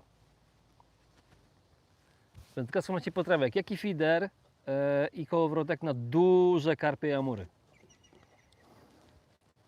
A proszę, co są duże, chodzi o masę ryby. To czekamy aż zdefiniuję. Jarek Mroczek, okej, dzięki. No Jarek, kurczę, myśmy z Adamem robili pierwszy film na Prestona na Żerańskim. I szczerze mówiąc, przez te 3 lata to chyba powstały jeszcze 3 może dodatkowo, łącznie 4, tak mi się wydaje. Świąteczny z Maćkiem, raz nagrywaliśmy tam lina trafiłeś i podstawy zimowego feedera. I wydaje mi się, że to wszystko. Już nie pamiętam.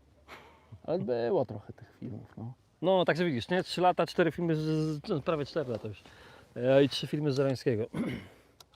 Wędkarstwo Maciej Potrawiak, powyżej tak 6, może 8 kg. No dobra, jeśli chodzi 6-8 kg, no to każda wędka z serii Monster X, no to zależy na jakiej odległości się łowi. No jeżeli łowię, nie wiem, na bombkę do 15 metra czy do 20 metra, no to nawet 2,7 używam wędki. Niech Was nie zmyli to, że ona ma tam wyrzut chyba do 30 gramów, bo to jest naprawdę kawał mocnego kija i tam i ryby ponad dychę miałem na nią i spokojnie można wyholować taką rybę. I jest wielka frajda, no bo ona się pięknie wygina. Jeśli jest łowienie dalsze, no to albo 10, albo 11 stóp. 12-stopowego wędziska Monstera ja osobiście nie lubię, bo to jest dwuskład. Ja nie lubię dwuskładowych wędzisk 3,80, bo 3,60, bo po prostu nie mieszczą mi się w pokrowcu i z tego powodu tak nawet na nie nie patrzę. Ale myślę, że 3,30, jeśli miałbym wybrać jeden kij, to 3,30, on ma wyrzut do 50 gramów. Bardzo celnie nim się łowi do 50 metra i żaden karp nie jest mu straszny. Nawet niech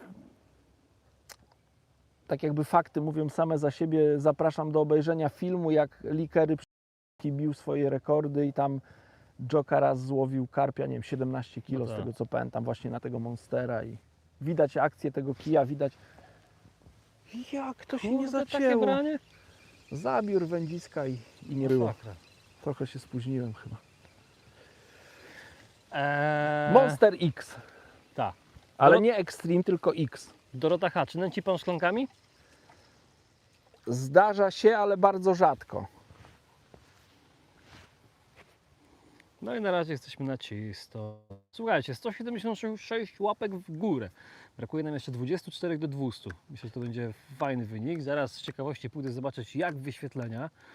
No ale już jesteśmy, nadajemy dla Was, dobijamy do 200 minuty.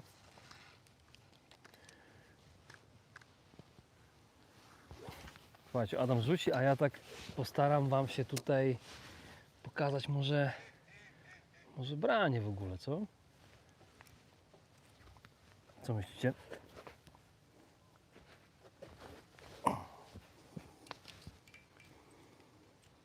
Nie, to muszę go zdjąć telefon, ale dobra, to nie ma problemu. Myślisz, że szybko będzie? No zobaczymy, jak to jeszcze postoję chwilę, nie? Nikodem zwykły. Cześć panowie. Adam, na jaki zestaw najczęściej łowisz? Helikopterowy czy na przelocie ze skrętką lub samym fluorokarbonem? Chodzi mi o prowadzenie. No ja najczęściej na powiedzmy takim dystansie tam do 50 czy 60 metra to łowię zestawem najczęściej ze skrętką. Tutaj mam na przykład dokładnie tym samym zestawem tam łowię. No tu mam Federlink, na który jest koszyczek, strzałówka, stoperek. No i tutaj mam skrętkę, tak jak mówiłem wcześniej, ta skrętka jest dosyć miękka, tak delikatnie tylko pleciona, tam było dziubnięcie i szybko złączka. To jest mój taki zestaw, którym łowię najczęściej. Właśnie tutaj też taki zestaw jest. Zestaw helikopterowy jest świetny, bo się nie plącze, więc powiem tak, pewnie gdybym nie startował w zawodach, to bym łowił helikopterem, bo to jest taki zestaw, który się bardzo łatwo robi i jest w ogóle odporny na wszelkie splątania. A że łowię w zawodach, no to łowię też nawet podczas prywatnego wędkowania staram się używać takiego zestawu, który muszę używać na zawodach, żeby cały czas się doskonalić. O to tutaj chodzi. Dorota H., czy używa pan żyłki? Jak tak, to jaka i kiedy? Do łowienia na klasyka bardzo rzadko używam żyłki. Najczęściej łowię na plecionkę. No chodzi o to, że plecionka jest nierozciągliwa i dobrze wskazuje brania, dużo lepiej jak żyłka. Ale gdy na przykład poluję na duże ryby, wiem, że brania będą wyraźne, zależy mi na tym, żeby po zacięciu jeszcze mieć dodatkowy element amortyzacji w postaci właśnie rozciągliwej żyłki, no to wtedy sięgam po żyłkę. Oczywiście zawsze jak łowię na metod feder, to sięgam po żyłkę. I tak, no łowię na żyłkę. Jeśli łowię na żyłkę, to używam najczęściej żyłki 0,23 mm. Chyba że przy dystansowym łowieniu na metodę, no to 0,20, ewentualnie 0,18 ze strzałówką 0,28. No i w rzekach też żyłka 0,20, choć wolę 0,23 nastawia troszkę, natomiast jest pewniejsza. Śmiało. Pomóc panu? A, że tutaj ten kij, tak? Tak, proszę przechodzić, śmiało.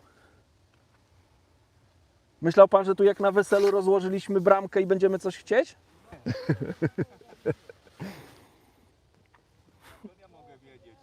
A ten kotek tak się trzyma, nie spada? Nie, on jest nauczony. A to młody chyba, co? Tak, po 4 miesiące ma. Nawet nie wiem, czy ma, poczekaj, który jest. Sierpień, lipiec, sierpień, wrzesień, no 4 miesiące jakiś. Młody kotek. Jezus Kówkiełka. Ostatnio oglądałem film Kacpra G z wody Ruzi i zastanawiam... Czekajcie chwilę. I zastanawiałem się, czy fiderem idzie osiągnąć taki wynik jak on. Ja Jezu. nie wiem o jakiej Ja wodzie też nie wiem, mówimy, o o jaki- jakim filmie. Znaczy mówimy o jakiejś wody Ruzin, woda Ruzin. Nazwa trochę mi jakoś w Czechy wpada. Trzeba sobie zdawać sprawę, że wody w Czechach są naprawdę bardzo rybne. Oni tam mają zupełnie inne podejście. Musi karta zwrócić. Tam konsumpcja ryb nie jest na takim poziomie. Dawać branie, branie, branie, branie. No, 42 zł zapłaciłem, kurwa. A czy można taki wynik zrobić jak Kacper? Nie wiem, jaki Kacper Napisz jaki zrobił. Kasper wynik zrobił, to Tak. może ocenimy.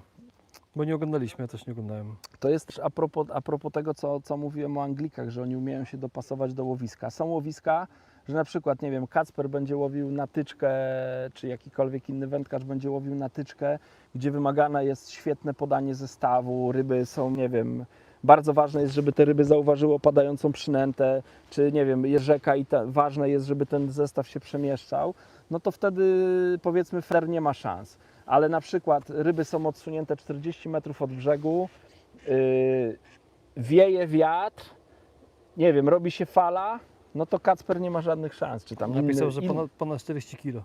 inny spławikowiec nie ma żadnych szans, no bo zarzuci zestaw i ten zestaw będzie znoszony przez wiatr, będzie wyciągany z łowiska przez dryw, więc Nie wiem, pewnie na niektórych łowiskach jest szansa, żeby federem to dogonić, a na niektórych absolutnie nie ma żadnej szansy. A To- tu nie ma takich specjalnych spławików z obciążeniem, żeby się trzymały na wietrze? A ja na federze łowię. Ja na ciężarek, znaczy koszyczek jest na dnie. Ja akurat tu mówię, bo kolega nagrywa. Nikon zwykły, super, dzięki za odpowiedź. Jeszcze tylko szybkie pytanie a propos zacinania. Jak wytłumaczyć początkującemu mi, kiedy zacinać? Ostatnio miałem wiele niezaciętych brań. No to jest kolejna rzecz, tam ktoś pytał, czego musiałem się nauczyć. No to na pewno właśnie zacinania brań. Praktyka, praktyka, jeszcze raz praktyka. Jeżeli brania... Czekaj Michał, ja mogę pokazać. Pokaż na szczytówkę. Jeżeli brania wyglądają w ten sposób, no to wiadomo, że trzeba to zacinać. Ja ciągnę za żyłkę tutaj, za plecionkę i robię takie branie. Nie myślcie, że tak przegapiłem takie coś. Jeżeli widzicie, Wyciągać pochopnych wniosków z praktyki.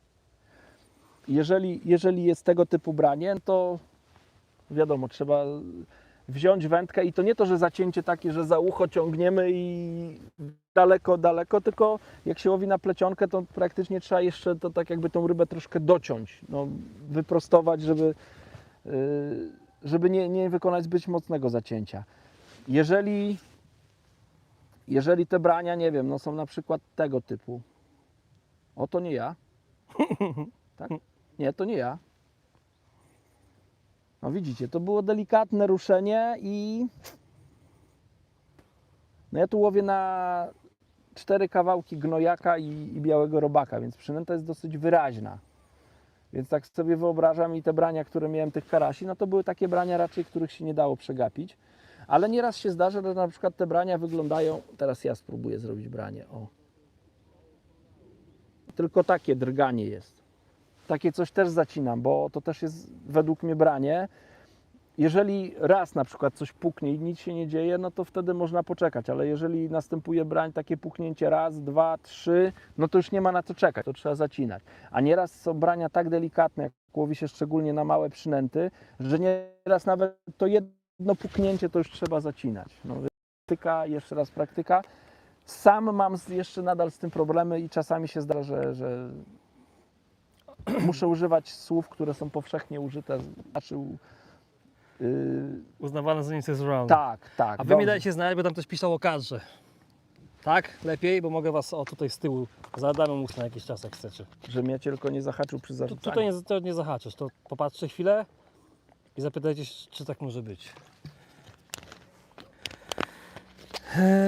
Michał, coś tam mi się poknociło, bo nie mam brań, więc muszę chyba... To ja czytam. Dorota H. Fider gumy, z tego co wiem, to pan nie używa i łowi na strzałówkach. Pytanie, jaka długość strzałówki będzie najlepsza? Ja mniej więcej 7 metrów, tak w dużym przybliżeniu 7-8 metrów strzałówki robię i tak łowię. Federgumę używam. Zdaje mi się, że używam federgumy. Używam federgumy przy takim łowieniu, gdy brania są naprawdę bardzo delikatne.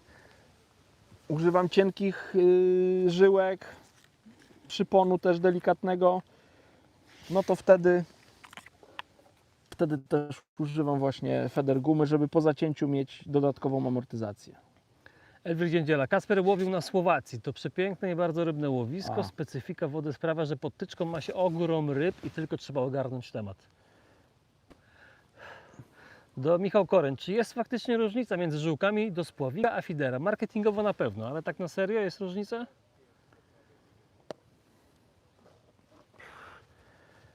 Nie wiem.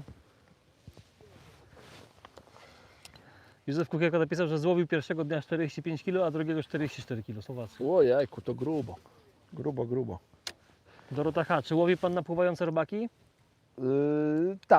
Tak, zdarza mi się łowić. Nawet dzisiaj też mam przygotowane takie pływające. Chociaż chyba za mało wody im dałem, bo widzę, że mi próbują wyjść. Muszę je trochę mocniej zalać. Krzysztof M. Kasper to szukał wody, gdzie będzie łowił i znalazł. Dobrze, że to nie była Hiszpania czy dalsze południe. Artur L. A poradzicie jeszcze, jak się najprościej orientować w zanętach sonu tak dla laika? Co do czego, kiedy tak realnie? No, chyba to jest bardzo A nie mamy pytań, to jak chcesz, to możesz tam coś To jest powiedzieć. bardzo rozległy temat, jeśli chodzi o zanęty Sonu, bo ta marka no, powstała w Anglii, nie wiem, ze 20 pewnie parę lat temu. No i początkowo Sonubites produkowało zanęty powiedzmy na rynek angielski, a w związku z tym, że w Anglii jest bardzo popularne łowienie zanętami z mączką rybną, tam praktycznie na łowiskach komercyjnych to chyba nikt nie stosuje innych jak na z mielonym peletem i z mączką rybną. Bardzo często też także na rzekach, na jeziorach czy zbiornikach też stosują zanęty na mączce rybnej.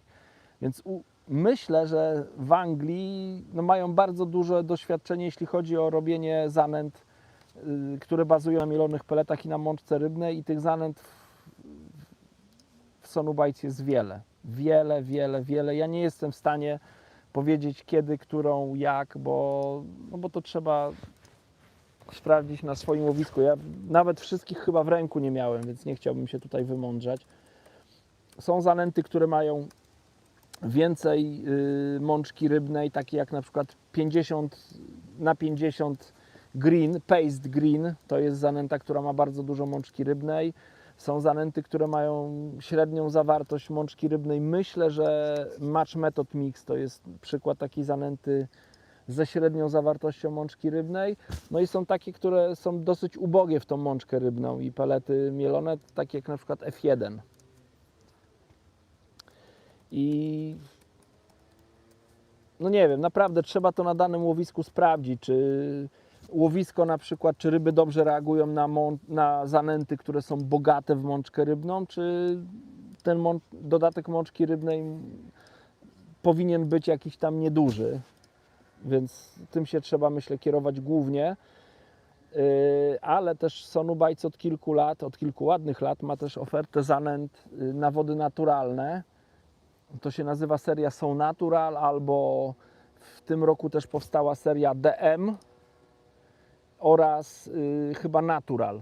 Tak? To się tak nazywa, Michał? Tak, no. I to są zanęty bez mączki rybnej. I też tych zanęt jest na tyle dużo, że nie jestem w stanie powiedzieć, które, kiedy. Tak pobieżnie mogę powiedzieć, że no jeżeli, nie wiem, ryby dobrze żerują, są chętne do jedzenia, nie wiem, jest pełnia sezonu i czuć, że nie wiem, w łowisku jest duża konkurencja, no to wtedy warto sięgnąć po zanęty w jasnym kolorze, o grubszej frakcji. Natomiast jak się poluje na większe ryby oczywiście, no to wtedy też takie. Jeżeli polujemy na ryby mniejsze, nie wiem, ryby słabo żerują, woda jest klarowna, ryby są ostrożne, no to wtedy zanęta raczej drobno mielona i zanęta w mniejszym kolorze. No to tak w dużym skrócie, ja tak się tym kieruję. Krzysztof M. Adamie, czy trening na Tatarze zrobiony? Jak nastawienie na MP?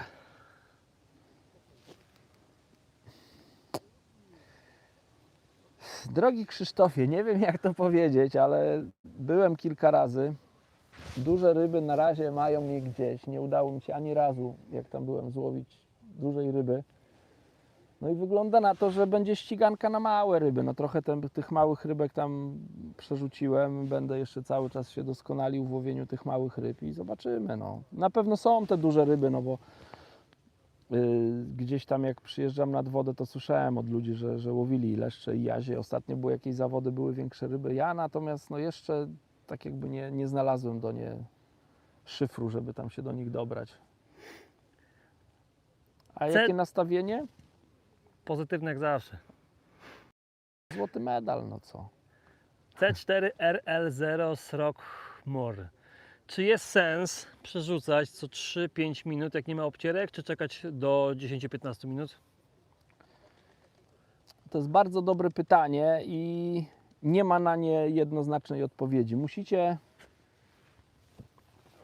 nie wiem, odczytać, sprawdzić.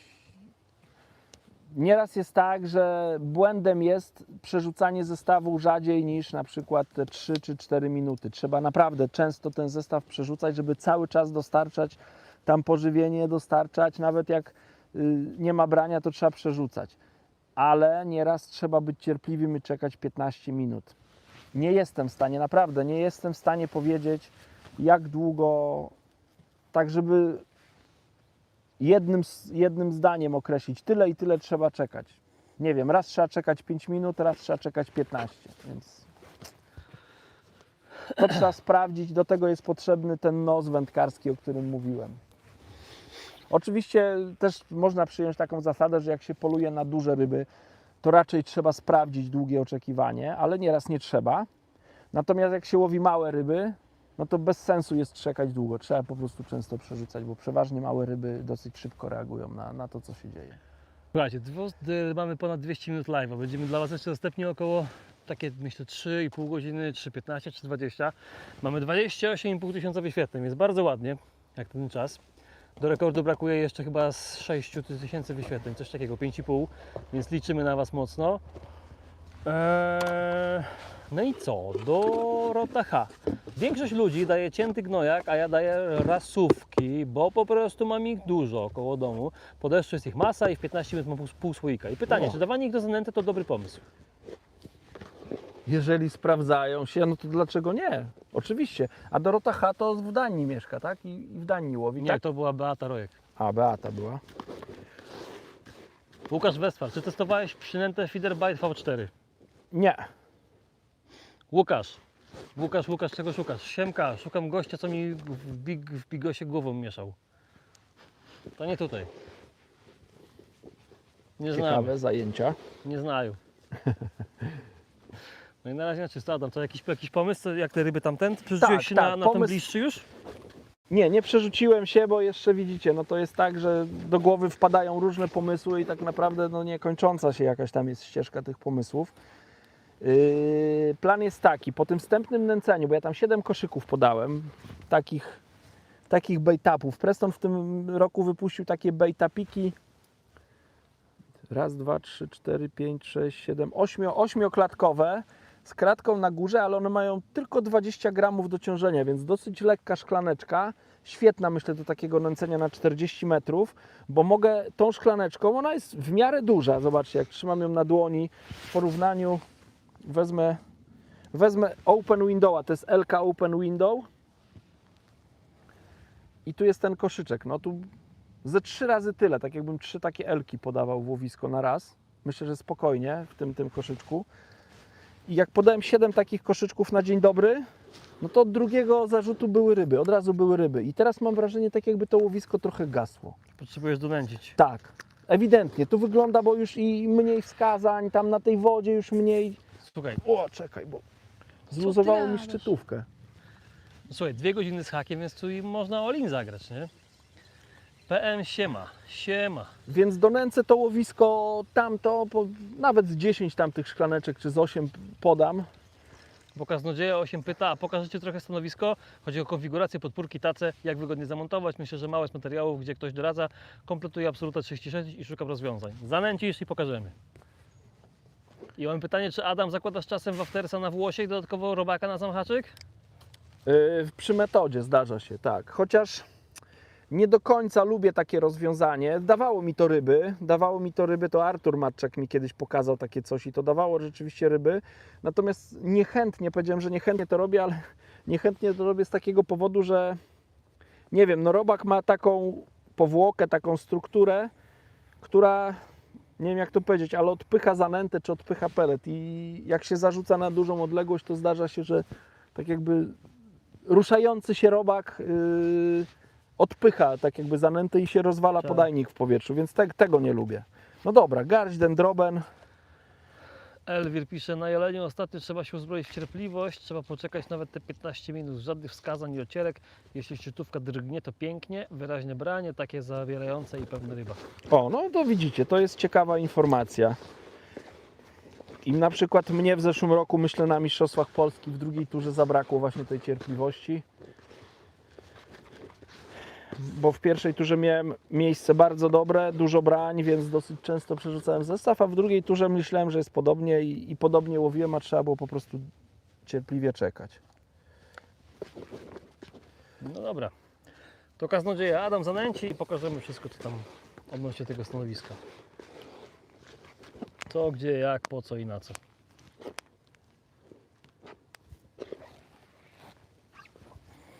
Kurde, ciepło się zrobiło, co? No, cieplutko. Piękny dzień się zrobił, w ogóle nieporównywalny do tego, co... Było rano wiało, lało. Jak ja tu jechałem, to całą drogę, prawie 5 godzin mi lało.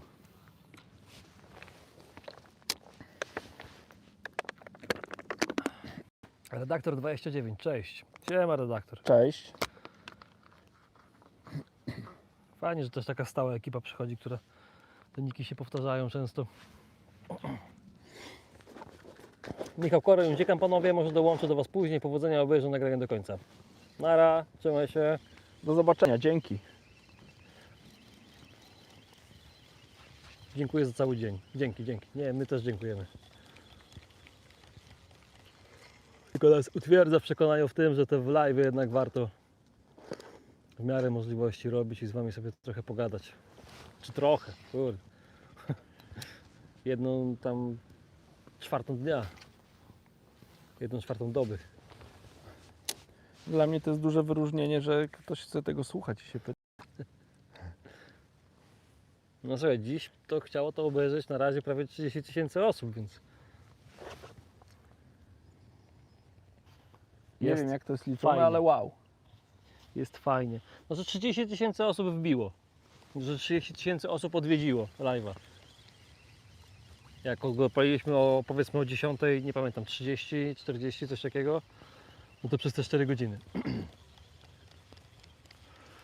Sławomir Staroń, cześć. Redaktor 29, Cześć, Sławku. odskocznia po wszystkich zawodach. Polecamy się jako odskocznia. Jeszcze może z nami odskakiwać przez 2 godziny z hakiem. Bo my potem też się zwijamy, bo jutro od samego rana, jeszcze nie mówiliśmy o której, ale myślę, że raczej nie późno. Zaczynamy nagrywki kolejnego filmu. Dołączy do nas Krzysiek. Nie wiem, czy Adam będzie strzelał peletem w Krzyśka, bo nie wiem, czy ma pelet. Nie będę, nie, tutaj sobie pozwoliłem. Wiem, że z Krzysiem mogę, bo się znamy. Jak go Dorota znamy, Chapy jako takie 15-letniego dzieciaka go pamiętam. Dorota H. pyta, kiedy Elbląg. Doroto, słuchajcie, na przykład ja bym z chęcią w Elblągu to zrobił w ogóle z Adamem live'a, takiego właśnie jak teraz, ale w trakcie zawodów wędkarskich, nie? Takiego od A do Z, z przygotowaniem, nęceniem, to dla niego to było ciężkie bardzo. Nie nastawiałby się raczej na wygraną, ale tak pokazać po prostu, z ważeniem i tak dalej, i tak dalej. Także ja muszę się w ogóle zorientować, zobaczyć jak to z zawodami w Elblągu na jesień jest. Widziałem, że łowisko net organizuje, ale są to niestety zawody w parach. Myślałem o tym, ale to może być troszeczkę skomplikowane. Artur Ela, może kiedyś film w Bałtyku, to a propos Marcina Kostery, jego filmu na kanale Matrixa. Artur L, myślę, że to jest jakby coś pewnego, że na Bałtyku się znajdziemy. Tylko pogoda, no. W tym roku nie było pogody w ogóle na Bałtyk. No. Przecież to kurde wieje co drugi dzień. Ja nie wiem, czy ktoś łowi, znaczy czy wielu wędkarzy łowiło na Bałtyku, bo łowienie w Bałtyku jest dosyć specyficzne. Mnie się zdarzyło kilka razy łowić na surfcasting w Bałtyku. I to nie jest tak, że po prostu dzisiaj idę na ryby, idę i łowię. Tam jak powieje i nawet jak przestanie później wiać, ten Bałtyk robi się spokojny, to Bałtyk się cały czas buja. To dno tam cały czas po tym dnie się przemieszczają jakieś śmieci i się po prostu nie da łowić. Zarzuca się zestaw i po chwili zestaw jest cały oblepiony jakimś zielskiem i naprawdę trzeba mieć bardzo dużo szczęścia, żeby pojechać nad Bałtyk i mieć i pogodę, i na dnie mieć w miarę czysto, żeby te ryby łowić. One są oczywiście tam do złowienia i to piękne ryby, natomiast no, trzeba dużo szczęścia mieć. My nie jesteśmy, myślę, w stanie zaplanować sobie. To po prostu na farcie taki, trzeba, nie? tak, to trzeba totka później. Tak. Jak się tak trafi, to pojechać, totka wypełnić i A ten rok jest tragiczny w wakacjach, sami widzicie, nie? Wieje okropnie, leje i tak dalej. I ciężko to po prostu wycyrklować, no bo tam po prostu tam nie może być wiatru. I to też nie jest tak, że poniedziałek, wtorek będzie wiało, to środa można jechać. No nie, bo tego nie. syfu tam jest Jezus Maria, nie? tam jak się, tak, jak się się musi uspokoić. rozpuszcza, to tak. Ja To- nawet nieraz, nie wiem, w zeszłym roku byłem z rodzinką nad morzem, to poszliśmy, taki znajomy był, którego tam znałem z dawnych lat, gdzieś tam z zawodów surfcastingowych, jak jeździłem jako dziennikarz, no to pytałem go, on mówi, no nie, zobacz, no morze spokojne, nie da się łowić, no syf na dnie No. i co z tego, no. Musi być kilka dni spokojne, albo nawet więcej. Redaktor pisze, że super pomysł z tym Elblągiem, tylko czy Adam zdradzi wszystkie tajniki? Nie wiem, zobaczymy. I Krzysztof M. pisze to na zawody 20-21 w parach, bo ja nie mam. Ja myślałem o tych parowych zawodach, ale to mówię właśnie, no to ja nie dam rady zrobić, żeby te dwie osoby do tego live'a mówiły, nie? To trzeba się na jednej osobie skupić. Chyba, że właśnie z kimś będzie wiadomo, że chciałbym. No nie wiem, zobaczymy. Najlepiej to by było indywidualne, ale to może jakiś kalendarz zobaczyć, może coś tam organizują, bo mi się wydaje, że to by było spoko. Taka sobota albo niedziela, przyciągnąć Was znowu przez ten ekran i właśnie odpalić te tam, nie wiem, 1,5 godzinne przygotowania przed, potem to łowienie, potem to ważenie. Myślę, że by było to całkiem w porządku. Krzysztof M. pisze, że jestem mały, damy radę. Krzysiek jest mały, no jasne. Kawał chłopa. Czy łączysz, Adamie, swoje ogromne doświadczenie ze spławika w przygotowaniu zanęt typowo spławikowych do metody, na przykład na leszcze?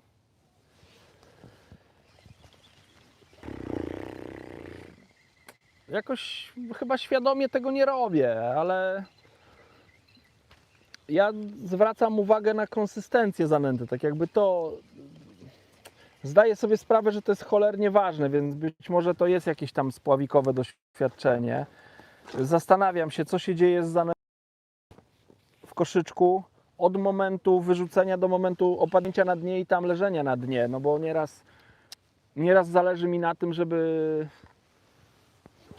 ta zanęta, oczywiście za każdym razem mi zależy, żeby doleciała do miejsca, gdzie łowię. To jest zawsze tak ma być. Natomiast nie zawsze mi zależy, żeby doleciała w koszyczku na samo dno. Nieraz chciałbym, żeby i robię wszystko, żeby się na przykład, jak koszyczek uderza o powierzchnię, żeby ta zanęta wypadła z koszyczka i wtedy ona musi mieć inną konsystencję, ale też staram się, żeby na przykład ona miała taką konsystencję, żeby spadła na dno i na tym dnie no, trzymała tak jakby w tym koszyczku się przez jakiś czas, więc no, chyba mam jakieś tam takie, nawet podświadome jakieś tam gdzieś, powiedzmy, wykorzystuję podświadomie te doświadczenia społeczne. A możesz coś więcej powiedzieć o zawodach w parach, co mówiłeś, a z filmem fajny pomysł. Czy ja więcej Ci nie powiem, bo nie wiem więcej. Mi po prostu się wyświetliło na Facebooku, że łowisko.net organizuje. Są indywidualne chyba spławik tydzień wcześniej, a tydzień po feederowe w parach i tylko tyle widziałem.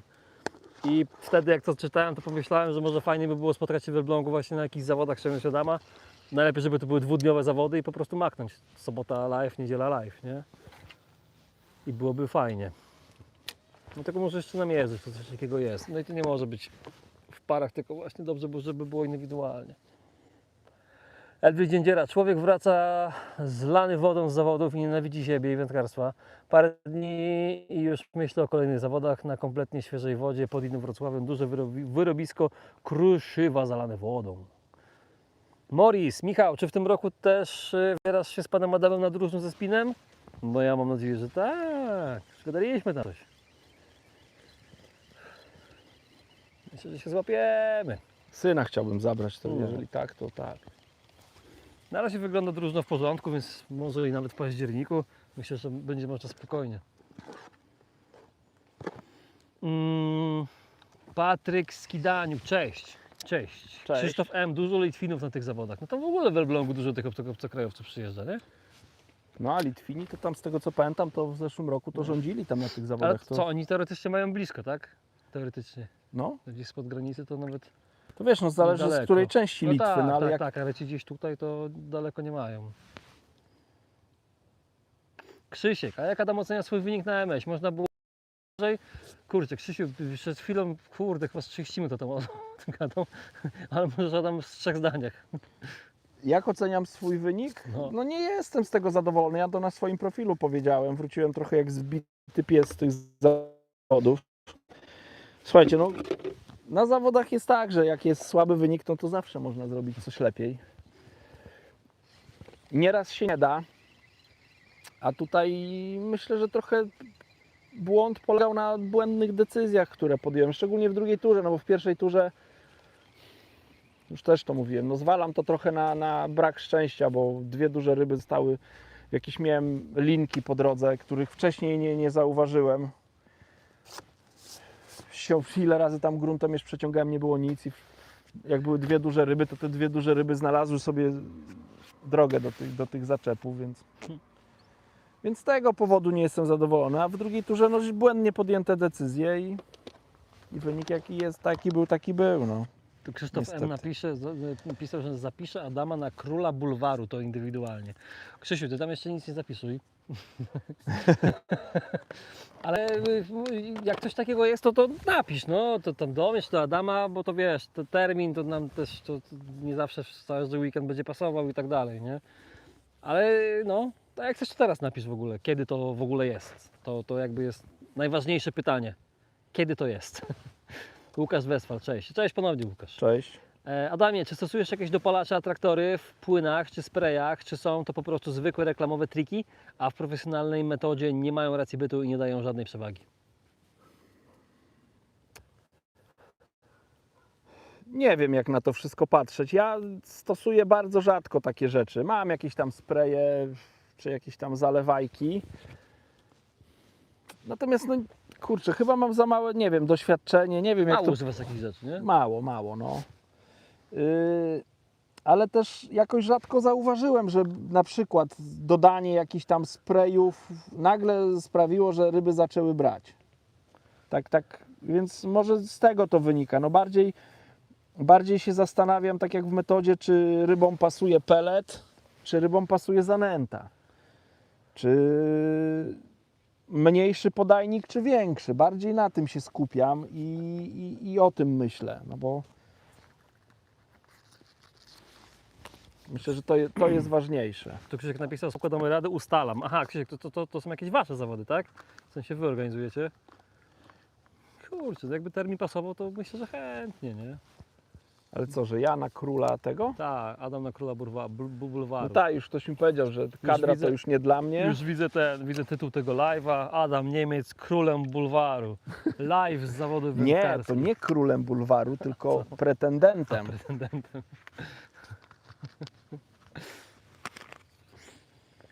Chyba, żebyś nazwał Adam Niemiec król bulwaru, w sensie takim skrócie, że zawody król bulwaru. Nie? A, no to w sumie tak, dobra gra słów. No. Albo Adam Niemiec na króla bulwaru. To dobre, nie. To Adam Niemiec król bulwarów, bo to jest gra słów. To dobre. Dobra, tu Gra półsłówek? pytali się o to stanowisko. Zadęciłeś, więc możemy powiedzieć, co tam masz. No, tak jakby po lewej stronie ja zawsze mam taką bazę zanętowo-przynętową, ale to co do nęcenia i jeszcze zapasowe przypony. No to pojemnik z wodą. Tylko zawsze. tak, bo to ja nie wiem, czy nie chodziło bardziej o... O konfigurację, tak? Tak, chyba tak. Czekaj, No to przeczytam. tutaj mam- Bo tak, a pokażecie trochę stanowisko. Chodzi o konfigurację, podpórki, tace, jak wygodnie zamontować. Myślę, że mało jest materiałów, gdzie ktoś doradza. Kompletuję Absoluta 36 i szukam rozwiązań. To dobra, to ja powiem a propos Absoluta 36, zachęcam do filmu na stronie, na YouTubie Prestona. Jest Robiliśmy film. w ogóle, jak go tam nie? Tak. Jak skonfigurować stanowisko. No właśnie. Tak, jak skonfigurować stanowisko federowe. Ja o tym mówiłem, więc tam bardzo dokładnie jest to wyjaśnione, ale oczywiście tutaj też powiemy. Na lewej, tutaj przedniej nodze zawsze umieszczam federarm. Umieszczam go tak, żeby wędka z plecionką tworzyła mniej więcej kąt prosty, mniej więcej. Nie ustawiam federarma w ten sposób, żeby był mały kąt, tylko staram się, żeby był duży kąt. Chodzi o to, żeby dobrze widzieć wygięcie szczytówki. I to jest po pierwsze. Jak już jestem przy federarmie, to po przeciwległej stronie tutaj mam taki uchwycik nadolnik. Mogę go umieszczać wyżej, niżej, mam tutaj regulację, więc to są moje podstawowe rzeczy, które używam, czy łowię na metodę, czy łowię na klasyka. Tylko że jak łowię na metodę, to trochę inny tutaj stosuję, inną tą bazę, inną podpórkę. Nie mogę z tego wyjąć. Muszę podokręcać wszystko. Krzysiu Bo... napisał, że zrobimy Ci identyfikator z król bulwaru. Dobra, już tam nie kombinujcie, bo już czuję, że przegniecie. Dalej na nogach, tutaj z lewej strony, na dwóch nogach mam umieszczoną największą tacę Prestona. Ona jest olbrzymia.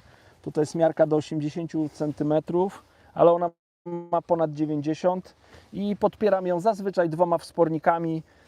Wtedy wiem, że wszystko jest jak należy i i nic nie tego, nie, tak jakby, no co bym nie umieścił na tej tacce, no to będzie ok. O, już coś tam dygnęło.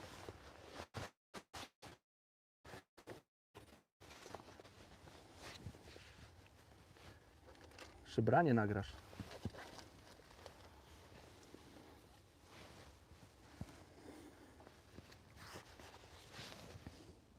No, jeśli chodzi tutaj po drugiej stronie, na prawej nodze umieszczam sobie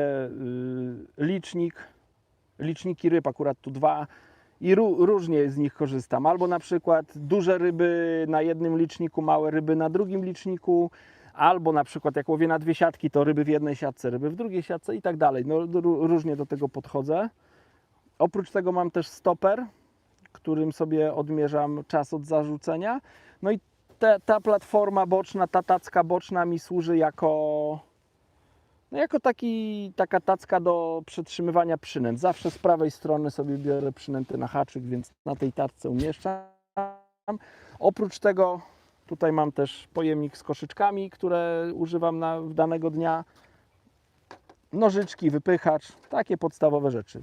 Za mną tutaj po prawej stronie jest jeszcze na samym dole umieszczam tackę, na której umieszczam rzeczy takie, nie wiem, głównie jedzeniowe, czyli tam znajdziecie banany, albo wodę, albo kawę, herbatę, to właśnie na tamtej tacce. Ewentualnie jakieś takie rzeczy, które są mi mniej potrzebne i mogą zmoknąć. I tyle. A do dokładnego rozłożenia stanowiska zapraszamy właśnie na ten film, czyli tam było chyba jak skonfigurować stanowisko wędkarskie, coś takiego. Tak, Jakiś czy czas temu stanowisko takie coś federowe nagrywaliśmy, nawet. stanowisko federowe. No. Czy podczas treningu czy zawodów zmieniasz metodę na bombkę i na sinking albo wagler, jeśli nie ma brań, czy w wyniku na metodzie? Czy trzymasz się obranej taktyki? Staram się, jeśli jest wymagane tego, to staram się, to zmieniam, natomiast podchodzę do tego w ten sposób, że no jeżeli woda jest w miarę chłodna, jest pochmurno, nie widać za dużo spławów ryb, no to zakładam, że te ryby, skoro ich tutaj nie widać, to one raczej żerują przy dnie, więc wybieram metody typu bombka czy metod feder. Jeżeli, nie wiem, jest upalny dzień, widać, że ryby gdzieś tam stoją przy powierzchni, strzelę peletem i na przykład przy tym pelecie widzę, że jakieś się zawirowania robią, no to jest dla mnie sygnał, że warto sięgnąć po pelet waglera. Jeżeli łowisko by było bardzo głębokie i gdzieś spodziewałbym się ryb, które będą w toni, no to wtedy myślę, że sinking bomb będzie najlepszy. Więc to trzeba w zależności, nawet nie od dnia myślę, że tylko to trzeba na takie zmiany reagować, nie wiem, z godziny na godzinę, no bo to się może też zmienić. Na przykład bardzo ładnie się łączy bombka z pelet waglerem. Jeżeli się łowi, nie wiem, na pelet waglera i biorą ryby z pelet waglera i w pewnym momencie przychodzi taki moment, że przestają te ryby brać,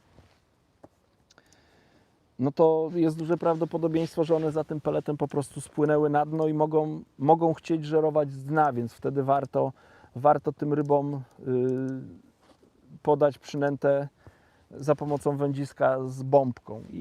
I tyle, trochę intuicyjnie do tego podchodzę.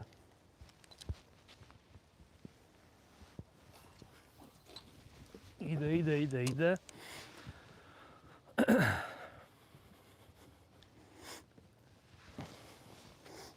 Opsa. Elwik Dziędziera. Królami bulwarów są z reguły amisie, które nie mogą nawet dmuchnąć na zapaloną zapałkę z obawy na wybuch oparów dziwnego alkoholu. Ale król bulwarów w Elblągu to inna liga. 8-9 listopad bulwar. To chyba Ciebie nie ma. Nie, chyba jeszcze jestem. Tak? A Krzysztof, dwudniowe? No jak pisał 8-9, pewnie dwudniowe. No pewnie tak, chyba że pierwszego dnia oni mają to pracę nad tym, żeby tego smoka w sobie obudzić, a drugiego dnia będą zionąć. Kurczę, ty no jeżeli to jest jeszcze przed Twoimi wakajkami, to jestem za. Tak, dwudniowe. No. Krzysiu, to po live ci Adam potwierdzi. Co Adam, potwierdzisz? Nie no, po live'ie to nie, bo ja Znaczy mam... w sensie po live chodzi mi, że nie dzisiaj. Nie wiem, tam jutro czy pojutrze, no na spokojnie. Nie pamiętam, ty mi mówiłeś kiedy, ale nie pamiętam. Ale tu poszło, zobacz, wiesz? Widziałem, no. Ale to ktoś mówił, że to bolenie też mogą być. Ha, stała ryba słowik normalnie będzie. pod plecionką. A nie, patrz jakie. O, jest i okonek. Zdzwonimy się, no i git. Piotr Kozieł, to może ksywkę Leon dla Adasia, no przynajmniej na czas zawodów na bulwarach. Dlaczego Leon? Ja też nie wiem, nie rozumiem. Piotruś, dawaj, dlaczego Leon? Aż się boję.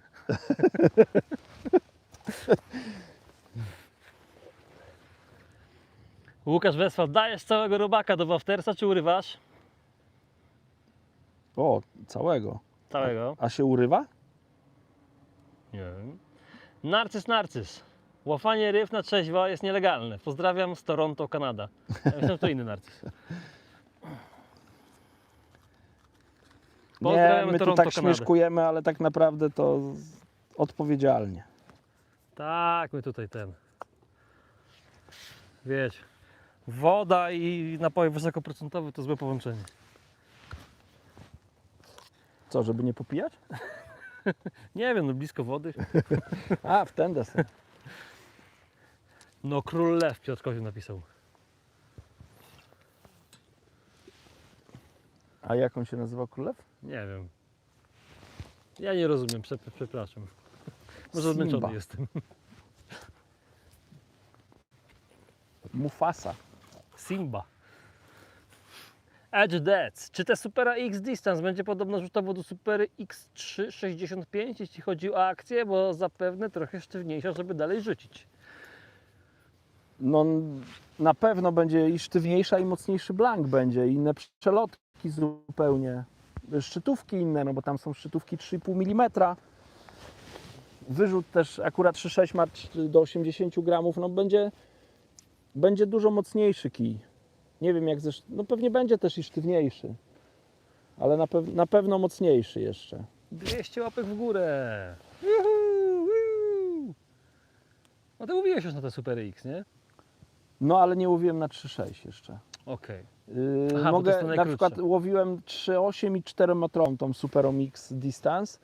No to na przykład jak porównywałem ją do Distance Masterów, to są zupełnie dwa inne kije. Distance Master nie jest tak sztywny i to bardzo duża różnica jest w sztywności, szczególnie w tej dolnej części. No, te Super X Distance są bardziej sztywne, no co pozwala celnie i dalej zarzucać zestaw.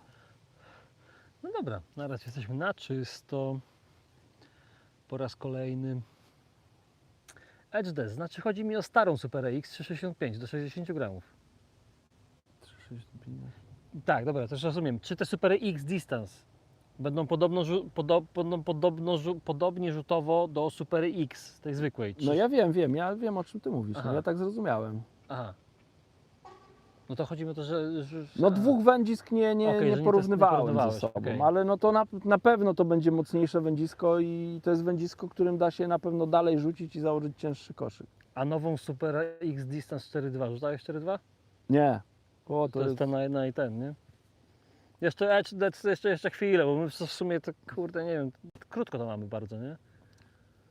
Jeszcze nie Ale było za bardzo wyobrażam gdzie. sobie jakiegoś takiego chłopa, co ma tęgie ramiona, Ciekawe, wysokiego, który ma długie ręce i do tego jeszcze siłę i umiejętności. ciekawe, no, ile ja bym tym rzucił. no, można by było pociągnąć z tego daleko, naprawdę daleko zarzucić. Krzysztof M. To jest rezerwacja na bulwar, zapraszam, nocleg zarezerwowany. No kurczę, Krzysiek, z mojej strony ja jestem jak najbardziej na tak, jeżeli Adamowi będzie pasowało, nie będzie, jeszcze będzie w Polsce, to jak najbardziej, nie? Nie Adaś? Tak. Widzisz to? Takie dwa. Sobota, 7 godzin live, niedziela, 7 godzin live. I potem urlop. Nie, no okej, Michał, ja na rybach zawsze fajniej niż w biurze. Czy wykorzystujesz kije poniżej 3,3? Czy to ma sens na przykład do bombki albo do waglera? Czy 3,3 jest to minimum realne i praktyczne? Ja bardzo lubię w ogóle krótkimi kijami łowić na komercji i Jak tylko mogę, to używam krótszych kijów niż 3,3. Teraz masz 3,2, nie? Ale nie, bo tu myślę, że 3,3 o bombkę było pytanie, myślę, że to bardziej o karpie chodzi. Jeżeli łowię powiedzmy do 35 metra, no to dziesiątką, czyli 10-stopową, 3-metrowym kijem. Jeżeli łowię na bombkę, to do bombki mam wędki 2,70 i nie zamienię ich za żadne inne, ani krótsze, ani dłuższe. To jest dla mnie idealny kij, bo na tyle krótki, że w miarę blisko mogę scholować rybę, bo fajnie się nimi operuje, ale jest też na tyle długi, że celnie się nim zarzuca. Jeszcze wiem, że na Łązi łowią, które mają tam 2,10 chyba. Ja próbowałem, ale trochę zarzucanie tym kijem to było nie dla mnie. Z wizu z tą 200 łapką dałem, pozdrawiam. Pozdrawiamy, Adamie. O, słuchajcie, jak w ogóle macie jakieś propozycje, gdzieś tu można, gdzie byśmy się mogli, gdzie byście w ogóle nas chcieli zobaczyć na jesieni, to też możecie dać znać. Ja mam plan, co prawda, na 2 wyjazdy, ale na jeszcze 2 by mogły się przydać. Zdzisław Osiadacz, cześć. Siema. Cześć. Michał, ja donęcam krótką linię I przenosi się na długą. i idę na długą, ale tu do nęcenia ta linia, bo Krzysiek, jakie wsparcie w przygotowaniu i udziale na MS zapewnia PZW?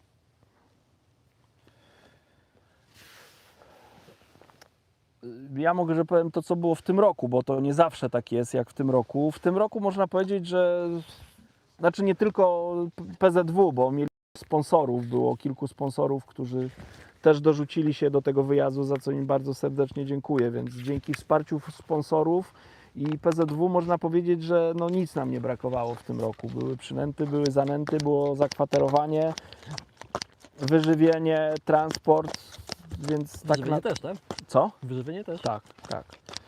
Więc można powiedzieć, że to były zawody, gdzie no ja praktycznie z własnej kieszeni nie dołożyłem Paliwo, nic. paliwo. Dojechać.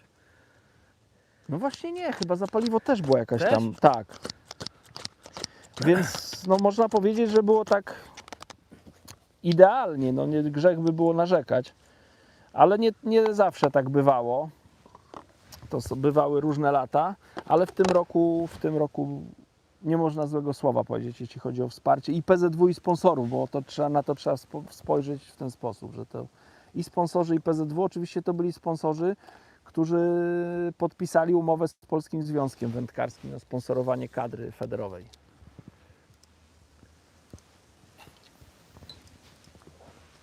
Twardo idę w to samo co poprzednio, czyli mam tu przygotowaną ziemię z gliną i z jokersem i do tego dodaję jeszcze dendrobeny i tym tutaj donęcę sobie to bliższe łowisko, bo no obecność tego okonka, jakieś takie szarpnięcia za koniec ochotki no pokazują mi, że tutaj raczej większych ryb nie ma. Tak się zastanawiam, czy tutaj nie dobrze by było łowić nawet większym koszyczkiem, ale tak jakby pilnować jednego miejsca. To skakanie po miejscach nieraz bywa dobre, a nieraz powoduje to, że łowisko jest niedostatecznie donęcane i ryby gdzieś tam odchodzą.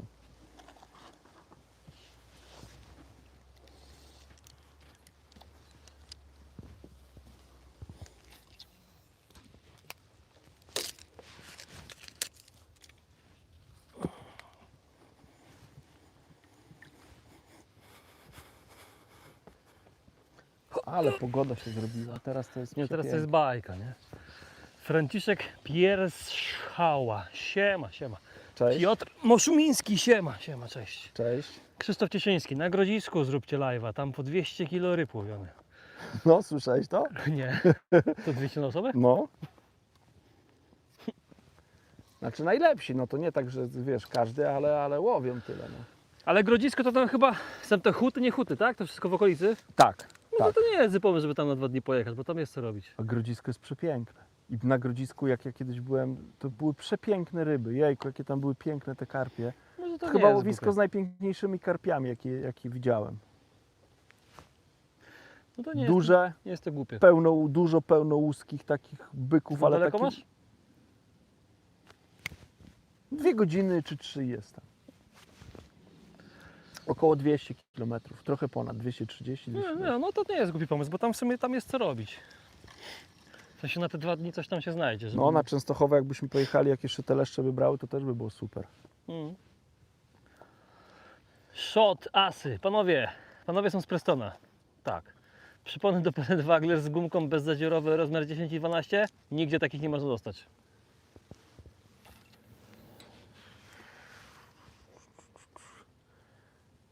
Ja nie wiem, czy Preston takich nie ma. KKHB, Band. Jakie 12? 12 już się Nie mam telefonu przy sobie, bo tam udostępniam Michałowi internet i gdzieś ten telefon sobie leży, ale myślę, że trzeba w dobrych sklepach wędkarskich. No jest kilka sklepów takich, które mają ofertę Prestona taką od A do Z. To się będą nazywać Band na pewno. Gdzieś w nazwie będzie Band. Więc trzeba coś takiego KKHB, taki model haczyka, KKHB Band wpisać i myślę, że coś będzie. 38 cm na niebieskich drabinkach powinny być. Franciszek Pierschała. Zapraszam na ryby do Niemiec na rzekę Lachn. O, to by było niezłe. Czy masz jakiś jeden kolor aftersa, od którego zawsze zaczynasz łowienie? Czy dobierasz w ogóle kolor pod kątem zanikania widoczności na danej głębokości? Czy to jest bardziej intuicyjne? Dla mnie jest to bardziej intuicyjne. Słyszałem wypowiedzi wędkarzy, że na przykład, nie wiem, jak jest pochmurno, to taki kolor, a jak jest słonecznie, to taki kolor. Być może tak jest. Natomiast ja do tego bardziej podchodzę intuicyjnie i po prostu sprawdzam po kolei, jak gdzieś tam na przynętę w danym kolorze mam brania, to przy niej się zatrzymuję i tyle. Ale uważam, że różowe, nieraz różowe takie intensywne albo różowy wyprany to są świetne przynęty. No i oczywiście żółty, pomarańczowy i czasami też biały. Ale róż to chyba jest taki, od którego zaczynam.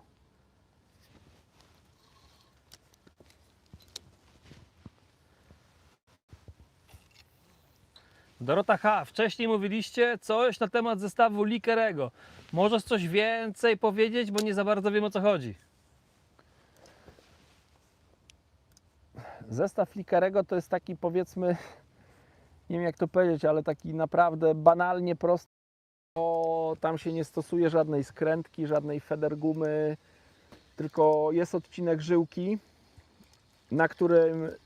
na którym Lee umieszcza federlink czy tam krętlik z agrawką, później 2 stopery, które służą jako ogranicznik i pod tym jeszcze zamiast skrętki jest, nie wiem ile tam Lee daje, pół metra żyłki, 70 cm, różnie, bo i na końcu tego jest pętelka i do tej pętelki Lee przymocowuje przypony i on używa przyponów stałych, tak jak, nie wiem, trzyma je w takich piórnikach jak spławikowcy, w takich pudełeczkach, nie wiem ile one mają, 20 cm przypon ma jego federowy. No, myślę, że 20, może 25, krótkie, naprawdę krótkie przypony. A odległość haczyka od koszyczka reguluje po prostu przesuwając te 2 stoperki, o których wspomniałem. Więc jak chcę krótki przypon, no to przybliża te 2 stoperki do haczyka. Jeżeli chce dłuższy przypon, to oddala i tyle. I to jest jego zestaw. Oczywiście do łowienia na dalszej odległości trzeba gdzieś na tej żyłce pod stoperkiem zawiązać supełek, no bo jak się założy koszyk 40 gramów, mocno szarpnie, no to nawet 2 stoperki mogą nie wytrzymać i się przesuwają. Także nie wiem, czy to wystarczy takie wyjaśnienie, ale to tak wygląda. Myślę, że tak. Czekaj, tu blisko się zamotałem, zanęciłem, odłożę. Na razie na cisto. Zarzucę tam dalej. I teraz ja mam dla widzów misję. 1,5 godziny nam zostało, tak z lekkim hakiem. I 45 łapek do 250. Jak możecie, to udostępnijcie. Będzie miło.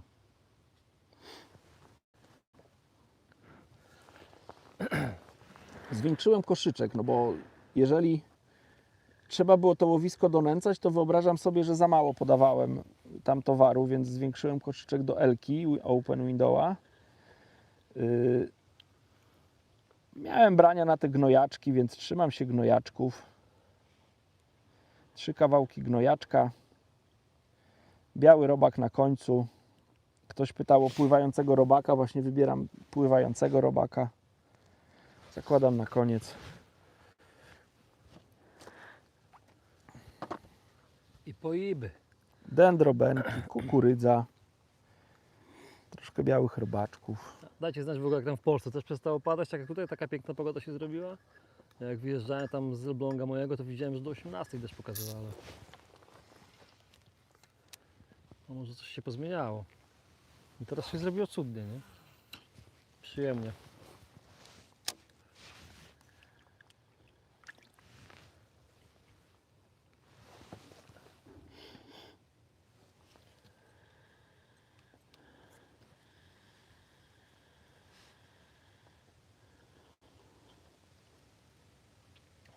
Beata Rolik, zapraszam do Danii. Kurczę, już któreś zaproszenie do Danii, co? Co live ktoś do Danii zaprasza. Wiesz, jakie tam są ryby? No wiem, Jakie to tam ktoś są pisał ryby? jakieś leszcze 7-kilowe, czy tam iluś 8 czy 10. To chyba z Danii. Kiedyś taki film widziałem gdzieś na YouTubie. Goście pojechali na takie łowisko właśnie zapolować na leszcze ponad 7 kg. Michał, na No, leszcze 7 ponad kilo. 7 kg, człowieku. Mhm. I zrobili to. Tam parę takich złowili byków. Ty przy mnie wyciągnąłeś te 2 tam 5-kilowe z plusem, to wyglądało jak potwór. No a tu dodaj jeszcze do tego prawie Dodaj jeszcze do tego 2 50%. prawie, nie? No właśnie. Nie 2 kg, tylko 50%. No tak, 50%, prawie, no nie? tak, to tak, Jak objętości oni ryby. takie 7,5 łowili, klamoty wielkie, wysokie. Ale to już takie łowienie, trochę taka zasiadka jak na karpie była, wiesz? To Tak? już nie było takie federowe łowienie, tylko bardziej takie właśnie karpiowanie. Dorota, Namioty, no, parę dni. Dorota H. Gdańsk, słońce 20 stopni. O, Super. To się pozmieniało, cały dzień deszcz. Jak słuchajcie, jechałem, to w muszę Radzie sobie też łyka mówili, wziąć, bo cały dzień trochę mnie deszcz. suszy. Cały dzień deszcz. Gadam i... Bariwon, cześć. Siema, siema. Dzień dobry. Teraz chyba w ogóle ta jesień idzie, przynajmniej u mnie. Jak patrzyłem na przyszły tydzień, to już 17, 18 pokazuje. No to jest jeszcze kwestia, jaka temperatura w nocy jest, no bo myślę, że ta nocne temperatury to... Już tak pokazuje po 11, 10 już. O, w no przyszłym to tygodniu, tak, nie? to tak. Zresztą w ogóle teraz jak jechałem, to ja nawet nie wiedziałem, że to już. Ile drzew już jest takich żółto-brązowych. Strasznie dużo. Już jakoś tak na pstryknięcie palca. A ja jeszcze trawy w ogródku nie skosiłem od miesiąca.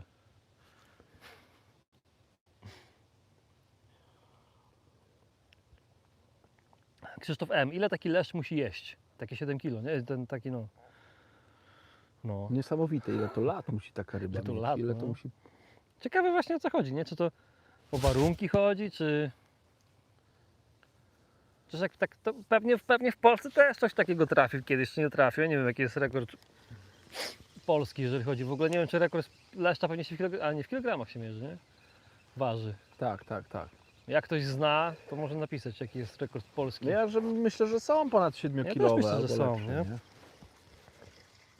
Bariwon, noce zimne, grzybów nie ma. No ale ile w lato było. Kurczę, ja nawet no nie wiem gdzie tam kto na te grzyby chodzi, ale ja myślę, że w tych rejonach co ja tam żyję, no to bardziej to nawet nie chodzi o zimne noce, tylko myślę, że brak wody, brak deszczów, tak jak u mnie. To sucho w lesie jak nie wiem. Tak? No, Nie, u mnie na północy dużo pada ostatnio. to u nas to Pada jest i padało. sucho, suchuteńko, bracie, to jest... Krzysztof M, 7,52. No to w takiej Danii byśmy mogli pobić rekord polski. Gdzie pan pobił ten rekord? W Danii. Karol Włodaczek napisał Nie ma takiej miejscowości. 7,52 z 2021 roku. O, to dosyć niedawno. No, ciekawe skąd, ciekawe czy z Wisły, czy skądś indziej. Aż profi, nie zauważyłeś Adaś, że przy tak krótkiej strzałówce 8 przy tak krótkiej strzałówki 8 metrów? Okej, czepia Ci się więcej baboli? Ja nawijam odcinki 12-14 metrów i problemu nie zauważam zapchanej szczytówki. Myślę, że to bardziej chodzi o łowienie w rzece, no bo na takim łowisku, tak jak tutaj, no to się praktycznie nic nie czepia, no bo plecionka jest zatopiona i tyle. Bardziej chodzi o to, jak w rzece jest żyłka i o to chyba chodzi. Nie? Piotr Moszumański. Witam, wszystko jest ok, tylko dlaczego w wielu sklepach regały Prestona świecą wielkimi pustkami? Jesteśmy tak świetni, że wszystko jest wykupowane na bieżąco. Nie, słuchajcie, to mogą być dwie przyczyny. Nie, ja Ci coś powiem. Gadałem ostatnio z handlowcem, teraz jak byliśmy w Czechach. No. No i Marcin tam mi opowiadał, że właśnie jak była pandemia, czy tam, no to wiadomo, były przerwane te łańcuchy dostaw i wszystko było wywrócone do góry kołami i to musiało ileś tam czasu zająć, żeby to wszystko odbudować. Ale był bardzo zadowolony, bo twierdził, że tak jakby magazyny są, tak jakby dostępność produktów, on nawet wymienił liczbę 95% dostępnych produktów, co raczej może oznaczać, że większość z produktów jest dostępnych. Nie wiem, z czego może wynikać pusta półka Prestona. No może, nie wiem, no ktoś woli handlować czymś innym, a nie Prestonem. Może z tego, a może akurat ma takie pozycje, że właśnie tego nie ma. Ale myślę, że to nie jest teraz zły Wędkarstwo okres. bez pięki, bo sklepy nie spłacają zaległych faktur. No to też jest problem. Też ostatnio rozmawiałem ze znajomym, to właśnie mówił, że problemem polskich znaczy bardziej hurtowników jak sprzedawców, to jest to, że właśnie sklepy nie płacą. No. Robert Kaczmarek. Panie Adamie, mam pytanie. Mam 172 cm i 100 kg. Kupiłem kombinezon Preston DF w rozmiarze XL i spodnie są bardzo duże. Czy tak mają? Grzyby powoli się pokazują. Aha. No, No te XL-ki one są długie, nie? tak, no bo to ja mam 179 cm, tak koło 90 kg ważę i ja elek używam. Też mi się wydaje, że L-ki w Twoim wypadku by były lepsze. Ja ważę ponad 100 kg, mam XL-ki, jeszcze tu miejsca mam sporo, nie? To nie jest tak, że one przyciskają. Aż profi, dokładnie, nie płacą i nie dostają towaru. Może tak jest. Tam nie wiem, jak to ze sklepami jest, ale to tam sklep ma chyba tam, nie wiem, czy to z góry się płaci, czy z dołu, czy później. Ojejku. Bo mi się trochę tutaj sypło, nie tak jak chciałem. Wiecie, większe jakby firmy też mają jakieś swoje, nie wiem, minima logistyczne. Na przykład nie wyślą komuś 5 wędek i Nie, ale Preston 10 chyba, pudełek. nie, chyba wysyłają. nie, ma też minimum. Tak? Tak. To ja nie wiem, to się nie mądrzy. Więc może to chodzi, nie wiem, o jakieś mniejsze sklepy. Beata Rolik, ja zamawiam u przyjaciela i do 10 dni max mam z Anglii.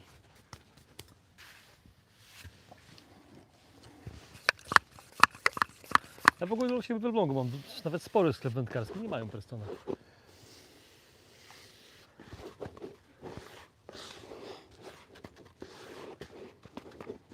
Jeszcze 1,5 godziny.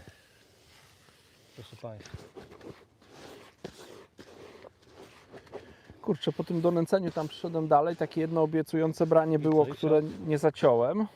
Cisza się zrobiła teraz. Może jednak ten duży koszyk to nie jest dobry pomysł.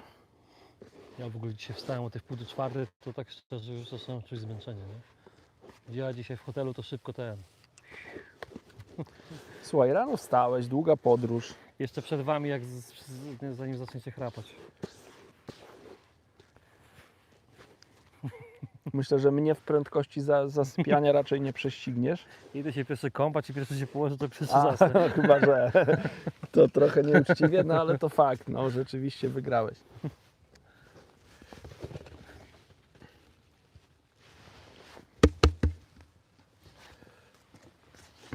Tamta porcja już była troszkę za bardzo przemoczona, do donęcania była dobra, natomiast myślę, że do nęcenia w koszyczku nie była dobra, nie podobała mi się, więc zrezygnowałem. To jest fajna, dobra konsystencja. O, jaki przyjemny wiatr.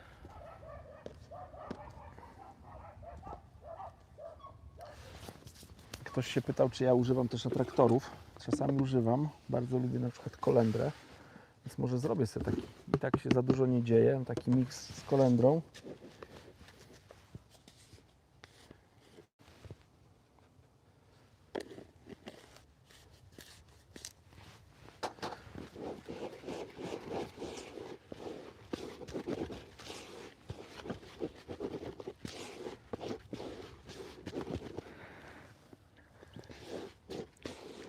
Kurde, gorąco ta herbata.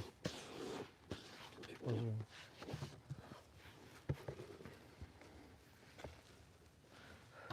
Póki co nie czytam nic, bo na pusto jesteś.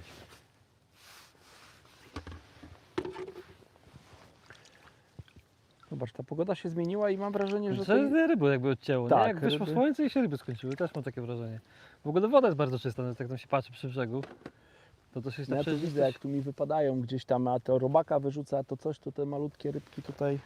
To Felix pisze, może szczupak się pojawił. No, też jest taka nie? możliwość, Może oczywiście. A tutaj Takie tam- takie słyszałem, słuchajcie, szczupaki, ja tu rozmawiałem z Pawłem, który, no myślę, często tutaj bywa na tym zbiorniku, no to Paweł mi powiedział, że tu sumy takie, po prostu Silurus glanis, nawet nie te malutkie, tylko sumy są, więc ja myślę, że takie ryby też tutaj. No ale nawet jak szczupak, to takie tam karasie, co łowiliśmy, to takie pod kilogram, to dla dużego szczupaka to jest... A dla suma myślisz, nie? O Jezu, to jest Abba Fatima, to 5 naraz wciąga. ile tam mierzyłeś tego karasia na centymetrów? 35. No aż tam takie przynęty nie łowię, ale mam takie przynęty po 30 centymetrów. No dobra, ale goście, którzy łowią na, nie wiem, na zrywkę tak, to sumy, to przecież- co, myślisz, żeby pogardził No takim co, karasiem? ty co oni tam klenie 40 zakładają?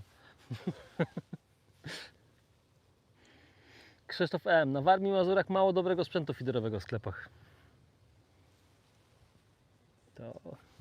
To ciekawe. Trzeba napisać do przedstawiciela. Może jest to robić. Ale ja myślę, że to taki trudny rejon jest, wiesz? Ale ogólnie to chyba ktoś mówił kiedyś, nie pamiętam skąd zresztą, ale właśnie, że to jest ciężki rejon, bo to jest taki bardzo sezonowy rejon. I że ponoć się to zmienia, ale generalnie ponoć tam nie ma w ogóle sklepów dobrych, nie? Polecam zamówić przez internet w największych sklepach towar u klienta w ciągu maksymalnie 2 dni, a wybór jest ogromny. No, już teraz w dobie internetu, kurczę, ja nie pamiętam, żebym ja poszedł do sklepu wędkarskiego, to musi być godzina 17 i potrzebuję czegoś na jutro na 5, bo patrzę, że nie mam. To wtedy pojadę. Ale tak, to ja nie odwiedzę sklepów wędkarskich. Allegro. Wpisujesz hasło i masz 50 sklepów, co ci to oferują, nie? I z reguły, wiesz, zamawiasz o 12 i następnego dnia masz w paczkomacie.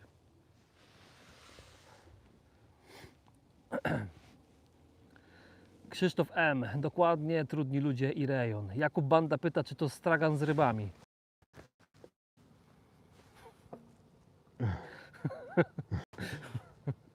Jak chcesz. Ale mało, dzisiaj w sumie chyba dzisiaj ani jednego komentarza nie usunąłem. Za słabo prowokujemy. Nikodem zwykły. Adam, Nie co mamy robisz? umiejętności Tomasza Fornala, który pod siatką. Nikodem zwykły. Adam, co robisz, gdy ryby stoją w toni lub pod powierzchnią w upalne dni? Punkt pierwszy. Wkurzam się. To zależy też jakie ryby, bo jeśli na przykład, nie wiem, łowię karpie i mam ze Pelet sobą wagler. pelet waglera, no to próbuję łowić na pelet waglera. Jeżeli są to leszcze, no to staram się zrobić coś takiego, co je jakoś sprowokuje albo zachęci, żeby podążyły za koszyczkiem. No to można zrobić w ten sposób, że coś z koszyczka się oderwie i po prostu ta zawartość tego koszyczka będzie opadać i ryby zainteresowane tymi opadającymi przynętami, cząstkami zanęty podążą na dno. Można też jakąś smugę w wodzie zrobić, która też może zachęcić te ryby do zejścia na dno. Nieraz to przynosi efekt w postaci brań. Bardzo często też dobrze działa na przykład takie coś z długim przyponem, bo to działa w ten sposób, że na dno opada koszyczek, koszyczek już jest na dnie, a ten metrowy na przykład przypon, czy przynęta na metrowym przyponie jeszcze opada. Ona opada, myślę, kilkanaście sekund, więc to jest ten czas, w którym może nastąpić branie i często następuje, więc warto takie połączenia robić. A nieraz można tym rybom soli na ogon nasypać, a one i tak mówią, że robią po swojemu. Wtedy patrz, punkt A, punkt pierwszy. Krzysztof M. Internet zabija lokalne sklepy. Trudny biznes. No, biznes Dorota Haupt, wędkarski jest. nie dodałeś, że taniej na internecie. No, to jest prawda, nie? To jest prawda, no. Ja kurczę nieraz mówię, jak jakieś gumy zamawiam, takie te droższe, jakieś większe, to potrafi być różnica na przykład, nie wiem, 15 zł na gumie, nie? Sklep A, sklep B, nie? Edge Deads. Ja zamawiałem trzecią sekcję ostatnio, jak ryba mi podskoczyła w podbieraku, a żyłka się owinęła i poszła trzecia sekcja w Superze X. Drapieżnik w 6 dni ma mi zamówić, ale kac po załamaniu pozostał. No właśnie fajne jest to, że można zamówić. Akurat drapieżnik świetnie pod tym względem Tak. działa. Więc pewny sklep jak najbardziej. No. Nie, bo mówię, no, są te takie te większe sklepy, one naprawdę to dobrze ogarniają, nie? Tyle znowu mi się cisza zrobiła. No.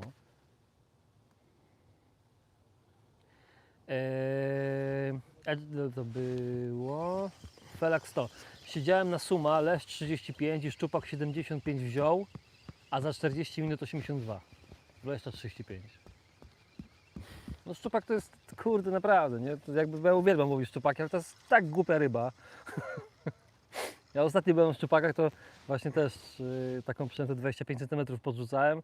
Rzuciłem raz, wystartował spod lili, nie trafił i dryfując widziałem go, że tam jest. Tam prawie mu płetwa z wody wystawała, nie? Aha. Dalej tam stał. Rzuciłem mu drugi raz i drugi raz przywalił, nie?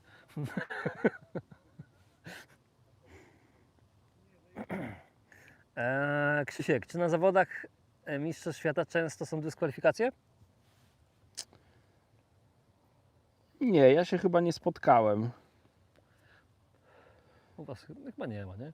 Nie, nie. A często Wam się zdarza, na przykład jak ta ryba wpłynie na przykład do takiej rangi, że masz dużą rybę, wpłynie na stanowisko, czy jak ludzie reagują z reguły? Po złości, czy bardziej fair play?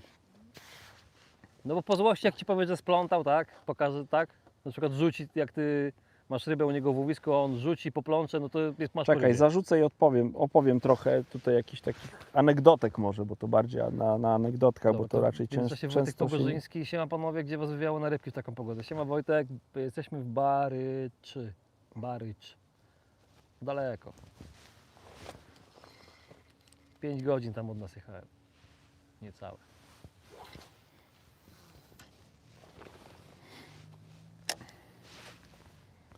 Kiedyś w ogóle był taki przepis, że żyłka nie może, tak jakby ryba nie może opuścić stanowiska. Taki przepis był w spławiku. Mówię serio. To wyglądało w ten sposób, że na przykład jak się łowiło w rzece i się zapięło leszcza kabana, a często te leszcze na przykład brały na zejściu, prowadziło się zestaw i gdzieś tam na końcu stanowiska się popuszczało zestaw, zacinało się. O, jest. To już No prawie i- jesteś u gościa. Od razu po zacięciu ryba jest od razu. Bo leszcze od razu się ustawiały bokiem, szły z nurtem i tak dalej.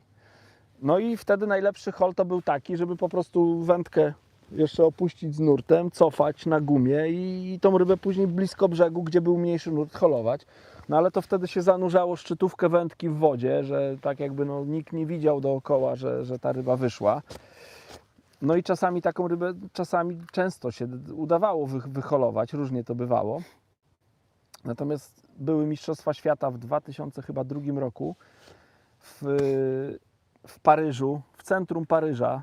Tam były Mistrzostwa Świata. I wyobraźcie sobie taką sytuację, że Piotrek Lorenz w pierwszej wygrał sektor i w drugiej turze wylosował koło Włocha Balabeniego. Umberto Balabeni też pierwszego dnia wygrał sektor, więc dwóch facetów, którzy mieli jedynki z pierwszego dnia, usiadło koło siebie. A to była taka woda, gdzie nawet zerowi się zdarzali. Tam złowienie ryby to już było dużo, a złowienie jakiejś dużej ryby to w ogóle było... Deklasacja. Tak, to było super. Piotrek złowił dużego leszcza. Nie wiem ile ten leszcz miał, nie chcę tam przesadzać. Kilo, 2,5. No kawał leszcza jak na tą wodę to w ogóle tym jednym leszczem prowadził przez długi czas w sektorze. Balabeni był na zero. I Piotrek chyba w trzeciej godzinie czy w drugiej godzinie zaciął drugiego leszcza. Tylko już na lżejszy zestaw zaciął. I też ten leszcz zaczął mu schodzić, więc Piotrek zanurzył szczytówkę.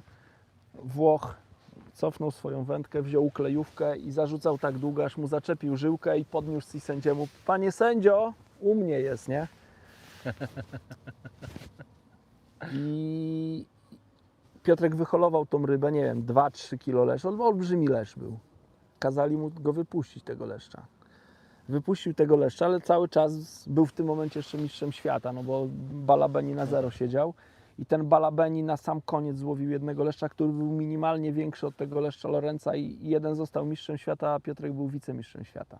Także ta ryba, ta sfaulowana ryba kosztowała mistrzostwo świata.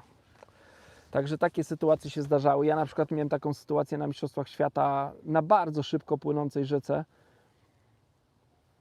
że powyżej mnie stał Słowak i zaciął dużą brzanę. Ja widziałem, że on zaciął tą dużą brzanę, no stał ode mnie tam, nie wiem, 12 metrów czy ileś, tą brzanę holował.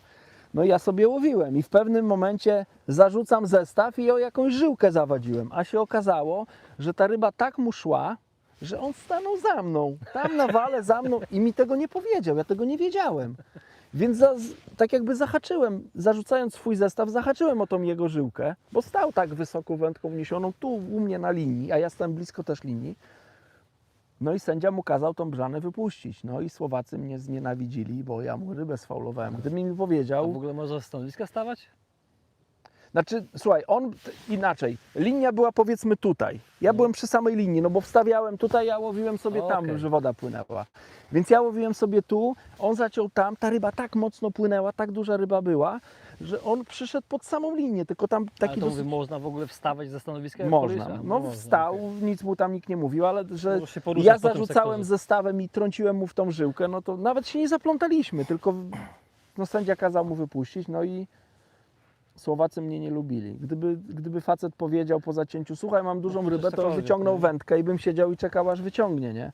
Tak to się odbywa. Ja słyszałem o takiej, to Wojtek Kamiński mi odpowiadał sytuację, jak były zawody chyba w Portugalii i Wojtek koło Włocha wylosował, jak on się nazywał? Kurde, jeden z najlepszych, Jacopo Falsini, koło Falsiniego wylosował, tak na marginesie facet był chyba w latach 90. jeszcze mistrzem świata i startuje Dzisiaj. do teraz i teraz w weekend były mistrzostwa świata, Włosi zdobyli mistrzostwa świata i Falsini był w tej drużynie, także w ogóle mistrz nad mistrzem.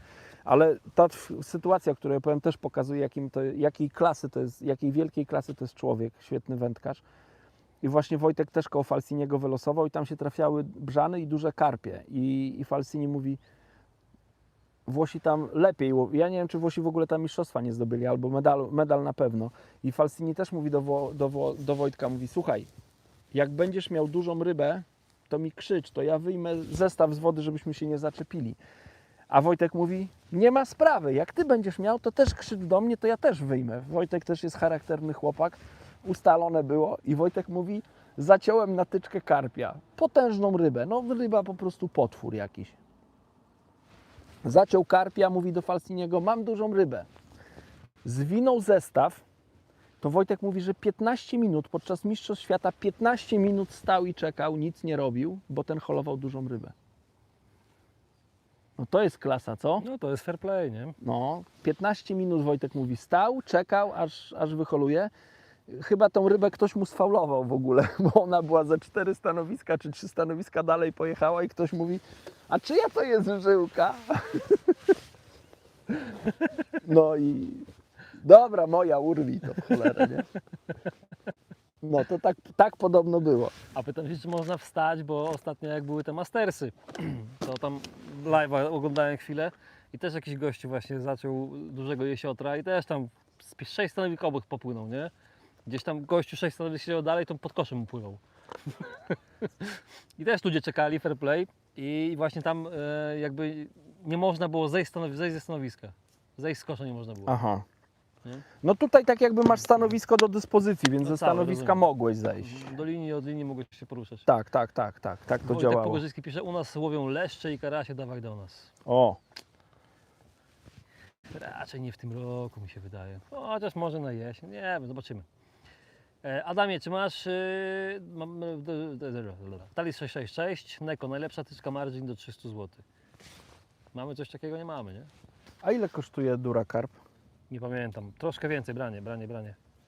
Dobrze, no pętelkę robię, no spokojnie. No. Adamie, czy masz jakąś swoją walkę z rybą, która najbardziej utkwiła Ci w pamięci?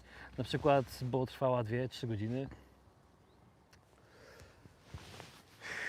Nie, no takiej długiej jakiejś walki nie miałem, ale no mam kilka takich wędkarskich momentów, które wspominam wyjątkowo miło. Na przykład, proszę sobie wyobrazić sytuację na Mistrzostwach Świata. Czekaj, bo mam haczyk w buzi. Mistrzostwa Świata. W pierwszej turze byłem drugi w sektorze. Po pierwszej turze polska reprezentacja zajmuje pierwsze miejsce. Ex aequo z Serbami. Tam łowiliśmy głównie ukleje. Szczególnie w tej pierwszej turze ja łowiłem tylko ukleje. Nie dotknąłem innej wędki przez całe zawody. Znaczy przez całą pierwszą turę. I w drugiej turze okazuje się, że idę do sektora, gdzie tych uklei nie ma. Zarzucam zestaw. Przez, nie wiem, półgodzinny mam jedną uklejkę. Dramat. Więc trzeba improwizować.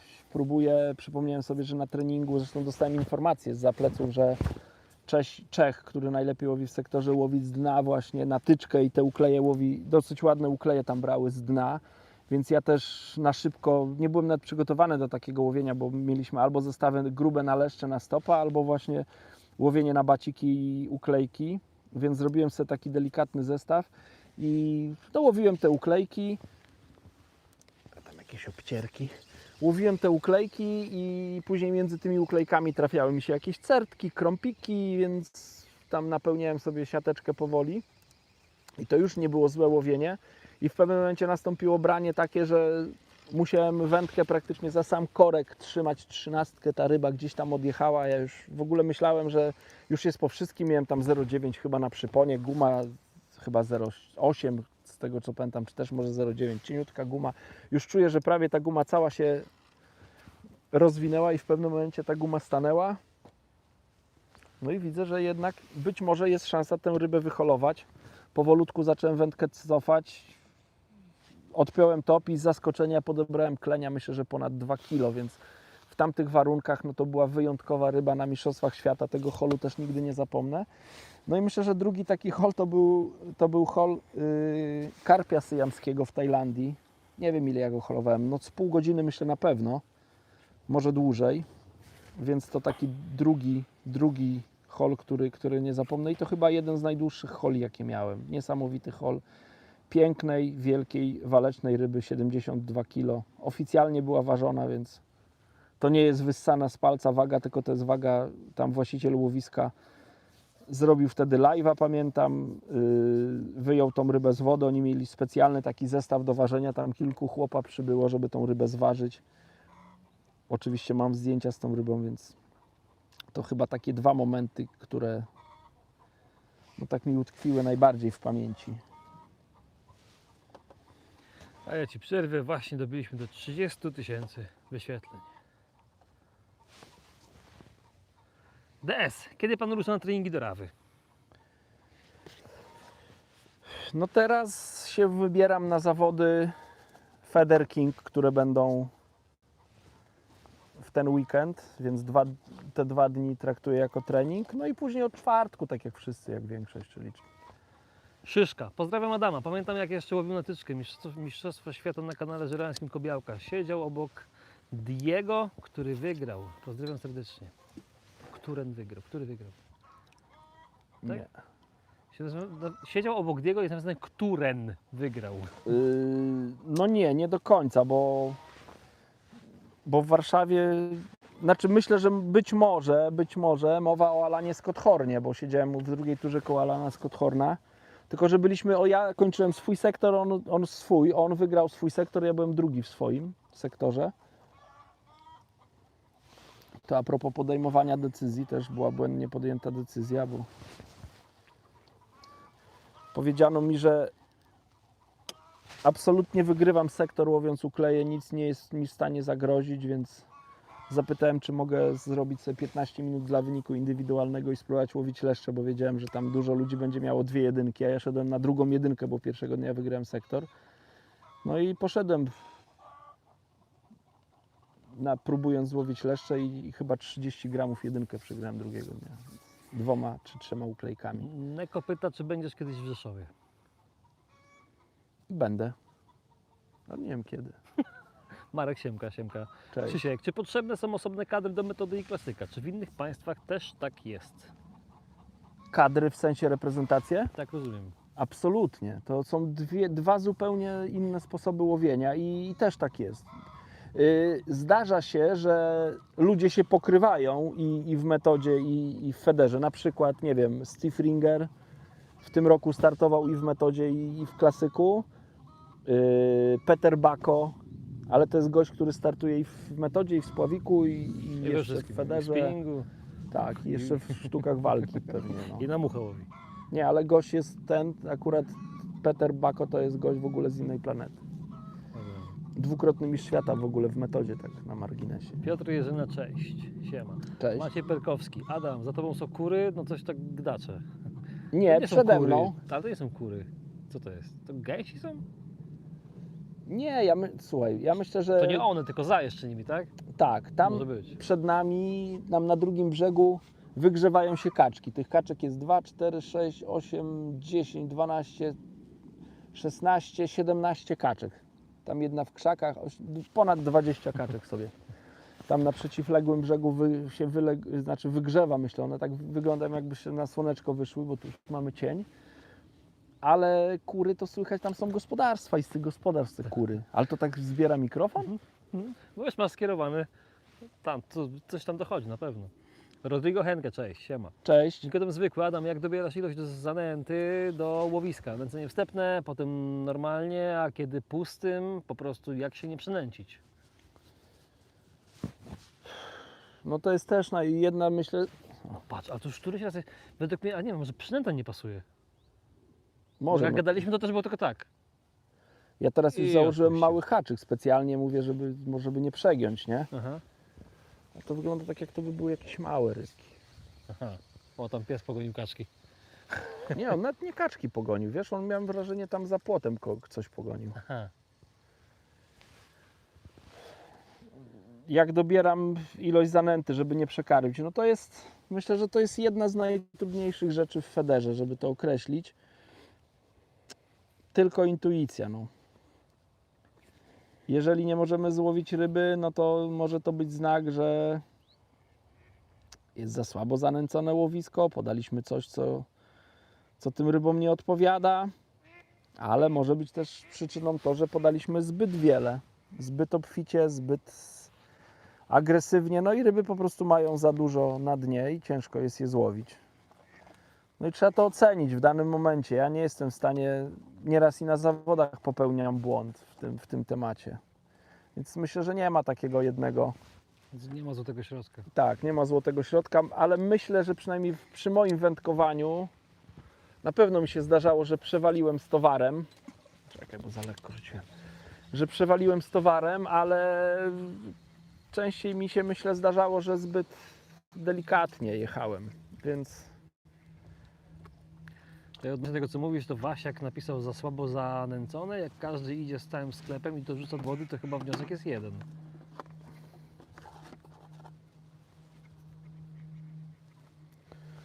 muszę tutaj przygotować. Ja nie wiedziałem, czego się tu spodziewać na tym łowisku, dlatego tak trochę asekuracyjnie podszedłem i tak teraz zacząłem dodawać, znaczy donęcać. Ale to po tym donęceniu jakoś nie było takiego zrywu, żeby coś tam się wydarzyło. No ale przenęcić łowisko można, to częste to jest, nie? Chyba.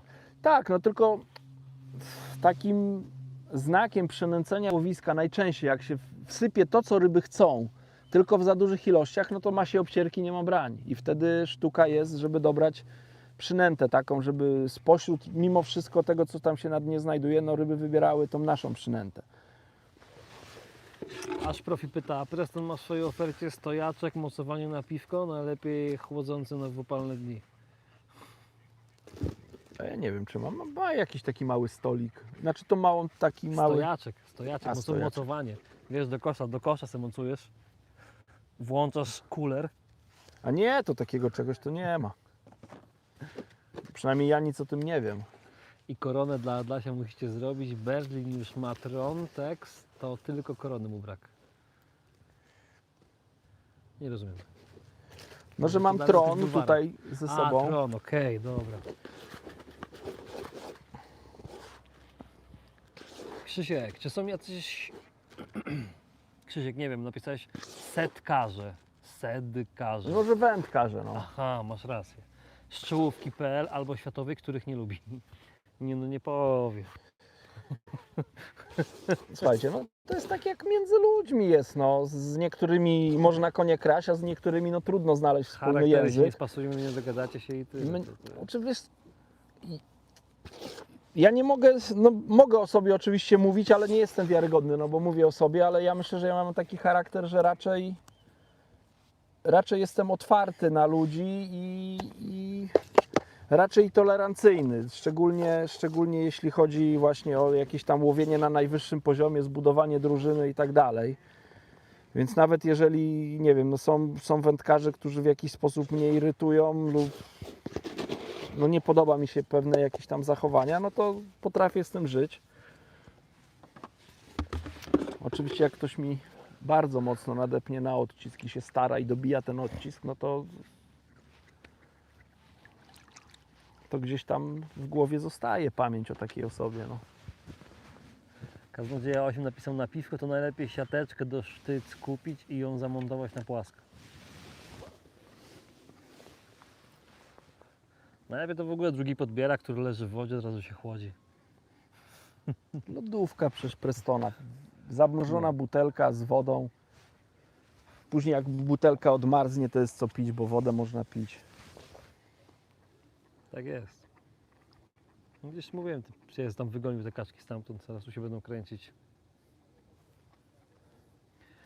Stała nam godzinka live'a. Szyszka pyta, jak sytuacja z Jokiem? No ostatnio ja z Gomaru brałem robaki, to był Jokers, mam ze sobą Jokersa, jak widzicie jest gazeta. Jokers był zmęczony bardzo, to nie był taki Jokers jak, nie wiem, w najlepszym momencie, gdzie jest czerwoniutki, ruchliwy, taki dosyć trudny myślę do przechowania ten Jokers. No ale pojawił się, no miejmy nadzieję, że teraz będzie tylko coraz więcej Jokersa, że ten najgorszy okres minął. I tak sobie myślę, że nie wiem, analizując wiele poprzednich sezonów, myślę, że w Polsce nie powinny być organizowane zawody takie najwyższej rangi właśnie, nie wiem, od połowy sierpnia do połowy września, bo to jest okres, w którym regularnie, co roku Jokersa brakuje. To taki moment jest bardzo ciężki, przez to, że no jest zapotrzebowanie na tego Jokersa, bo są już zawody, no to ceny z Jokersa są po prostu chore. One dochodzą do 100 zł za gazetę płacić, no Michał, no to jak kobieta by się w niektórych domach dowiedziała, ile chłop dał za tyle Jokersa, a ona się zastanawia, 10 plasterków szynki, 8 poproszę, jednak 8, nie? No tak. Gazetę Jokersa, a masz 2? No mam, 200, a, no dobra. No nie, no to chore jest, po prostu jest chore, więc myślę, że chociażby z tego powodu albo wprowadzić zakaz używania, chociaż najzdrowszym rozwiązaniem by było po prostu brak zawodów w tym czasie. Pierwsza sprawa, że to są wakacje i tyle. No. Beata Rolik, lodówka Prestona jest ekstra plus z 2 wkłady i piwko cały dzień zimne. Nawet pewnie 2 dni. Jakby się postarał. Ciekawe dlaczego są te takie brania, nie? A nie ma ten. Małe rybki myślę, Michał. Tak? Są małe rybki, no. Może w ogóle gdzieś poza polem nęcenia spróbować. O, zobacz. Widziałeś? Nie, ty miałeś coś? O kurczaki. Ja nie wiem, Dobra, czy w ogóle... złowił ktoś mniejszego jazgarka? Pytałeś się, no. Żeby nie było. Normalnie, niepodhaczony. Ale byk. Czekaj, muszę go delikatnie odpiąć. Szyszka, używasz oryginalnych szczytówek czy tych od drewniaka? Tutaj używam oryginalnych. Natomiast jak są łowiska, gdzie no, potrzebuję lepszej sygnalizacji, to Tomka Drewniaka. Dzisiaj akurat mam te oryginalne. Jest jeszcze w miarę... Polujemy na większe ryby. Tak. Więc... Dobra, Michał, tą dystans odpuszczam. To jest ten krótki? Tak. Chyba tak. Tam dalej może zmienię przypon na... Robert Kaczmarek, największa ryba tego łowiska. Ty, ale ja nie wiem, czy ja w życiu mniejszego złowiłem. No. Ja chyba nie widziałem niczego. Ja to na początku, jak on tak się mignął w wodzie, to mówię, kurde, ciernika złowiłem. Rekord, ale w drugą stronę. No, Tak, trzeba musi- być w czymś dobrym, no tak wam powiem. Tak. Kto ma rekord najmniejszego jazgara?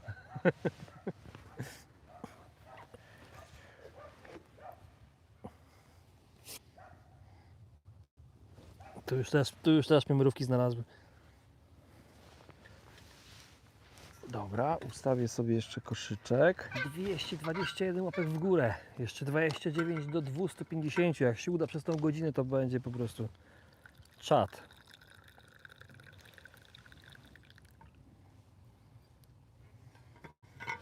Ale więcej osób było jak padał deszcz, nie? Także im gorsza pogoda, ludzie siedzą, a tak teraz pewnie na ryby poszli. No, to jest fajne akurat. To akurat mądra decyzja. Jak ktoś może, to why not? Tam się ktoś wcześniej pytał, że długo nas nie było. Właśnie dlatego. Lato to nie jest dobry czas na takie właśnie live'owanie. Nie jest dobry? No, myślę, że nie. No wiesz, ładna pogoda jest, no, kto tam chce siedzieć się gapić w telefon, nie? Czy tam w ekran jakiś inny. A tak jak na dworze jest szaro, buro, ponuro, jeszcze wieje, pada, nie wiem, sypie śniegiem i tak dalej, no to co? Co robić? Co robić, nie? O, Niemiec na rybach, śnieg sypie. Deszcz pada poziomo, o, Adam na rybach. Jest fajnie. Wiktor Staszek, cześć, siema. No ale dawno już jakiejś normalnej ryby nie mieliśmy, nie? Już kupę, znaczy kupę, no trochę minęło. No nie.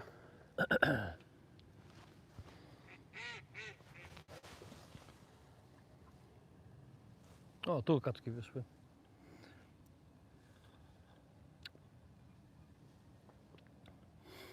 Także z Wami kończymy za godzinę, a jutro film trzeba nagrywać.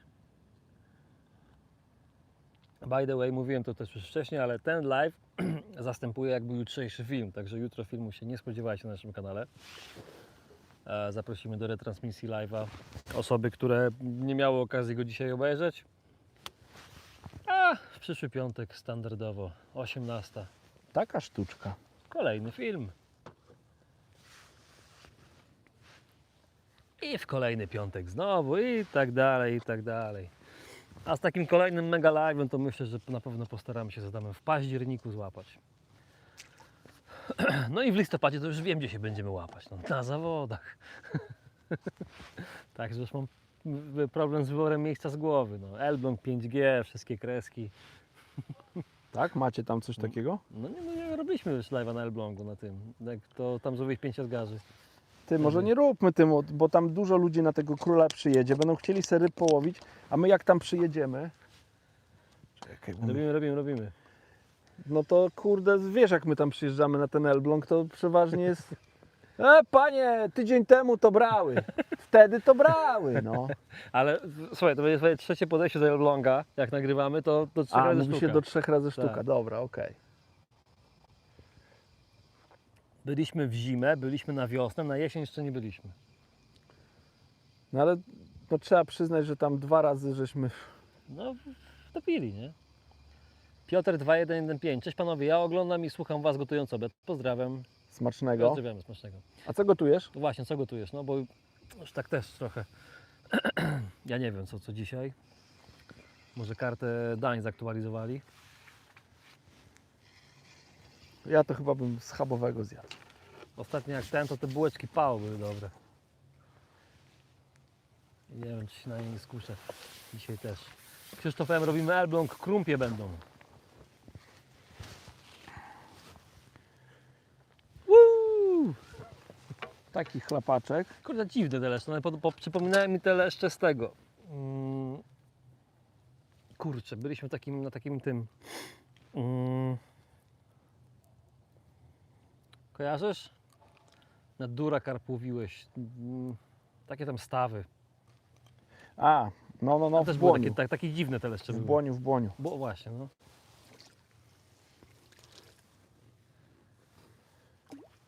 Szyszka, myślałem kiedyś o wspólnym wędkowaniu ze swoim dowolnym... Myślałeś kiedyś o wspólnym wędkowaniu ze swoim dowolnym fanem? Wiadomo, że trzeba dysponować czasem, ale warto zapytać. Myśmy kiedyś w ogóle konkursy organizowali o wspólne łowienie z Adamem, ale trochę to problematyczne, logistyczne. Potem to było logistycznie to ogarnąć, więc odpuściliśmy sobie temat. Adam też zajęty, czy zapracowany człowiek. Piotr 2115. Ale jakby ktoś chciał, to jest taka usługa do wykupienia. Tak, Adam prowadzi szkolenia. Piotr 2115. Akurat schabowego akurat nie, mielone z ziemniakami. Zjadły też. Z jakąś mizerią czy czymś. No, dobre połączenie. A muszę Ci powiedzieć i pochwalić się Wam, że dzięki mojej żonie to ja się nauczyłem takie rzeczy też robić. Także takie rzeczy też bym upichcił. Oj, ja dalej nie umiem, ale mam Thermomixa. Proszę Cię, nawet się nie przyznałem, Michał. Ale byś spróbował raz. W Thermomixie jakoś prościej. Wziął mięsko, bułeczki do niej dodał, No to wszystko do majeranku, do Thermomixa też się jajeczko, wszystko dodaje, trochę tak. wody, żeby miało odpowiednią konsystencję, żeby To- nie było zbyt suche. Mówię, że do Thermomixa też się wszystko tak dodaje. Soli, pieprzu, ojejku, jedzenko. Szyszka, chciał jechać na ryby, musiał ugotować. O! Mówiłem, że nieraz przy opadzie jest A branie. to może one poszły po prostu wyżej. Zatapiałem plecionkę, to co też na początku wspomniałem, nie wiem czy jest ktoś, kto od początku ogląda, że jak zatapiam żyłkę, zawsze trzymam za plecionkę i tak raz mi szarpnęło, mówię, nie wierzę, no niemożliwe, że to może być już branie. No i drugi raz szarpnęło, więc zaciąłem i jest leszczyk, więc wygląda na to, że te leszczyki gdzieś tam się kręcą, a zmieniłem teraz haczyk na mniejszy, 18 20, 4 ochoteczki, więc już tak bardziej po leszczowemu. Być może jak były te karasie, to im pasowały wtedy te Może być, no. parę kawałków gnojaczka, haczyk 10 nawet już później łowiłem, więc dosyć duży haczyk. Natomiast leszczom to już często leszczom właśnie przeszkadza taka za duża przynęta. One raczej wolą coś takiego mniej krzykliwego. Krzysztof Turek, Michał, zrób nam kiedyś zanętę z Thermomixa. Kto z Nodzieja się ma Thermomix, robi zanętę? Kurde, ja myślę, że jakby tam dobrze posypał, to czemu nie? No, ładnie pomieli. Zanętę na dziewczyny robi bardzo dobre. Kurde. Ale, Desery, drinki. ale człowiek. na przykład zobacz, takie prosta rzecz. Bułkę tartą jakbyś chciał, nie? To weź z tego pieczywa ususzonego, zrób to sam. Ja wiem, że można kupić. Ale tam wrzucasz, klikasz i masz. Spróbujesz i masz. Ale co, suszy bułkę, czy musisz ususzyć? Nie no, musisz ususzyć, no. To za dużo roboty. Wystawiasz na ten i tyle. Ale to karaś jest. Beata rolik, mielone to z buraczkami. No, to ja powinienem O, z też, mizerią. no. Buraczki też bym, może ona też mnie nauczyła.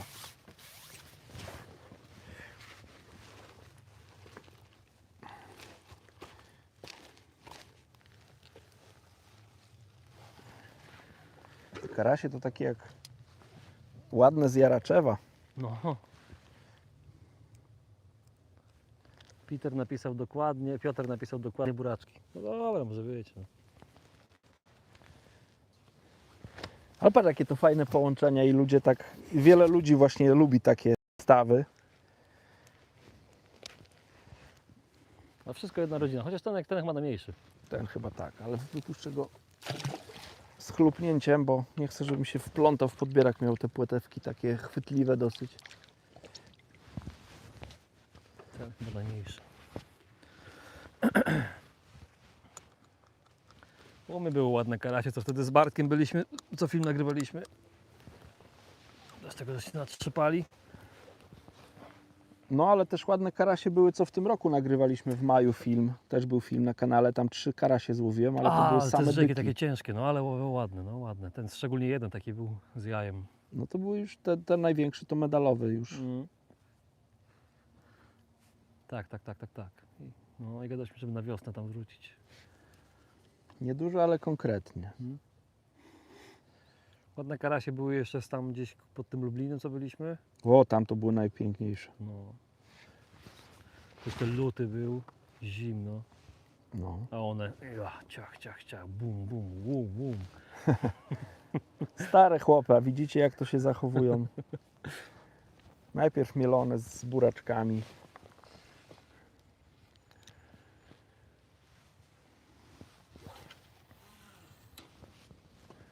A wiecie, z czym ja lubię jeszcze na przykład mielone? Też moja żona mnie nauczyła. Z marcheweczką. Podgotować marcheweczkę. Albo w kostkę, albo takie malutkie marcheweczki. Do tego jeszcze na masełku.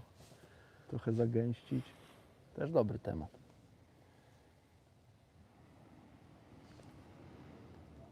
Aż profit będzie weselej. No.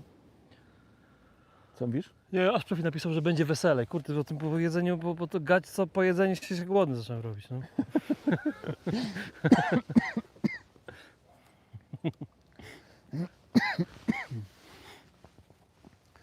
Mi też jeszcze łyk kawy chyba został. Muszę Tomasz zobaczyć. Niedźwiedź, witam, witam. Siema, siema. Wędkarstwo macie podrabiak. A jakieś kuleczki, waftersy, dumbbellsy, może coś większego wpadnie? Nie, nawet nie mam ze sobą. Dzisiaj 100% klasyk. Tak, 100% klasyk. I też proszę nas zrozumieć, że ja do takiego też wędkowania tutaj, tak jakby wędkowanie no jest ważne, daję sobie sprawę, ale dla mnie najważniejsze jest to, że możemy sobie pogadać, więc ja się tak bardzo też nie skupiam, bo jak ja gadam, to się znowu nie skupiam, rozpraszam się, a nie wiem, jak ja, żeby dobrze łowić, ja muszę, jak ja to nazywam, wejść w tunel. Ja naprawdę się lubię wyłączyć i skupić się na tym, co tam jest. Jeżeli się zajmuję tutaj kamerą, to ja tam to wędkowanie, to zdaję sobie sprawę, że przeoczę momenty, gdzie trzeba donęcić, nie kojarzę pewnych faktów Więc to, że są ryby, to jest fajnie, jak ich nie ma, no to trudno, ale to nie jest, myślę, najważniejsze. Tak mi się wydaje. Tomasz Niedźwiedź, podziękowanie dla pana Adama odnośnie do radzenia w sprzęcie Duracarp 360, kołowrotek Interia 520, koszyczek Banzo 330 gramów. Polecamy się na przyszłość. Wędkarstwo macie potrafiak, ok. No, Kurczę, tu podobno takie leszcze ponad 2 kg nawet biorą, ale coś im nie pasuje. Takie, i też obdarty, nie? taki mały brzuszek, tak jak one by tutaj nie jadły, długo nie żerowały, bo płaski, mały brzuszek. Ciekawe co to, z czego to wynika.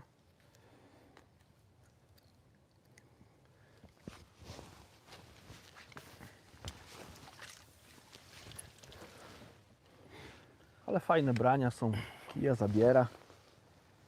To jest fajne.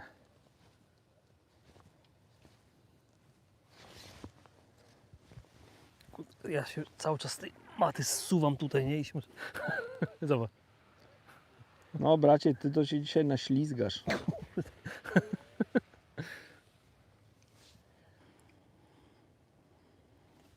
Na razie na pusto w komentarzach. Teraz łowię haczykiem 18 N20, 4-5 ochotek. Przypomnę, mam 75 cm. To już kolejna ryba, gdzie musiałem wypychaczem wyciągać, więc być może za długi ten przypon jest, ale też nie kombinuję, bo są brania. W miarę regularnie te brania następują, wyraźne. Do koszyczka blendowana kukurydza i dendrobeny cięte. I tyle. Zanętą zamykam koszyczek MK. Tomasz Niedźwiedź dopisał, że ten zestaw pięknie leci 60 metrów. Ten Duracarp 360 i Interia 520. O, no to jak złoto pewnie.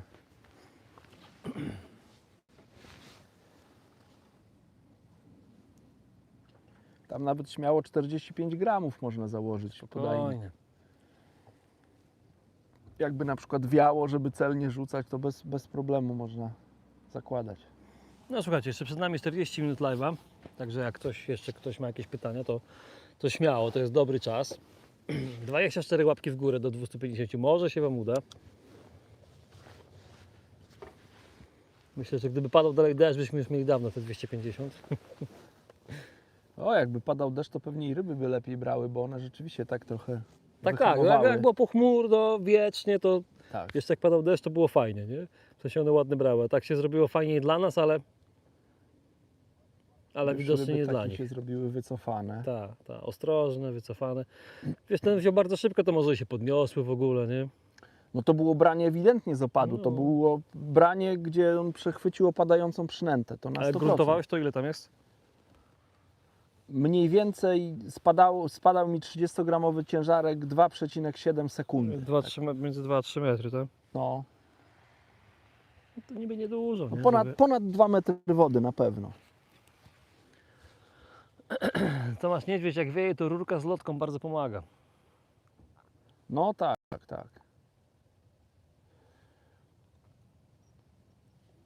Jutro Adam będzie łowił na metodę.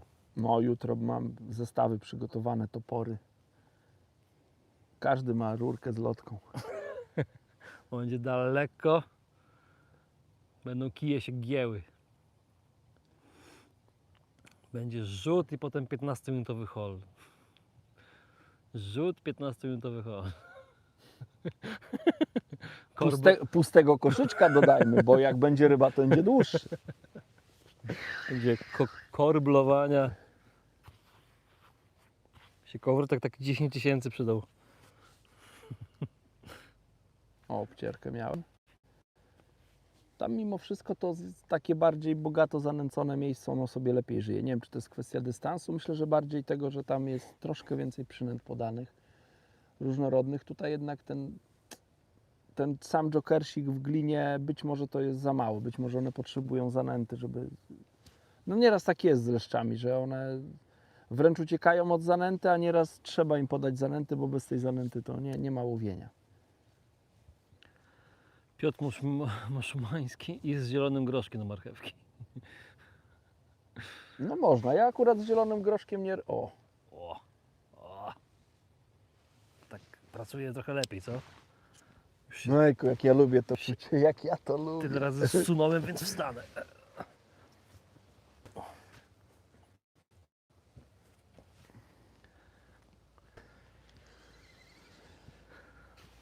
Dla mnie to jest najpiękniejsze uczucie. Oczywiście i na zawodach. Na zawodach to jest, jak już mam rybę w podbieraku, to jest najpiękniejsze. Ale tak jak jestem na rybach, to branie, zacinam i czuję te walnięcia. To jest to.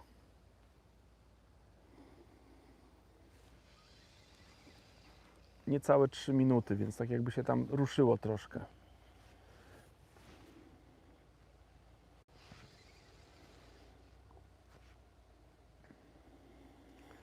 Walczy tak jak lesz, bo te karasie to bardziej tak jednostajnie one odjeżdżały.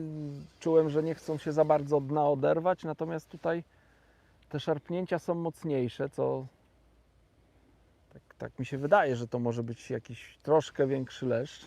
Możesz w ogóle obstawiać, czy to leszcz, czy to karaś. Jak macie tam wolne palce do pisania. O, tutaj troszkę złagodniał.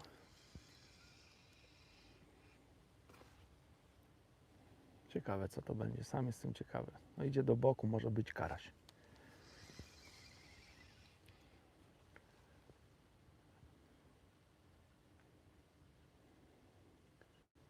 Nie były to tak piękne szarpnięcia jak 5-kilogramowego leszcza na tym w Puławach na osadniku, ale mimo wszystko fajne.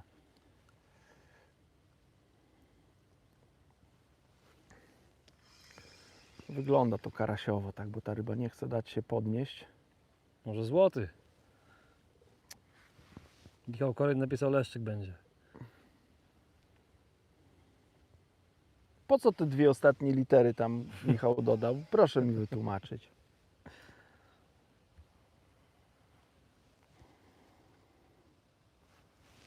W encyklopedii nie ma takiej ryby jak leszczyk. Glapa. On jeszcze lepiej. No bardzo Wam dziękuję, ale fajnie. Nie, to karaś będzie. To aż leszcze tak nie chodzą.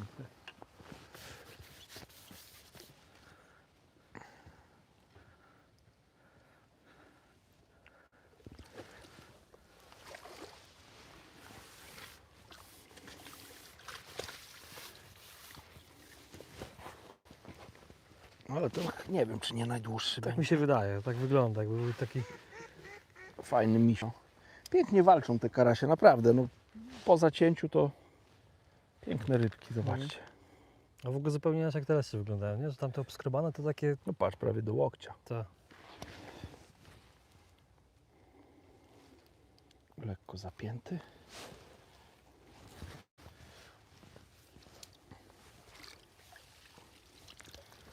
Poszedł. Teraz jest dobry okres. Te rybki w miarę regularnie biorą, ale to co mówię, zmniejszyłem haczyk. Po tym donęceniu próbowałem większym haczykiem, większą przynętą i było słabo. Teraz zmniejszyłem haczyk. 4 ochotki, czy nawet 5 teraz założyłem, ale na małym, lekkim haczyku i to jest lepsze. Beata Rolik. Miło się słucha przy skręceniu tablicy elektrycznej, ale koniec pracy. Pozdrawiam, do zobaczenia. Połamania. Wszystkiego dobrego. Dzięki, że byłaś. Krzysiek, najdziwniejsza przynęta, na którą złowił rybkę. Masz jakieś takie? No poczekaj. Daj mi się zastanowić. Najdziwniejsza.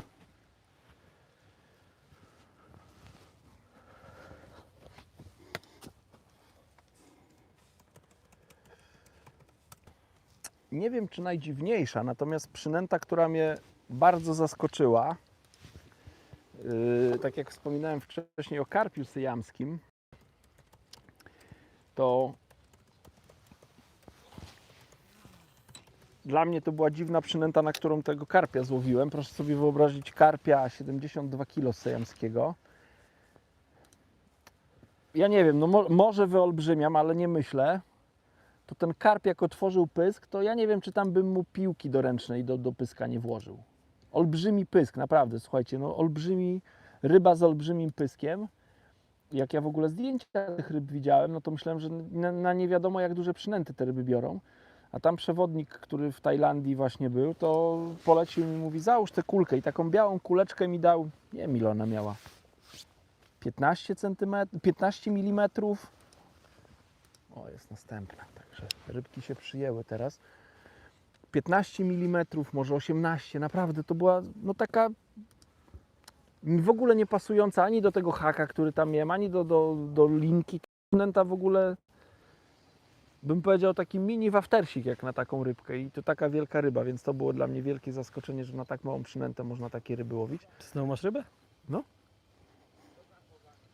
Ale to już tak, chociaż nie wiem czy leszczykowo, bo szedł ładnie. Wygląda na leszczyka.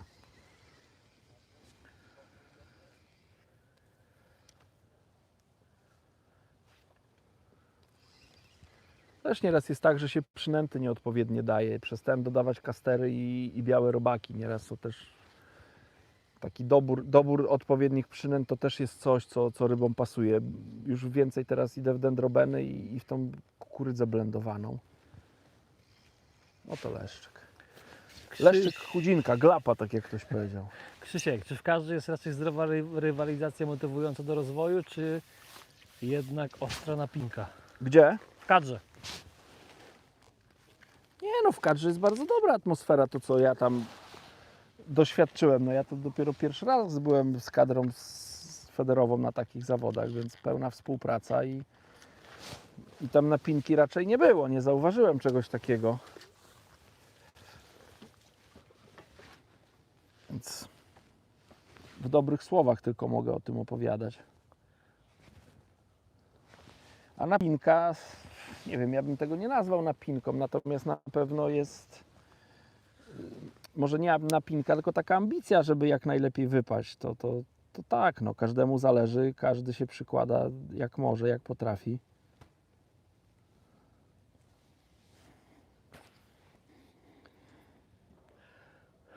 Zostało nam jeszcze pół godzinki dla wytrwałych. W ogóle są osoby, które są z nami od początku? Ciekaw jestem. Czy są osoby, które na przykład przesiedziały z nami 6 godzin? Znaczy przesiedzą, bo za pół godziny kończymy. Tu już 6 godzin będzie? No. O matko. Robert Bagiński napisał są. Super. Czasu.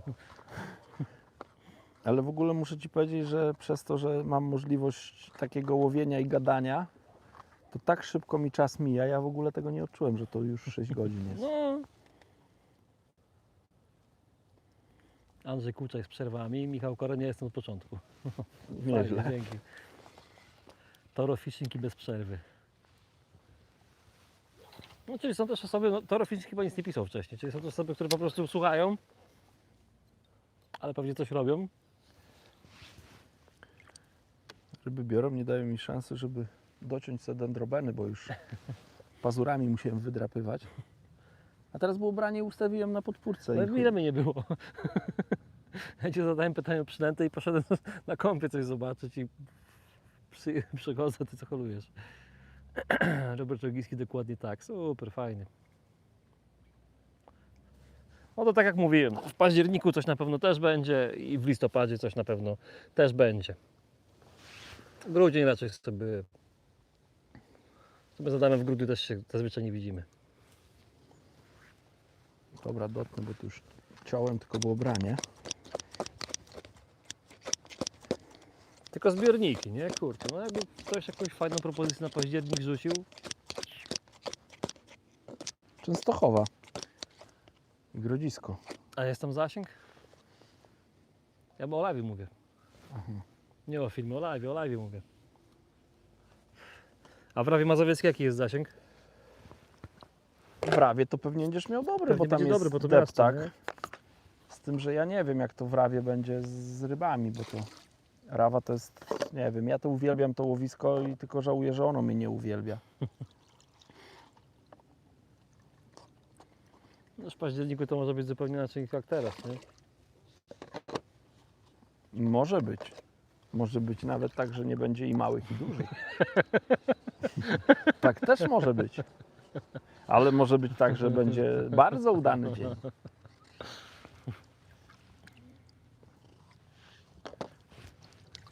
Ja tam się nie potrafię jak na razie z tymi rybami dogadać. Czekam, kiedy one będą się jakoś, może któraś się do mnie odezwie, pierwsza.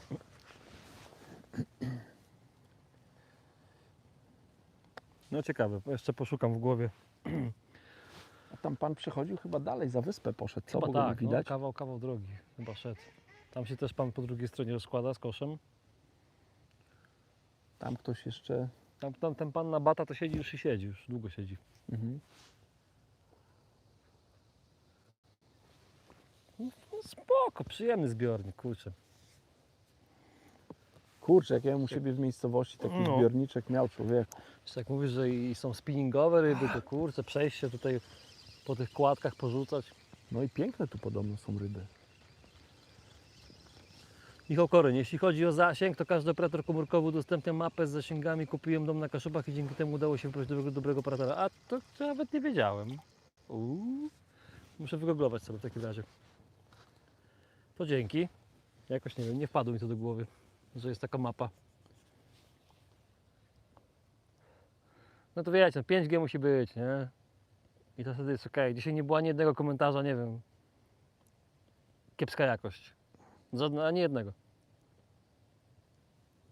A słyszeliście, co się wydarzyło, jak mieliśmy live'a z Czech?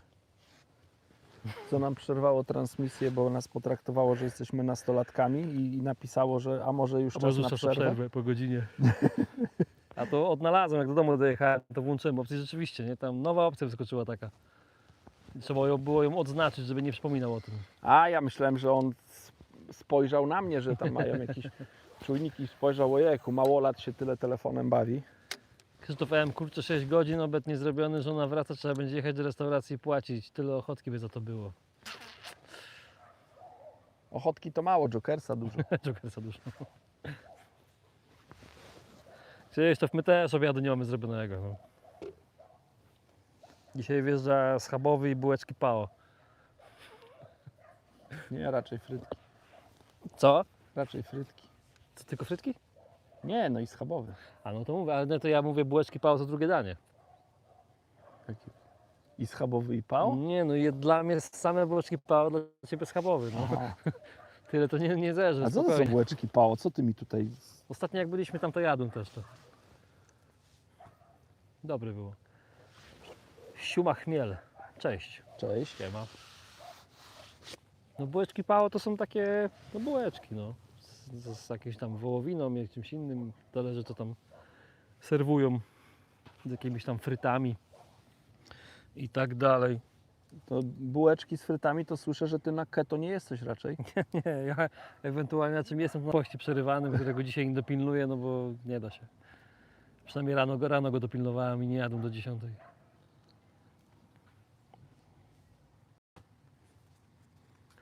Ale Nie wieczorem bawić nie się, da. tylko brać tak zdecydowanie.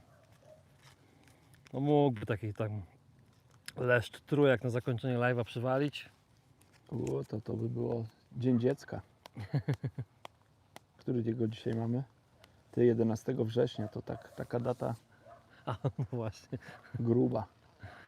racja.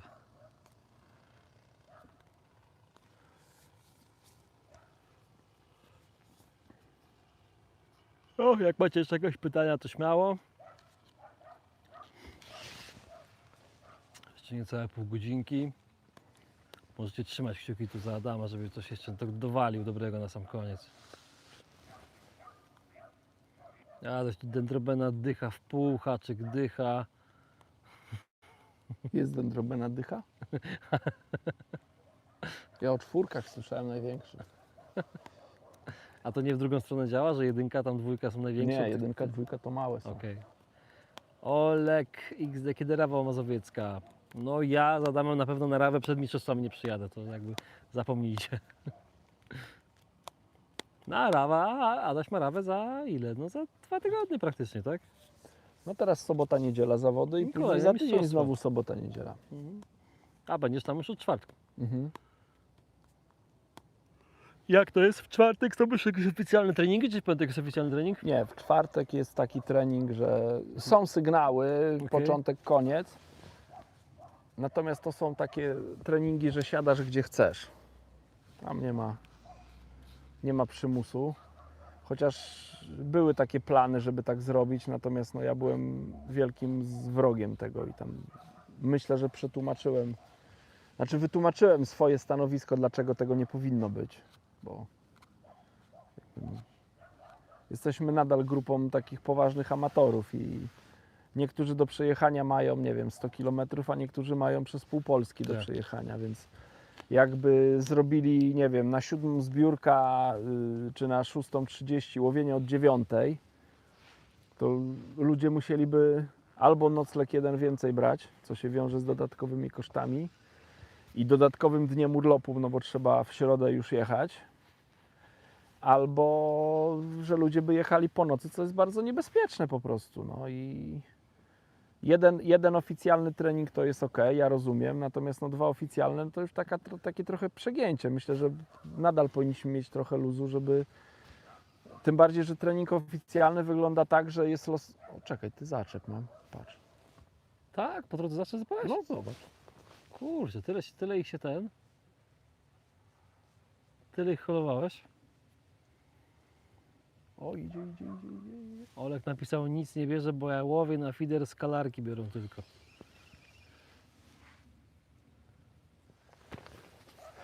No właśnie ciekawe, czy coś się ruszy, czy nie.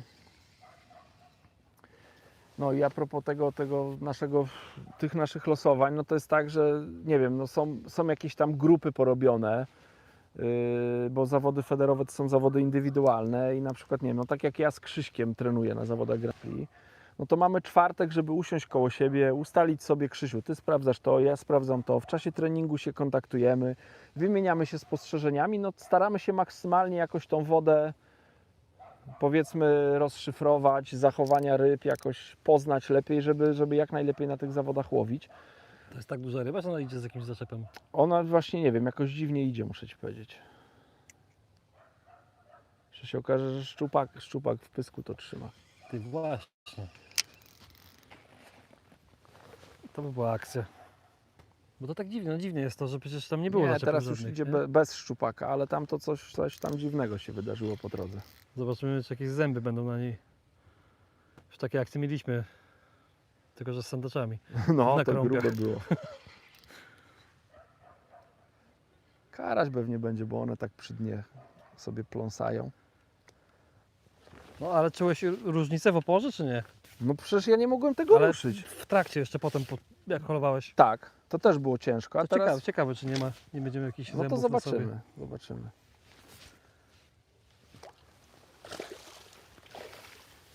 Karasiu, chlapałeś mi cały obiektyw. Co ty gadasz? Tak machnął płetwą, że... Z 4 metrów? No. O bracie, ty jesteś mistrzem normalnie płetwy od tej ogonowej. Pokaż go. Dziabało go coś? Nie no, wygląda ładnie. Tak, ten to taki... O! Ty chyba na tej mojej kukurydzy i tych dendrobenkach tak się spasłeś. Ładny jesteś. To nie dziabało go nic. Łubuśka ładna. Dobra, wypuszczamy go, niech sobie płynie. Nie kręć się, nie kręć. Robert Rogiński. Adam, powiedz, dlaczego Preston zaprzestał produkcji bajtapów tych plastikowych do wałków? Kurczę, takie fajne koszyczki były. Dlaczego zaprzestał, tego nie wiem. Nie mam zielonego pojęcia. A że fajne były, to wiemy.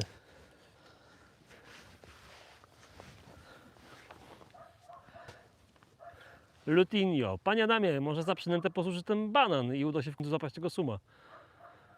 O nie, ten sum to... Poczekajcie, muszę tutaj Państwu zrobić... O jest. Nie, sum to nam...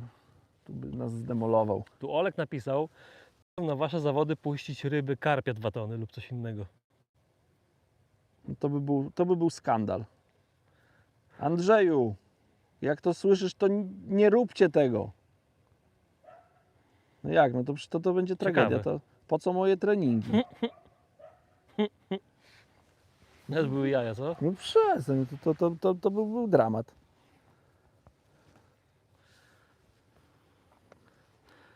Ciekawe, że są w stanie to zrobić. Czy jakbym walnęli w środę takiego zarybieniowego karpia, No to dramat. Tam, gdzie 2 razy losujesz karpie, dziękuję, do widzenia. Każdy może być mistrzem Polski. a Oleka to jakieś to tak potwierdzone, czy takie to jakieś tam te domysły, czy co? Czy nas tutaj trolujesz?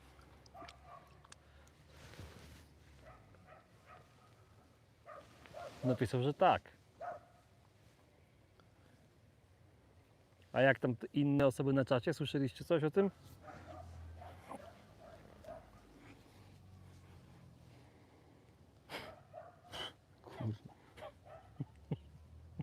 I dopuszczą metodę. W piątek na odprawie powiedzą. Wiecie co, jednak można też na metodę walić. Sławek, o siemanko, siemanko. I ja, to kurde ciekawe. No by nie. Tak jak kiedyś na tych, jak Masakra. były pierwsze eliminacje do metodowych mistrzostw świata, tam się ludzie przejmowali. 5 eliminacji zrobić. Ja mówię, jakie 5 eliminacji? Ludzie, wy macie kasę na eliminację, wy zbierajcie siano w ogóle na zawody, żeby mieć. Na 5 eliminacji przecież wy się wystrzelacie z kasiory tu w Polsce, pojedziecie i nie będziecie mieli na co jechać. Gdzie 5 eliminacji? Skończyło się na 2 i tak za dużo o jedną, bo to można było na podstawie jednej zawody No tak. wybrać 2 drużyny. Ale tam ludzie, takich ludzi, co znałem jako normalnych, to jak było powiedziane, że zawody się nazywają eliminacje do mistrzostw świata, to nagle ludzie się zmienili. Nie zdaję sobie sprawy, Michał, jak? Pomysły takie, siakie. Zakaz używania plecionki. Mówię, no ale do nęcenia zawsze wolno plecionkę używać. No jak zanęcisz koszyczkiem bez plecionki? Zakaz używania. Dzień przed wyjazdem na te zawody wymieniłem szpulę, grubą żyłkę nawinąłem, żeby wiesz, nie urwać. Próbowałem tym nęcić, nie dało się tym zanęcić łowiska. I rano w sobotę jednak wolno używać plecionki, bo ktoś tam u tych, co organizowali, to jednak nie miał ze sobą żyłki. Wolno plecionki. Mówię, to dzięki, ja plecionki w domu mam. Sławek, o na grunt karpie łowisz? Dzisiaj nie na karpie. Dzisiaj nie. Zdarza się, że łowię. Na kanale pewnie parę filmów znajdziecie z łowienia karpi, ale tutaj Krzysiek. cieszą mnie te karasie i leszczyki. I cieszą mnie, naprawdę mnie cieszy dzisiaj to łowienie. Fajne jest. Na PZ2 wiozą te ryby ze stawu do stawu, żeby coś złowić. Ło! To Ty on aż- skoczył. On na 100% to była ryba, która skoczyła. Ta ryba to chyba jest na haku cały czas. Co to było? Nie wiem co to było, no widziałeś, branie i odjazd. Tu do góry chyba odjazd był, ale tu zaciąłeś i normalnie tam coś skoczyło. No to na pewno była ta ryba. No to leszczyk A to jakiś jakiś. mały leszczyk pewnie. Leszczyk, no. Ja nie wiem, czy ktoś go połaskotał w pięty, czy co.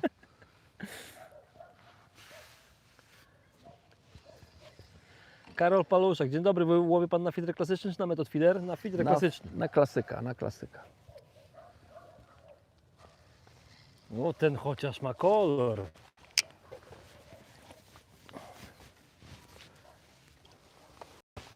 Zachowywał się jak taki chlapak, jak to poprzednie.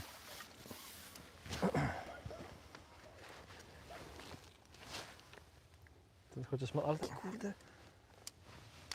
Chudy, płaski, Coś im brakuje tu. coś im brakuje, nie? Nie? To wygląda jak takie ryby by były po zarybieniu, wiesz? One wtedy Się te odnalazły. płetwy, tak, płetwy mają takie, tak jakby coś tam chorowało. Ja myślę, że jakiś ichtiolog mógłby się temu przyjrzeć. Być może dodatek jakiegoś lekarstwa do wody by spowodował, że te ryby by doszły do siebie. Ja pamiętam kiedyś takie, no brzydkie te ryby można powiedzieć, to takie brzydkie ryby były na Nieliszu też jeszcze kiedyś. Bardzo brzydkie były, jejku, takie. Niektóre to były takie, że to ja się rzuciłem do ręki tego wziąć, tej ryby. No ale tam się teraz populacja leszczy bardzo ładna zrobiła. Tak jak widzę, chłopaki z Zamościa jakieś tam materiały wrzucają czy zdjęcia, to piękne te leszcze tam są. Więc tak jakby ta populacja tam się odrodziła. No Wyzdrowiała. tak, tak wygląda jakby nabrała zdrowia. Karol Paluszek, ostatnio kupiłem tackę, jest mega. Szóstry Gonzales, cześć. Dominik Wardęga, cześć. Cześć, cześć, cześć. Cześć. Ale nie ten Wardęga. Kurde, tam- Jakub Sonnieta. Łowię często na baryczy i te leszcze tam są takie od momentu wpuszczenia populacji z innego łowiska. No, to tak wygląda jakby te leszcze były takie po wpuszczeniu i one cały czas nie mogą do siebie. Nie mogą znaleźć sobie miejsca. Nie ten.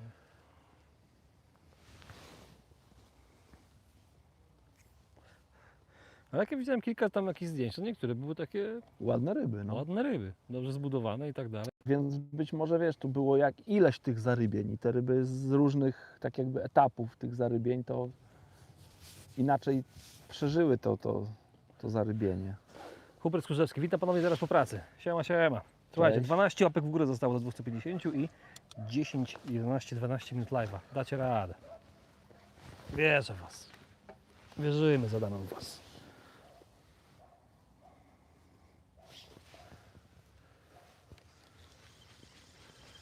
Nie zapięła się rybka, ale maranie mocne było. Fajne łowienie w ogóle teraz się zrobiło. Teraz tak już długo staliśmy, nie? A to nawet nie było branie, chociaż może gdzieś za końcówkę.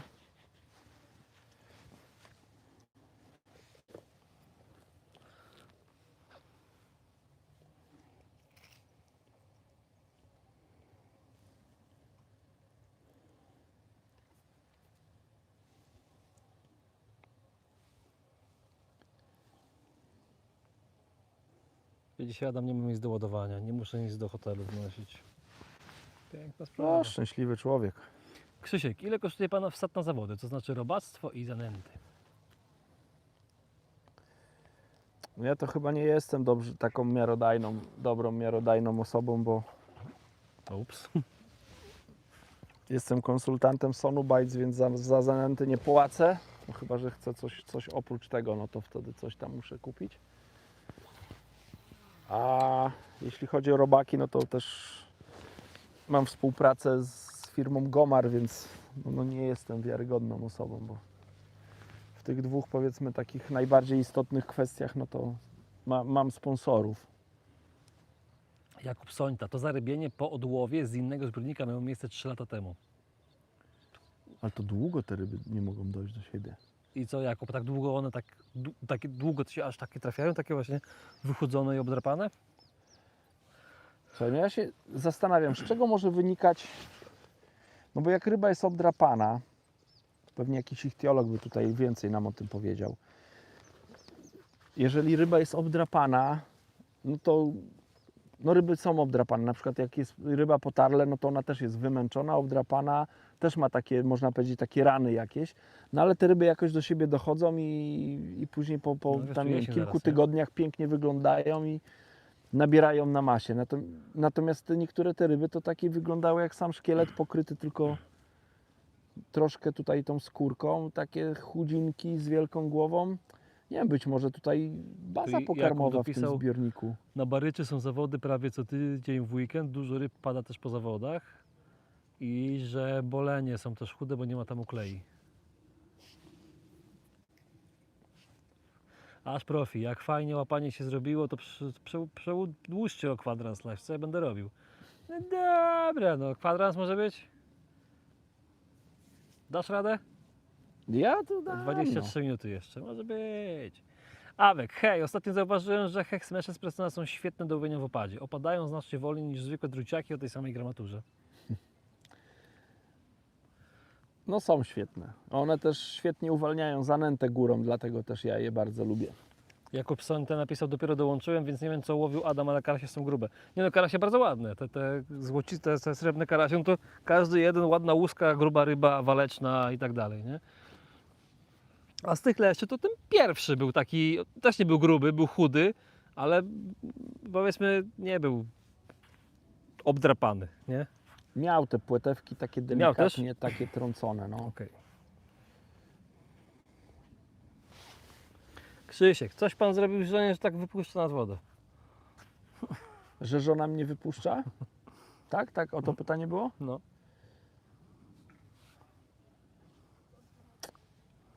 Ja myślę, że bardzo ważne jest no, takie partnerstwo w związku. Ja też dosyć późno brałem ślub, więc zarówno ja, jak i moja żona troszkę inaczej na życie patrzyliśmy, bo jakieś tam mieliśmy życiowe doświadczenia, więc myślę, że to też jest bardzo cenne, żeby nie myśleć tylko o sobie, tylko właśnie ze sobą współpracować, a jeszcze moja żona ma takie podejście, że no podziwia ludzi, którzy mają swoją pasję, więc no wspiera mnie, można nawet powiedzieć, to nawet nie to, że ona zgadza się na to, że ja jadę, tylko mnie nawet w tym wspiera, kibicuje, więc no nie wiem, no ja chyba trafiłem też na świetną kobietę po prostu. A i obciekę zaciąłem niepotrzebnie.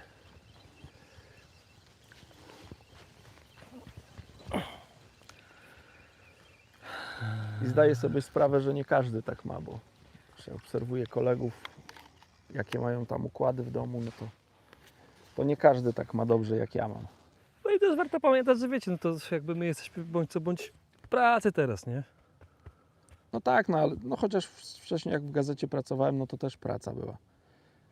No ale wyjazdy na zawody, no to niekoniecznie już, niektórzy mogą potraktować, że to niekoniecznie jest praca. No ja Tak. to po części traktuję jako no, hobby głównie, ale też no, dzięki tym zawody to jest rozwój dla mnie. Także słuchajcie, połączyć hobby z pracą i... Święte słowa Adaś, kobieta powinna wspierać faceta w jego hobby, ale też należy pamiętać o jej zainteresowaniach. No to wszystko w dwie strony działa, nie?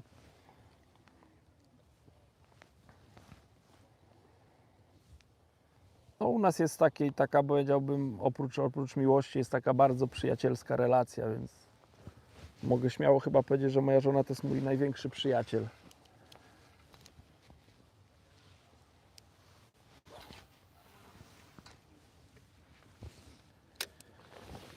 Także chyba takie jest szczęście. Pan się na spinning przebranżowił. Tomasino, cześć, siema. Cześć.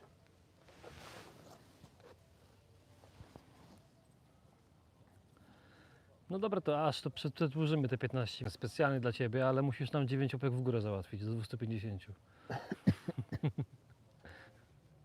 20 minut z zegartyka. Nie no, żartuję. Czyli co, miało być 5, a jeszcze będzie 20? Nie no, 20 minut, bo myśmy kończyć 16:30. Prosił widz o przedłużenie o kwadrans, no to do 16:45. Ale pojechało, stanęło, oj. Pięknie, co? Oj.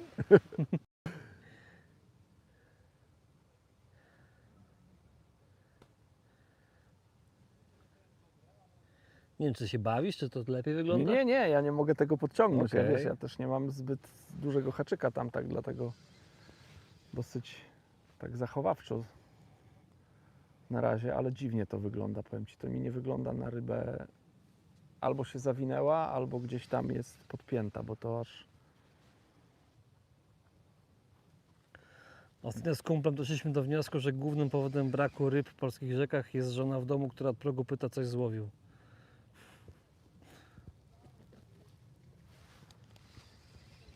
No tam kurde, tak jak przy pierwszym zacięciu, to stanął prawie jak też dzierżna.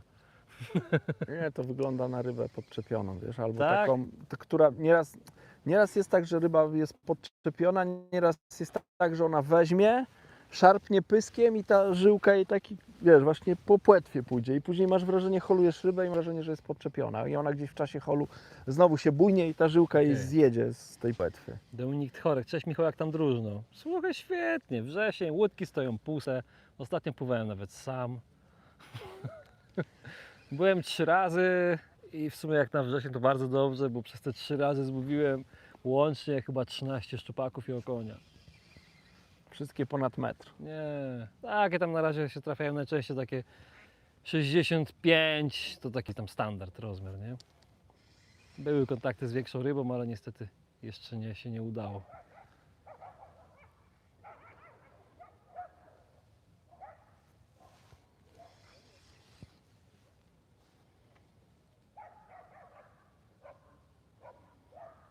No ciekawe. Dalej myślisz, że Dla mnie to podpęta? wygląda na podczepioną rybę, gdzieś tam zahaczyła się i No okej. nie walczy tak jak... Myślałem, że wykrakałem tego 3-kilowego leszcza. Nie, 3-kilowy leszcz, Michał, jak on by tak bujnął pyskiem, to jest długie takie szarpnięcie, ta szczytówka tak się ugina i... Ach, to jest... To najbardziej lubię przy łowieniu leszczy. Ja znam odpowiedź na to pytanie, ale jak nie chcesz, to nie odpowiadaj. Czy łowienie z Adamem będzie można zdecydować na WOŚP? Mówił, że jest taka usługa, w jakiej cenie? Nie, woźb to mnie nie zachęci. A w jakiej cenie? No to napisz do Adama najlepiej, nie? Myślę, że Adam na pewno odpisze. Tak, zapraszam. Jeżeli ktoś miałby ochotę się spotkać, spędzić miło czas nad wodą, czegoś się tam nauczyć, mam nadzieję, to zapraszam. Nie gwarantuję wielkich i wielu ryb, bo tego nie jestem w stanie zagwarantować, Czy widziałeś? Czy ale nie? wiedzę, dobrą zabawę jak najbardziej. Jest przy płetwie grzbietowej. Ma. Tylko wiesz co, karasie się rzadko podczepiają. A to nie jest leszczyk. Karaś, on ma tak jakby, nie wiem, Nie, no leszczyk. leszczyk. A, leszczyk, widzisz? Na grzbiet wziął to. Leszczyk.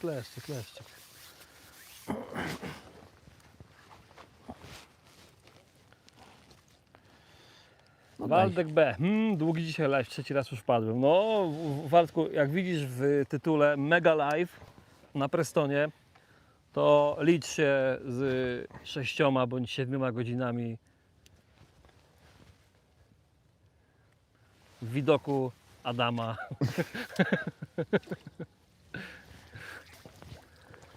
No i w tym wypadku ryb też, no. Tomasino, witam, byłem teraz na Jagodni o puchar Hayabusa, ale pytanko do Was, czy będziecie w przyszłości live właśnie z tej wody? Tomasino, z Jagodny jest ten problem, że tam jest live, ten zasięg jest cienki. My mamy live'a w ogóle z Jagodna, tam takiego jakiegoś chyba godzinnego czy 40-minutowego, bo ta pikseloza na tyle pozwoli, żeby cokolwiek z nami pogadać. Ale tam zasięg jest kiepski. Ja pamiętam, że tam po jednej stronie to tam prawie w ogóle nie ma zasięgu, a po drugiej co byliśmy, to tam jest jakieś tam marne LT, 1-2 kreski, nie? To na YouTube'a to jest niestety cienizna. Jak nabędę Starlinka, to wtedy zrobimy. Ale to się naprawdę Starlink nazywa? No.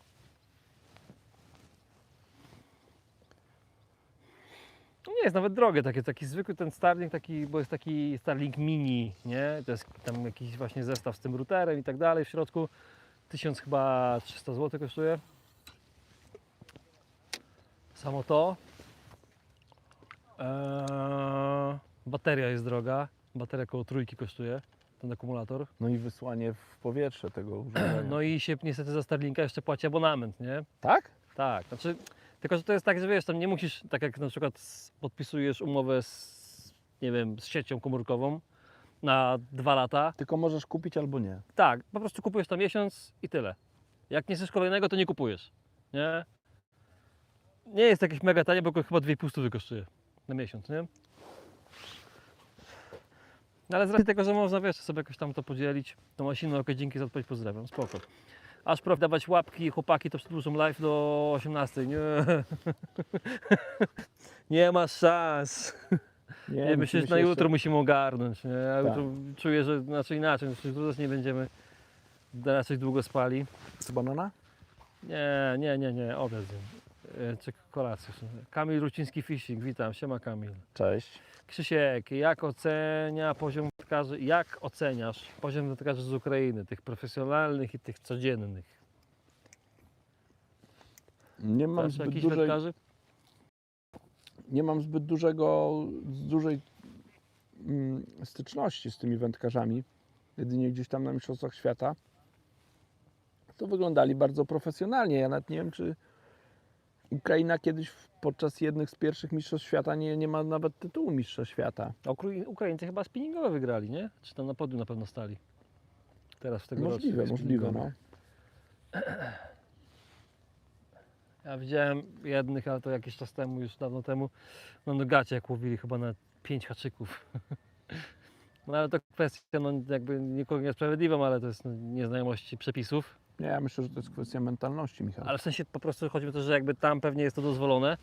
Chociaż nie wiem, jakby nie znam się, ale tak mogę się domyślać. U nas jest to niedozwolone.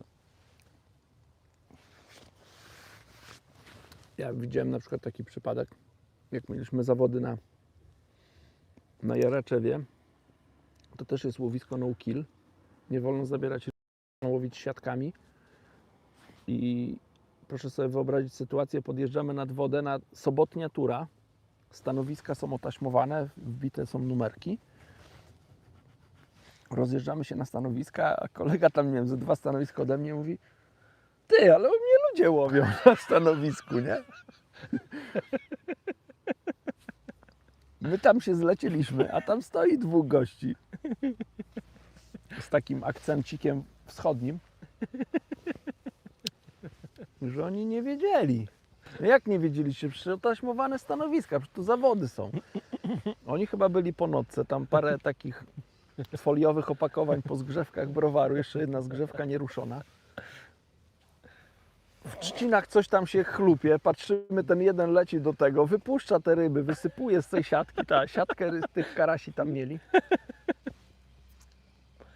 Jeden kolega przyjechał i w kilku takich żołnierskich słowach im wytłumaczył, że powinni opuścić to miejsce. No i się zwinęli i pojechali. Ja też już mam zanęcone. Tak, nie, on chyba tam ostatnim sektorze w ogóle był, Czyli albo było daleko, no nie, to tam dobrze nie było. Nie wiem, z czego to wynikało, nie wiązałbym tych 2 faktów. No ale to było takie, powiedzmy, jedyne spotkanie z takimi wędkarzami. 249 łapek. Oj, ten musiał się Jakby ktoś się pytał, to 3 dzisiaj. Uważaj na tego kolca. Wiem, jak kurczę, parę razy w życiu się ukułem tym. Się babrzy potem, nie? Ojejku, boli jak nie wiem. Boli Powiem Ci, że babrzy. w tym roku mistrzem świata spławikowym juniorów został Bartek Krzyżak. Aha. To jest 2. tytuł mistrzowski Bartka. Wcześniej też był mistrzem świata, tylko w U20, zarówno indywidualnie, jak i drużynowo. Ja tego nie widziałem, ale mi opowiadali chłopaki, że tamte zawody, które były też w Hiszpanii, bo teraz wygrał w Hiszpanii, wtedy też były zawody w Hiszpanii, tylko wtedy szybkościowo łowili takie byczki, tylko nie takie duże, pewnie mniejsze te byczki były. I oni trenowali przez cały tydzień i później Bartek przez 2 tury te byczki odławiał. Chyba z jakąś rękawicą najlepiej. Nie, on chyba nie miał rękawicy. Natomiast jego ręka wyglądała, jakby miał rękawicę. To tak pocięta? Pocięta Podziurawiona? i spuchnięta podobno. No bo słuchaj, nie wiem, czy on kilkaset w jednej turze łowił. Masakra. No to, 250 łapek w górę, no. to siłą rzeczy, no wiele z nich musiało go ukuć. No tak. Wiesz, jak łowisz szybkościowo, no to na tak, pewne to rzeczy potem nie myślisz, zwracasz uwagi. No, nie zwracasz uwagi. Także No. chłopaki wtedy mieli strasznie pokaleczone ręce, opuchnięte w ogóle od tych kolców. Awek, ostatnio mieliśmy tak na zawodach towarzyskich i nie chcieli się zawinąć. Powiedzieli, że ich nie obchodzą żadne zawody i jak chcemy, to możemy dzwonić po policję, mimo ogłoszeń papierowych i na stronie PZW. Trzeba było dzwonić na policję. Krzysiek, czy Adaś nie dałby rady łączyć fidera ze spłowikiem? Adaś chyba nawet nie chce łączyć fidera ze spłowikiem. Tak, jak ja powiedziałem, mnie nie brakuje spławika, tak jakby ja za tym w ogóle nie tęsknię. Tak myślę sobie, że no w takich warunkach na przykład łowienie na odległościówkę mogłoby być fajne, jakby, nie wiem, brały duże leszcze, spławik przylotowy, ten spławik by wystawał gdzieś tam z wody, zacinam, duży leszcz. No piękne łowienie, ale to się zdarza rzadko.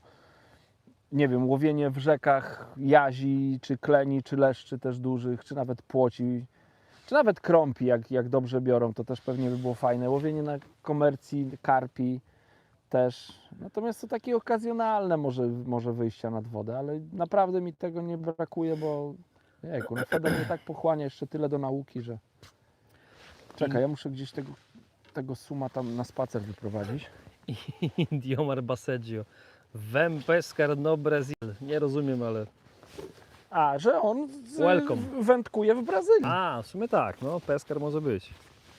Dorota H. Jakimi szczytówkami najczęściej pan łowi? Chodzi mi o grubość OZ.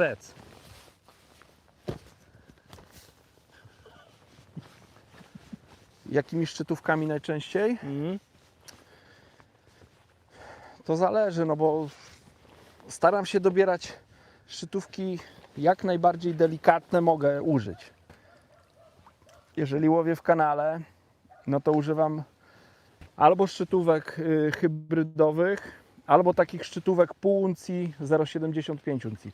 Tylko też trzeba sobie zdawać sprawę, że szczytówki, które są opisane, na przykład 0,5 OZ, jak wyjąłbym z pokrowca, to w zależności do której wędki mam tą szczytówkę 0,5, to ona ma różne ugięcie. I na przykład w Prestonie najmiększe szczytówki, zdecydowanie najbardziej miękkie szczytówki, to są szczytówki od Inspire, czy wcześniej było od Ascension. Czyli pół uncji Ascension jest dużo bardziej, czy tam Inspire, jest dużo miększą szczytówką niż półuncjowa na przykład do Super X, Super Light nawet, czy Super X. Także w kanale używam takich najlżejszych jakie mogę. Na zbiornikach to zależy od odległości, ale też zależy oczywiście od ryb jakie się łowi i też od uciągu, no bo w zbiornikach tak sobie myślę, że nieraz występuje dużo większy uciąg niż nawet w takich średnio płynących rzekach. Tutaj w jakimś takim, myślę, nawet w takim zbiorniku potrafi się stworzyć olbrzymi uciąg, bo wiatr pcha wodę w górą w jedną stronę, gdzieś tam ta woda się odbija od dna i dnem wraca w drugą stronę i naprawdę na dnie się tworzy duży uciąg. Nie wiem, takie zbiorki jak Dratów, czy Szymanowice, czy Brody, co tam jeszcze, Wilcza Wola, no tam naprawdę bardzo duże uciągi się tworzą właśnie szczególnie podczas wiatru. To widać nawet na plecionce, więc nawet jakbym tam nieraz chciał zastosować delikatne szczytówki, no to jest tak, że ten uciąg powoduje wygięcie mocne tej szczytówki. Kurczę, tutaj też coś zaczepiłem. Ty, co ja jestem, jakiś zaczepiacz? A to ona też nie jest podpięta? Nie, tu była normalnie. Krzysiek, czy używał kiedyś spławików Soda Float? Używałeś kiedyś spławików Soda Float? Nie. No jakie doświadczenia Adam ci nie powie. No coś podniosłeś z dnia, widzisz? Tak. Aż zabąblowało. Nie mam doświadczenia, nie używałem. Ale tam musiałem coś szarpnąć. Nie, że tam coś poruszyć. Korek z dna, ty, zobacz jak woda spada. Wyjąłem korek z dna. Nie mówcie nikomu, kurde, przecież mnie wyklnął. Korek. No widziałeś jakie bąble Ja szły? widzę, widziałem jakie bąble poszły, no.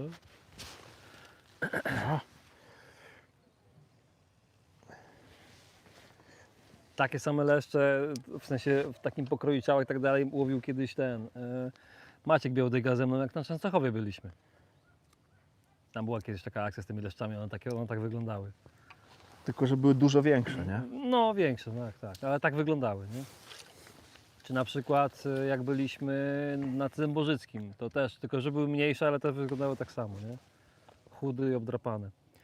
4 minuty live'a nam zostało do 15, po to może umówmy się, że rybka i kończymy, chociaż to może być...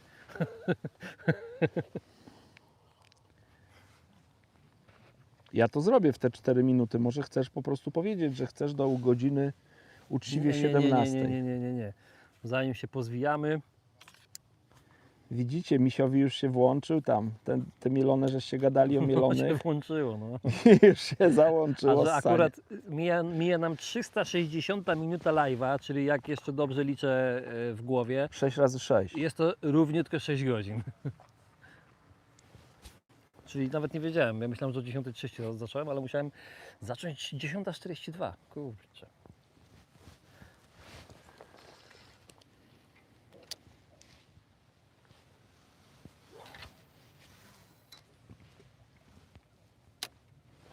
A miało być 7. Nie, Krzysiu, 6-7 miało być. 6-7.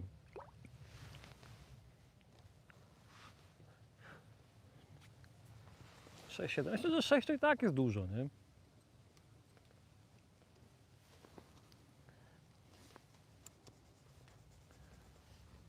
A chyba był któryś live chyba był pod 7 godzin. Chyba był, no. Któryś to robiliśmy, bo tak patrzyłem, to Ja właśnie nie wiem, czy nie było albo w Elblągu, albo tam Może w Elblągu. na tym zbiorniku, co w byliśmy. Pasłęku. No. Może tam, no. Tam dużo, Adama nigdy za dużo. Aż profil, no 6-7, czyli do 18. No jakby było 7, to było do 18 prawie, tak. Dobrze mówicie. Ale wybaczcie nam, bo to jutro też trzeba wcześniej wstać. Ja powiedziałem, że ja to zrobię w te 4 minuty. To dobrze, no. Chyba, że nie wyholuję.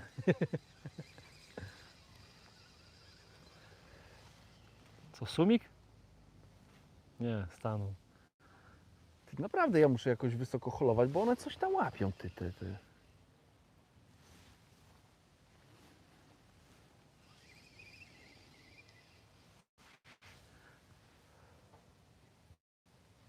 Słuchajcie, live'a na pewno odpalimy dla Was, tylko nie takiego długiego, myślę, że takiego może 1,5 godzinnego za 2 tygodnie. Będziemy w takim jednym miejscu, nie powiem jeszcze w jakim. Ale jak tam będziemy, to damy Wam znać na Facebooku i na YouTubie i na pewnie Instagramie i wszędzie gdzie się da, że odpalamy i na 1,5 godziny na pewno się złapiemy. Znaczy, kurde, na pewno, jak będzie zasięg, ale raczej powinien być. Redaktor 29. Dziękuję panowie za wytrwałość z live. Dziękujemy. Cała po naszej stronie. Te leszcze to są takie niby takie chuderlaki, ja nie wiem, Ale- czy tam one mają metale ciężkie w sobie, a na dnie są kawałki, nie wiem, magnezu, bo one w pewnym momencie stają i nie da się tego ciągnąć. A to karać w ogóle. No to zaczęliśmy karasiem. Kończymy karasiem. I co? I śpiewamy wszystkie rybki śpią w jeziorze? Siuralla, siuralla. Bo tam był kawałek o karasiach, pamiętam. Że wszystkie rybki coś tam mają i karasie też coś tam mają. Ładnie, te karasy Że są karasie w ładne, pełnej ładnie krasie tam. Ładnie zbudowane.